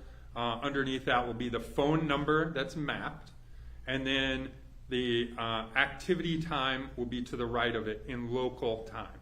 So not all cell phone records are kept in local time. In fact, T-Mobile and AT&T, the ones we're going to look at the most, are kept in what's called UTC time, so a different time. So we have to convert that time. But I say that just to say all the times that you'll see in my analysis are in local Eastern time. And then I'll say the type of activity. All of our activity in this case are data sessions, meaning either the cell phone or the vehicle, the cell phone within the vehicle, or reaching out to the network and exchanging some kind of data on the network. The next number on the right shows, in this example, 122. That's the compass direction of the sector used, meaning if we're looking at sector number 1, in this case, we know the middle of it is 122. That's where the middle of the sector used is. And then if there was a phone call, the other number would be listed on the right. Again, everything we're going to look at is data sessions. And then you'll see at the kind of the top right there of that blue square rectangle is a yellow circle with a number 4. And that's just a reference number. So if there's more than one tower shown on my map, there'll be a call-out box for tower number 1, a call-out box for tower number 2, 3, and 4, so forth and so on. Does that provide sequencing? It does. Okay. And did you, in fact, analyze some data? I did. I'm going to slide number 6 at this point. Can you tell us what's depicted here? Yeah, so again, these are the cell phones and associated users that I was given for each of the numbers, and then their providers. So, obviously the vehicle, its phone located within the vehicle was using AT&T, as was the blue phone of Mindi, and then had a red phone, which was a Verizon phone associated with Nicholas Kassotis, and then another phone associated with Nicholas Kassotis was a T-Mobile phone, kind of shown here in yellow or orange. Were all 4 of those devices mapped? They were. Okay. Ultimately, were you asked to map specific dates in conjunction with this case? Yeah, so I reviewed the records for every one of these. And then I focused my analysis on important dates, times, and locations that I was asked to by the investigators. And did you have any mappable activity for the Verizon device and the blue device associated with Mindi Kassotis? I did not. So the device ending in 8328, the red device, and the blue device ending in 0847 had no activity during the times I reviewed, so you won't see any of their analysis because there was no activity to map. So those 2 phones are not part in any way of this presentation? That's correct. Okay. And now I'm going to slide 7. Can you tell us what's depicted here? So again, depicted here is cell phone towers and locations of interest that I was asked to review. One thing to note is you'll see a lot of blue dots and a lot of green dots on here. The blue dots are AT&T towers, and the green dots are T-Mobile towers. Again, you can kind of see what we talked about. In locations where there's more people live and more people work, there's lots of towers together. Look at the downtown Savannah area, right? Towers look like they're right on top of each other. As opposed to you go to more rural parts of this, you'll see that towers get farther apart because there's less people. But on the left-hand side is all the locations that I was asked to review. Did you also review another location that is referenced with an HD? I did, Home Depot. Okay, can you tell us, what do you do when you get an address from a law enforcement agency seeking to map it? Yeah, so let's say at the top, right, I was given a Bass Pro Shops address and said, hey, can you add this in your analysis? Well, I look up the Bass Pro in the area, make sure that that address is correct, and then that address does exist and where it is approximate to the Bass Pro. So I look at the map, make sure the address puts the marker exactly where Bass Pro is.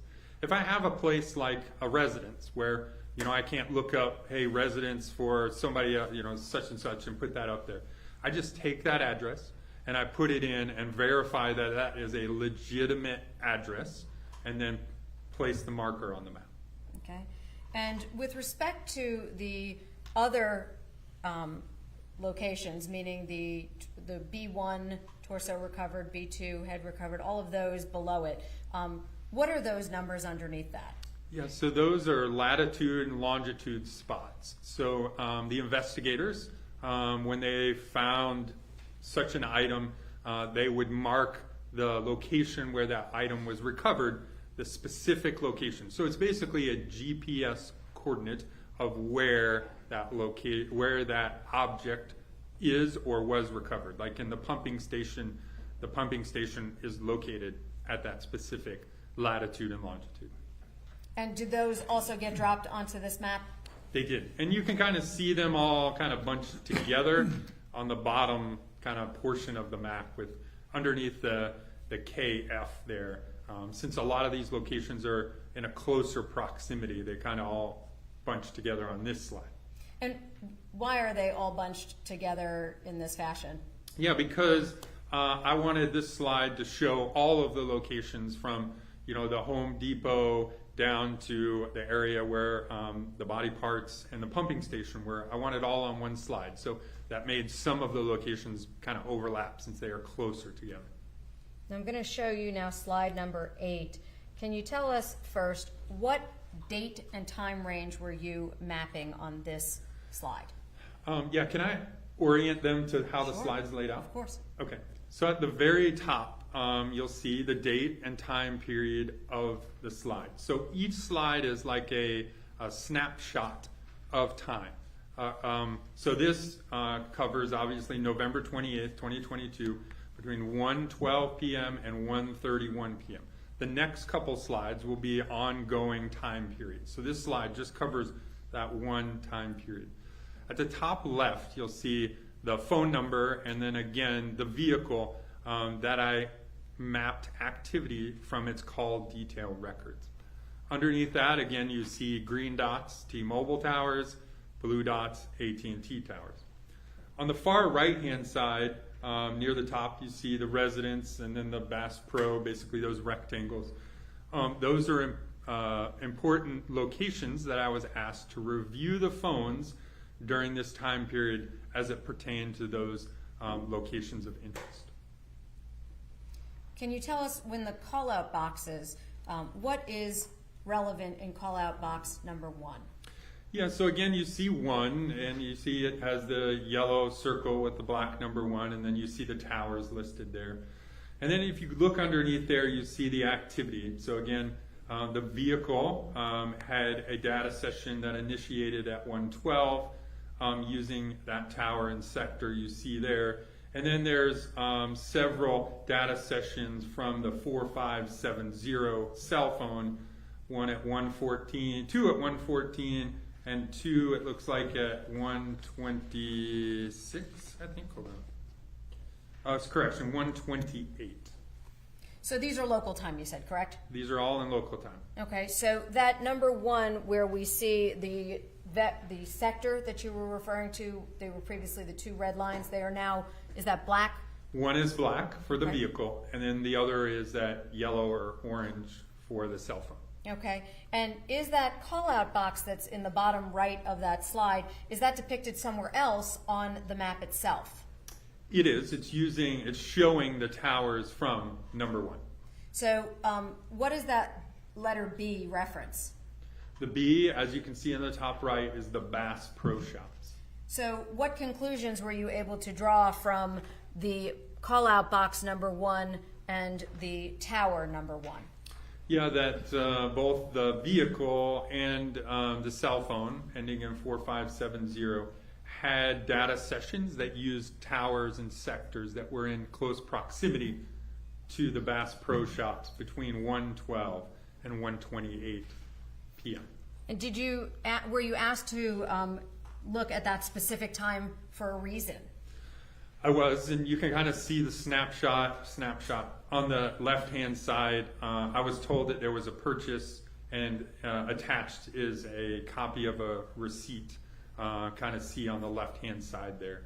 And the time listed on the receipt is November 28th, 2022 at 13:23, which is 1:23 Eastern Time. Okay. PM. Correct. And was that consistent with what you found in Tower 1, Box Call-Out 1 as well? It is. And can you tell us what is in Call-Out Box 2? Yeah, so again, 2 is a different tower and sector, and we see that the vehicle had a data session at 1:31, and that vehicle is now appears to have moved northbound away from the tower it used at 1:12. At 1:31, the vehicle appears to have traveled north from its original location.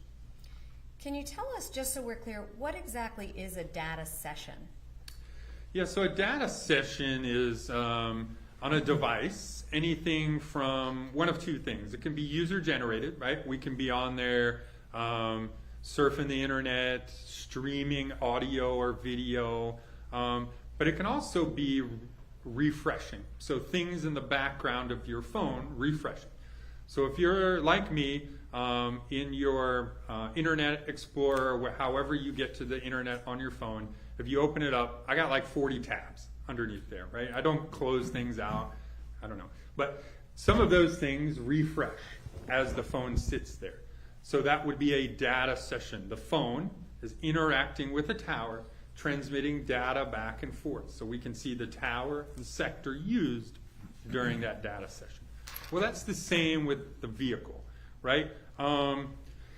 Vehicles, some interact and check in with the network more than other vehicles. It's proprietary information. Maybe Nissan's interested in this and Ford's interested in this, so they set their phones to send this information during that time period. Fords historically are very chatty on the network, meaning they love to transmit information, which we'll see here in the next couple of slides. So again, just to make sure, the orange coloring is the phone device for the phone ending in 4570, is that right? That's correct. And then the black numbers in those call-out boxes would be the Ford vehicle. That's correct. Okay. So I'm now turning to slide number 9.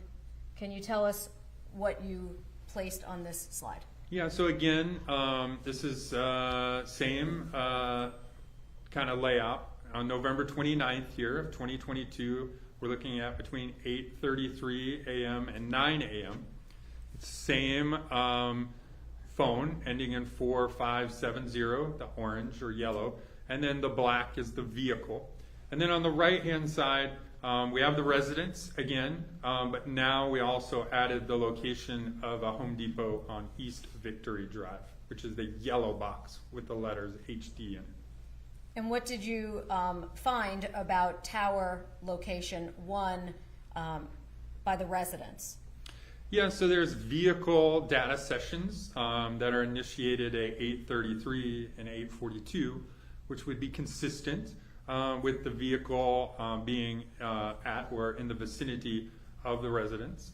And then we see that device have its next data session at 8:58, which is tower number 3, the black device. Again, now that's over near the Home Depot. And then in between those at 8:54 and 9 o'clock, we have data sessions for the phone. Again, the orange phone. Again, in the vicinity of the Home Depot. Can you explain why number 2 and number 3 are facing each other? Yeah, so again, these are 2 different networks. So one is AT&T, the vehicle, and one is T-Mobile, that's the phone. So they may share the same tower, but they don't necessarily do that all the time. In fact, most of the time, they don't. So what we might see is, T-Mobile has its antenna for an area over on this side, on the right-hand side, but to cover the same area, AT&T might put its tower on the left-hand side. Again, it's just how the phone companies decide to put their towers. But one significant factor, obviously, is there's 3 activities, 2 from the phone and 1 from the car, 8:54 from the phone, 8:58 from the car, and then 9 o'clock from the phone. Again, both of those are kind of pointing in the same general area. One's opening to the right, and one is opening to the left with the Home Depot in the middle. And were you asked specifically to look at that time frame for a particular reason? I was, and you'll see on the right-hand side, again, is a snippet of a receipt on November 29th of 2022 at 8:56 a.m., a purchase of something. I don't know. Okay. And that purchase and that date and time was what caused you to look for the activity of the data sessions, God bless you, Bless you. For that date and time? Yes, ma'am, that's correct. Okay. And that activity put that vehicle and the device in the vicinity of what? Of the Home Depot, starting at 8:54 and ending at around 9 o'clock. Those last 2 interactions. Now, with respect to call out box 1, can you tell us that CID that's in the top, what is that? So the CID, so again, that's 74038. That's that unique tower number. And is that tower number in the vicinity of what? That tower is in the vicinity of the residence. And the residence being, would that be the address that you have on the top right corner? It is 311 East 65th Street in Savannah. And I'm now going to show you slide number 10. What is depicted here? So again, still on the 29th, between 9:09 and 9:42. Same 2 phone, one vehicle, and same locations of interest, the Home Depot and the residence shown here. And then obviously you have all the dots from the blue cell phone towers and the green towers. But what this shows is basically movement of both the device and the vehicle. Starting at the first activity at 9:09, you can see tower number 1 has activity of both the vehicle and the car. And then we see interactions from both the vehicle and the car as the devices move westbound, most likely on 16, and then southbound on most likely 95, with this slide ending on tower number 5 at 9:42 a.m. The vehicle and phone appear to be headed south on 95.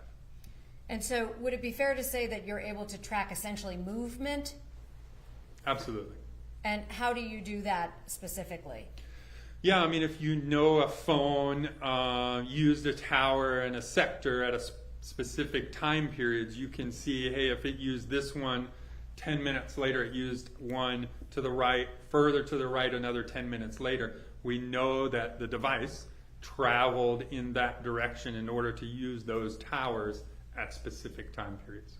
Would that be even more prevalent, for example, if the device is a car? And I say device, in this case, I mean the cellular card is associated with a car? Correct. Okay. I'm now moving to slide number 11. Can you tell us what's depicted at slide number 11? Yeah, so here, again, 9 at the top, 9:59 to 12:03 p.m., still on the 29th. Still the same phone and same vehicle, orange for the phone, black for the vehicle. Now we have a lot of locations of interest listed on the right-hand side. You see in red is basically the various body parts and where the knife was found.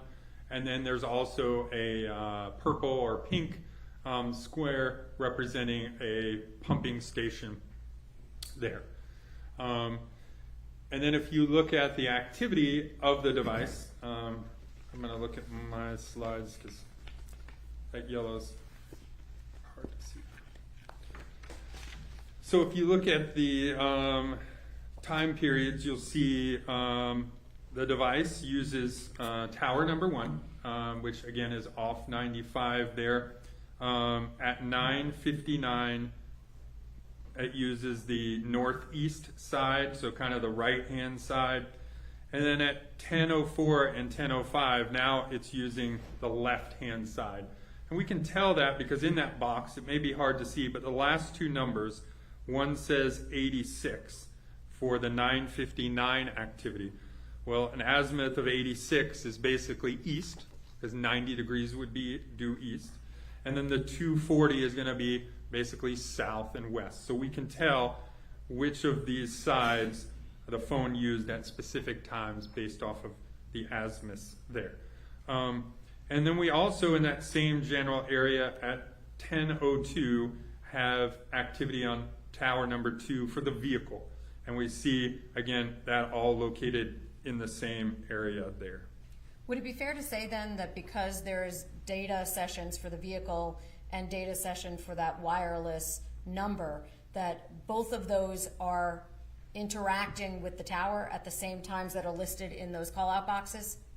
Oh, they're definitely interacting with the towers at these specific times. Would the phone itself and the car then have to be in the vicinity of that tower for that to occur? That's correct, yeah, in the footprint of it. Okay.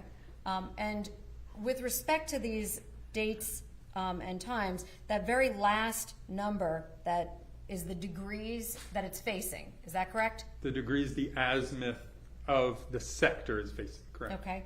And so would it be fair to say that that's able to tell you the movement direction of the vehicle and the device? Objection leading.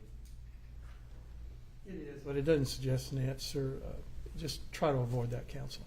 Will do. Go ahead, sir. Yes, normally if you see a change in azimuth, it either means one of two things. So there's overlap between towers and overlap between sides, meaning these are mobile devices, right? They're meant to be moved everywhere. So the way they make a network is the cell phone tower on the right, and you got a cell phone tower on the left. Well, what they don't want is those coverage areas to stop and not touch each other, right? Because then when we drive from the right to the left, we lose coverage, we get our call hang up before we enter the next sector. We get pretty mad about that as customers. Well, what they want to do is overlap the towers a little bit. So that way when you're traveling from the right to the left, you're in what sector number 1, you're in the overlap, handing over to sector or tower number 2, and then in tower number 2. So when we see different azimuths on one tower, it's one of two things. It's either the phone sits in the overlap of the sides or sectors, or the device is moved from one side of the tower to the other.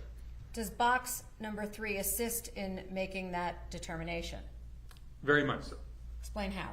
Yeah, because in box number 1, right, we see at 9:59, it used the right-hand side of tower number 1. And then at 10:04 and 10:05, we see the phone use the left-hand side of tower number 1. Well, if you look at tower number 3 at 10:15, the phone used tower number 3, which is farther to the left. So we can then deduce that the phone started at the right and moved to the left. And are there times for those data sessions in call-out box 3? There are. And what were those? So there's 10:15, 2 of them, 10:15:50, 10:15:51, and then the next ones are 12:03:57 and 12:03:58. Can you explain to the jury why there's such a large gap in that time? Yeah, so as we've kind of seen through the analysis, data sessions check in at various times and dates. But if you look through the course of the records, which I did, it's normally checking in every, sometimes a lot, but the vast majority at least once an hour. Well, what we see here is you have a gap of about 2 hours, which could be indicative of a couple things. One is the device could have been turned off. Therefore, there's no check-ins between the device and the network because the device is powered off. The device could have been put in Wi-Fi mode, so only only Wi-Fi mode, taking it off the cellular network. Or number 3, it could have been in a spot where there's no cell phone coverage at all. If there were no cell phone coverage, would you have seen those data sessions that are depicted therein? That box? No, there's definitely network or coverage areas at 10:15 and 12:03, and we're going to see some drive test data. We drove all the areas basically in the middle of the map here, and you'll see there's coverage areas all throughout there. Maybe not the best, but there are coverage areas all through there. And you did drive testing, correct? Yes, ma'am. Does that mean you were physically on the ground in this area? That's correct. Was this rural or urban? It is very rural. Okay. In fact, we had to get keys to get some gates open because there were locked gates and, just vast majority of land. In fact, there's an impact area out there too. Okay. And can you tell us what is depicted in number 4? Number 4 is the next time after. So if we're looking at the vehicle at 10:02, you see it used tower number 2. So right where 95 is down there. And the next activity on the vehicle is at 10:21.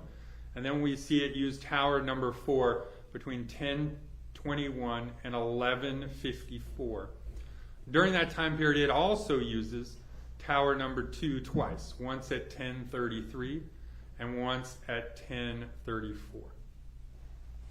So all of those data sessions that are listed in box 4, do they tell you anything as to the vicinity of the vehicle at the times listed there?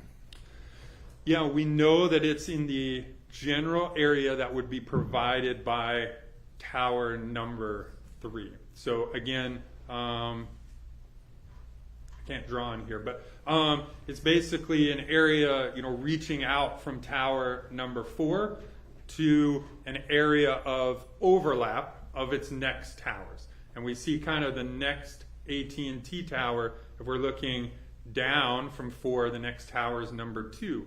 But if you look left of tower number 2, all the way to the blue dot to the left of number 3. So again, in between number 4 and the blue dot on the left of number 3, somewhere in there is going to be the handover between those 2 towers. Okay. And so what does that mean with respect to the vehicle sessions in respect to the waypoints you listed for B1, 2, 3, 4, and where the knife was found? Yeah, so all of those locations, the closest AT&T tower and sector to it are tower number 4 and the sector shown. And was that vehicle in the vicinity of tower 4 at the time period between between 10:21 a.m. and 11:54 a.m.? Correct, it was. Now, tell us what is in box 5. So again, the vehicle uses box 5, checks in a data session, 2 of them, at 10:33 and 10:34. Would that also demonstrate any overlap? Yeah, there's going to be overlap between Tower 4 and Tower 5. Maybe a little bit more than halfway, right? There's going to be some overlap between the 2 of those. And this will, again, the footprint will make more sense when we see the drive test data in a minute. Now, were you able to determine what happened after 12:03 p.m.? Oh, there was more on that slide. I wasn't sure. My apologies. I'll go back. Please tell us, what did I fail to inquire? Oh, the top left side of the map. Can you tell us what the video at the pump station referenced? Yeah, so I put a yellow square up there on the left-hand side, and it just says that I was notified that there was... Objection to hearsay. What's the state's response? I can rephrase it. Okay. Is there a reason that you mapped a particular area between 11:16 a.m. and 12 p.m.? Yes. Why did you map that area without telling us what was said? Yeah, I mapped that area because there was video of a Ford Explorer collected near that pumping station, which is the pink box with the letters PS in it. And where is that PS in relation to Tower 4?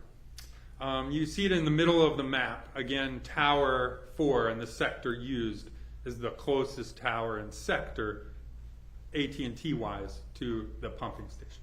And would that vehicle identification number for that 2022 Ford Explorer data put that where in relationship to the pumping station?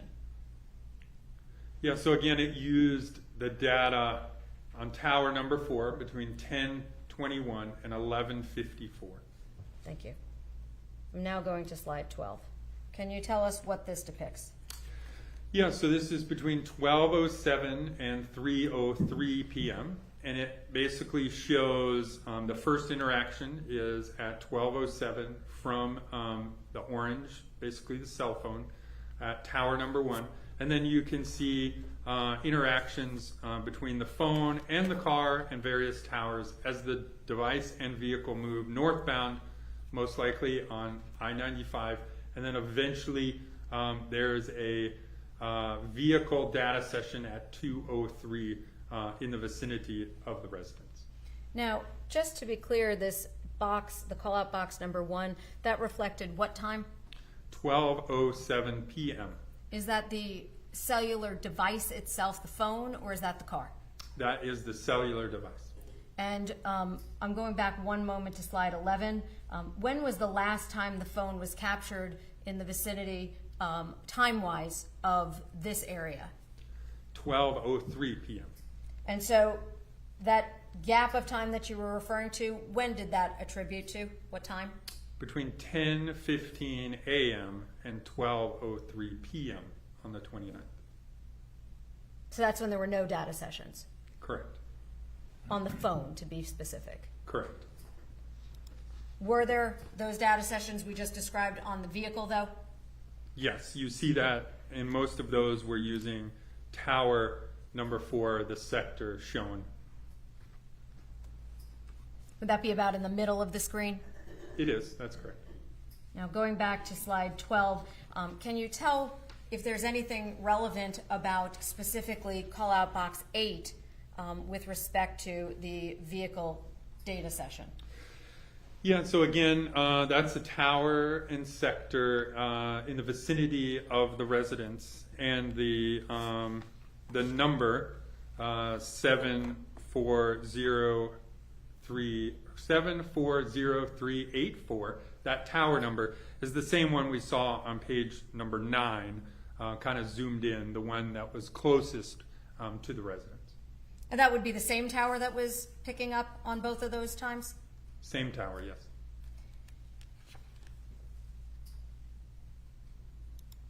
I'm now going to talk to you a little bit about the drive testing. You indicated that you did do drive testing? I did.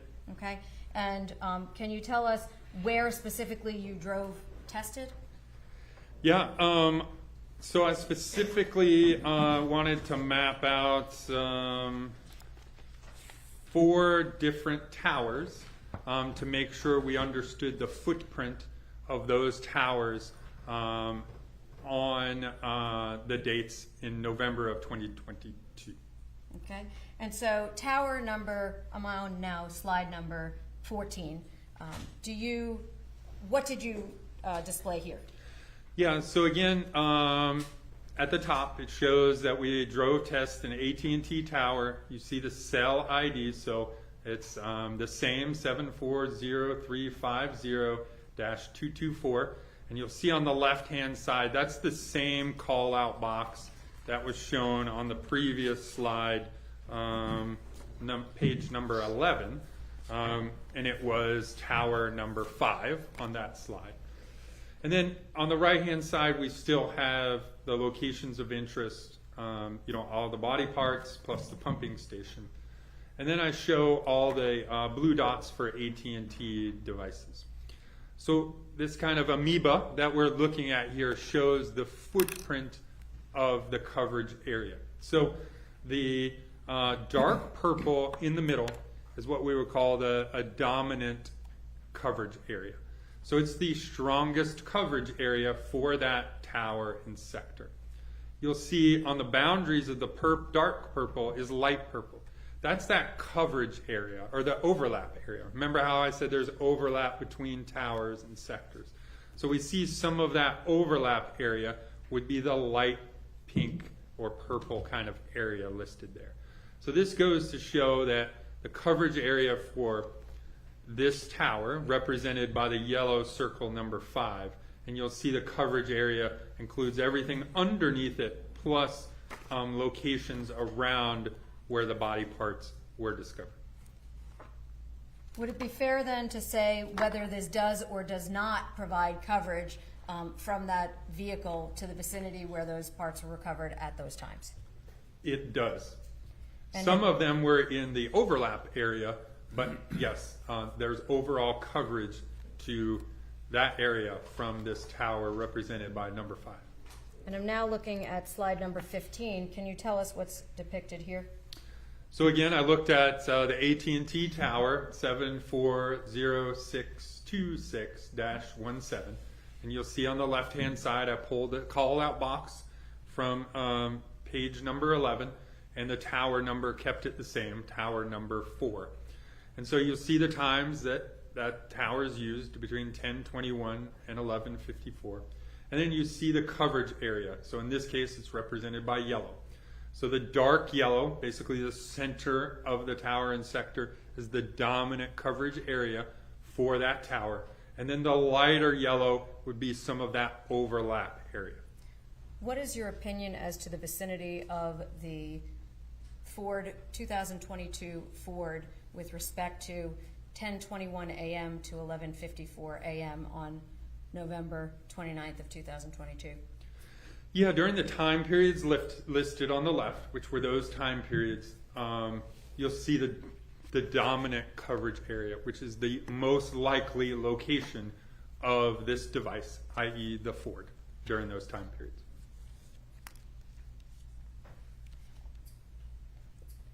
And now there are 2 additional drive test areas in these slides. Is that correct? There are 3.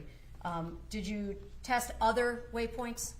I did. So I also tested 2 T-Mobile towers for the device. The device ending in 4570, which is the cell phone. So again, you'll see at the top, T-Mobile cell 273477-3. You can see on the bottom right-hand side that it's the same tower number, and you'll see this tower and sector was used at 10:04 and 10:05 p.m. on the 29th. And those times were with respect to the device itself as opposed to the car? Correct. Okay.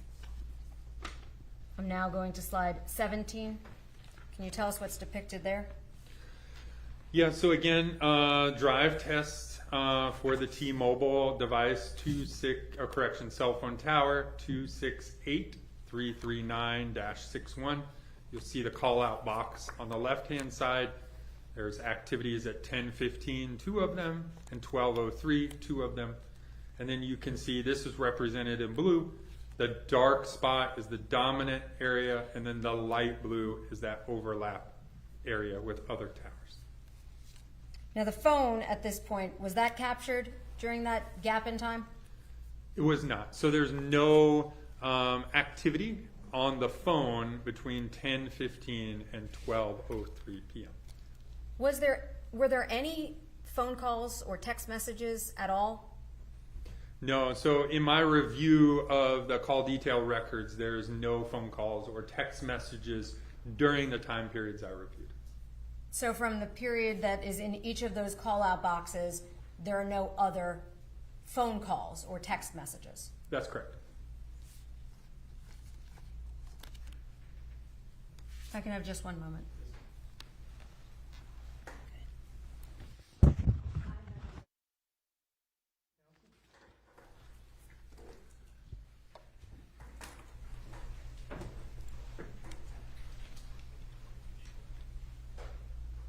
No, I can just tell me what you want me to go to. Good afternoon, Agent Bernie. Good afternoon, sir. It's good to see you again. It's Good been to a see few you. months.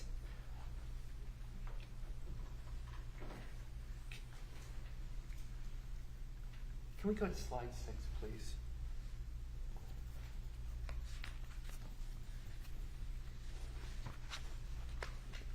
Okay. Agent Bernie, this is slide 6 that you prepared, correct? It is.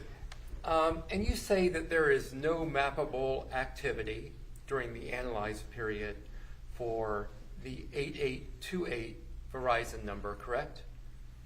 Yeah, so listed on the bottom, it does say 8828.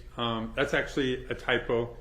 It's supposed to read 8328. Oh, I wasn't trying to point out your typo. So let's just, the 8328 number has no mappable data.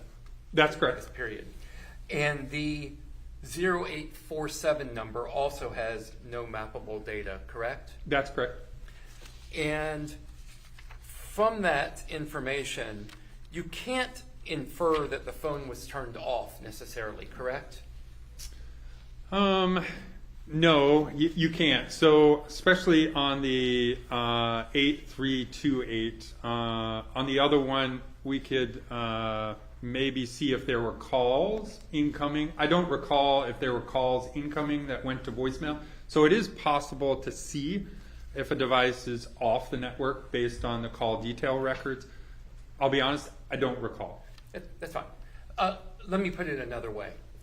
Could the phone number 8328 been put into airplane mode, for example? Yes, it could have. Could it have been put into what you are calling Wi-Fi mode, for example? It could have. Pulled it off the network, yes. And when you say Wi-Fi mode, what do you mean by that? Would you explain that to the jury? Yeah, so Wi-Fi mode is basically pulling the cell phone device off the cellular network and using it only for Wi-Fi calling. So you would only have service when you have Wi-Fi, internet through Wi-Fi. So if the 8328 number is connected to Wi-Fi, if it's in Wi-Fi mode, it could still be having data communications, correct? That's correct. It could be surfing the internet, correct? Absolutely. It could be sending and receiving messages, not SMS, not phone messages, but it could be sending and receiving messages in other ways, correct? Correct. It could be using Signal to send and receive messages, correct? Signal, correct, and iMessages. And iMessages. And the same for the 4570 number, correct? If it was in Wi-Fi mode, it could also be engaging in data communications. That's correct. Any device taken off of the network, as long as you still have internet in Wi-Fi mode, you can use it. I mean, it's basically a computer, right, in the palms of our hand.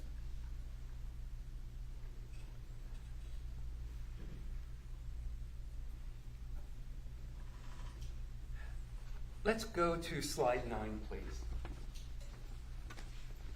Thank you. Can we look at that Home Depot location that you have marked on this slide for a moment. Cell tower CID 740384-8. That's the one with the number 1. That's an AT&T tower, correct? It is. And then also cell tower number 3, CID 744408-9. That's also an AT&T tower, correct? Yes, sir, it is. And what is that tower directly above the label HD on the map? What kind of tower is that? That's another AT&T blue dot. So it's another AT&T tower in there. Okay. And it appears that the blue dot above the HD is closer than the number 3, the cell tower mark 3, correct? It does, yep. Do you know why, when you're sitting here, and I know you don't have all your information, but do you know why the cell phone may have been hitting off of or pinging the tower we'll call the number 3 tower versus the tower above the HD? Yeah, so again, remember when I started and we showed pictures of towers, not every tower is created equal, right? So some towers are really tall and some could be really short. My guess is the blue dot above HD is meant to service the traffic as it goes through 80 there and then whatever that cross street is there.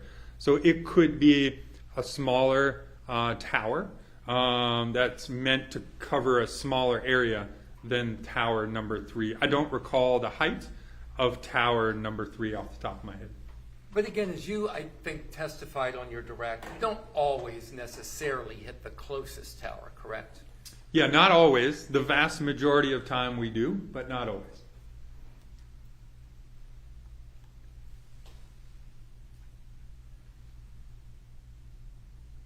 Can we go to slide 11, please?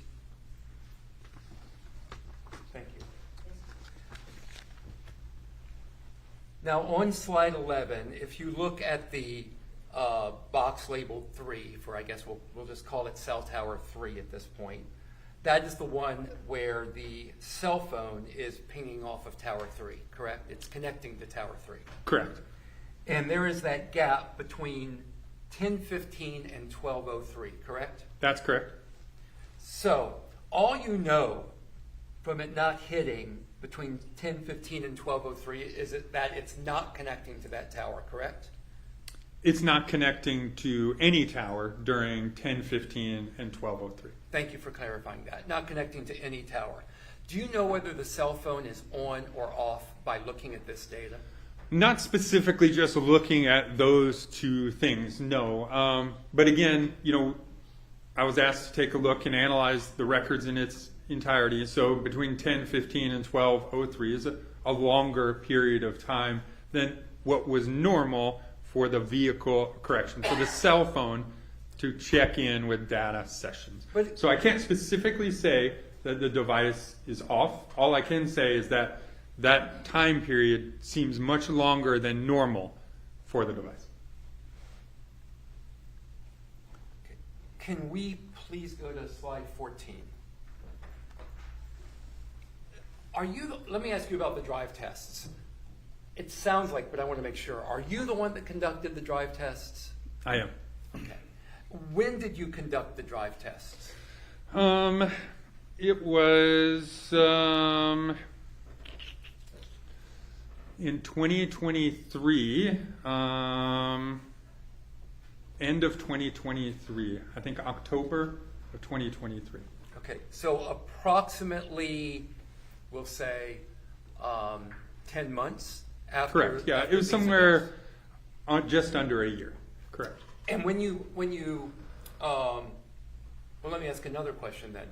The cell towers that you are showing on all of your slides in your presentation, are those the way the towers exist today, back in 2022, in 2023? When are those cell towers in existence? Yeah, so the towers shown on the maps are all from 2022, November of 2022. Okay, but the mapping you did was 10 months later, correct? The drive test. Correct. Drive test. Yes.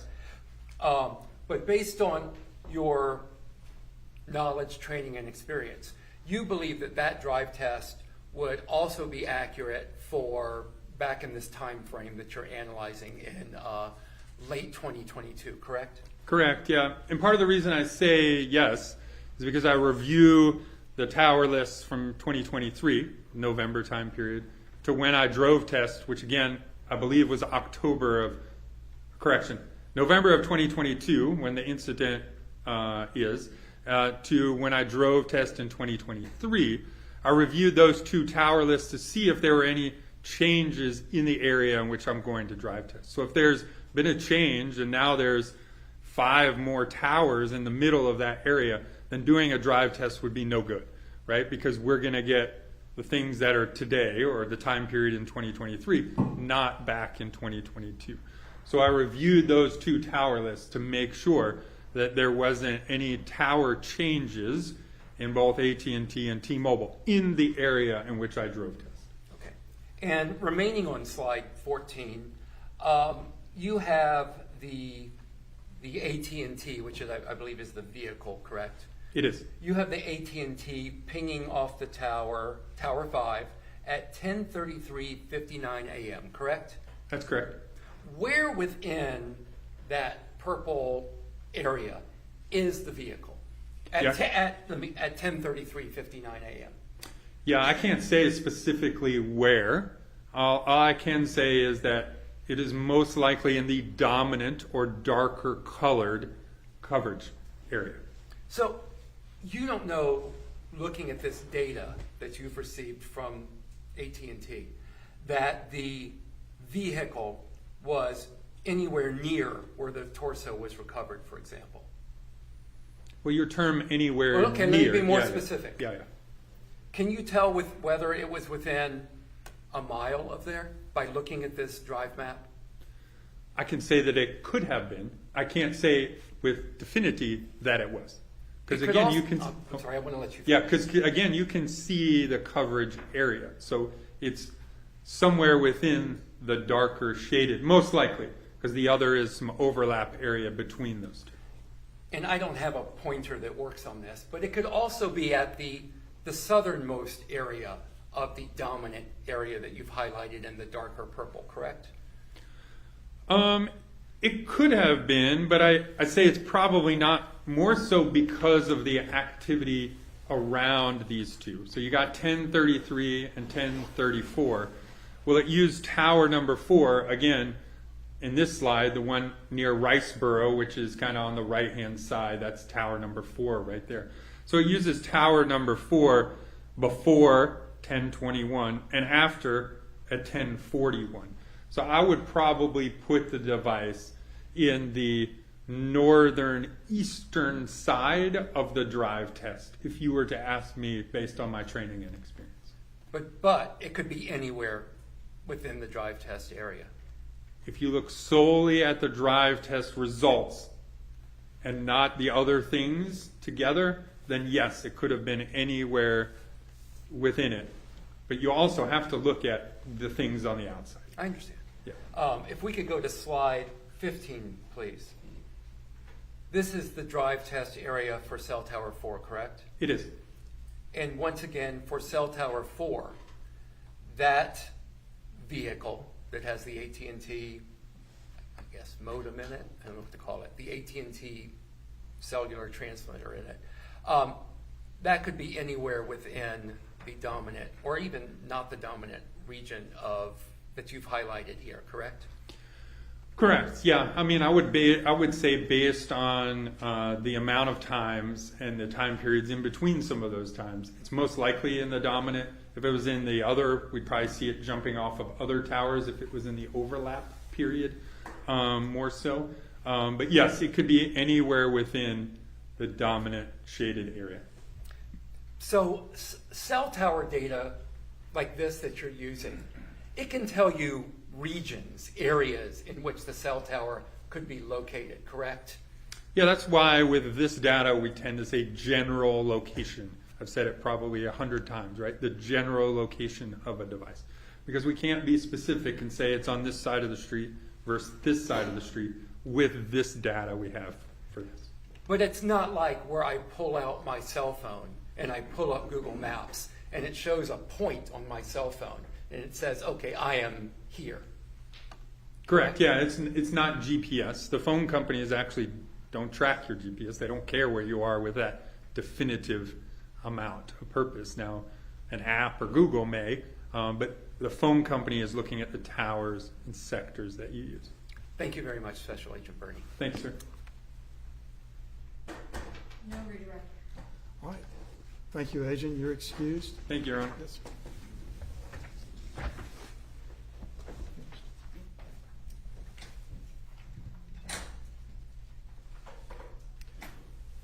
If I could see counsel briefly at the bench, please.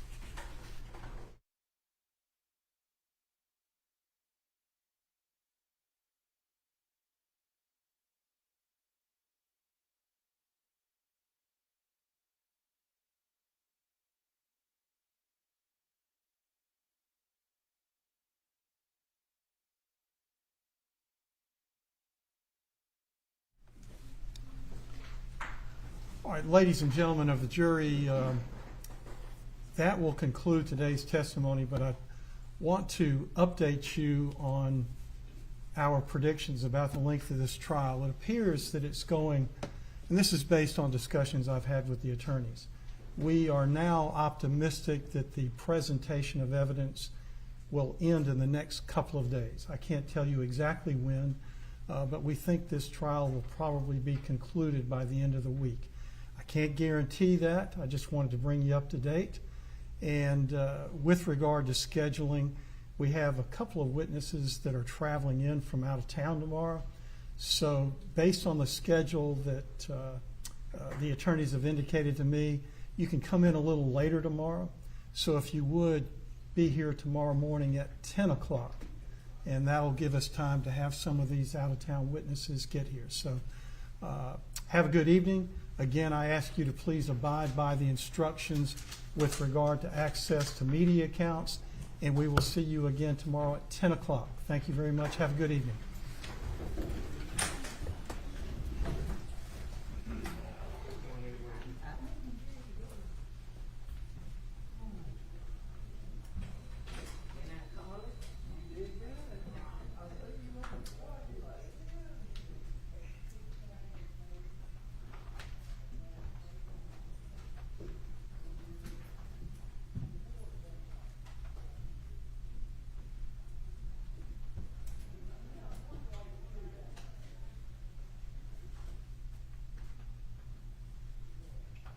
All right, the jury's out. We're adjourned until tomorrow morning. Thank you.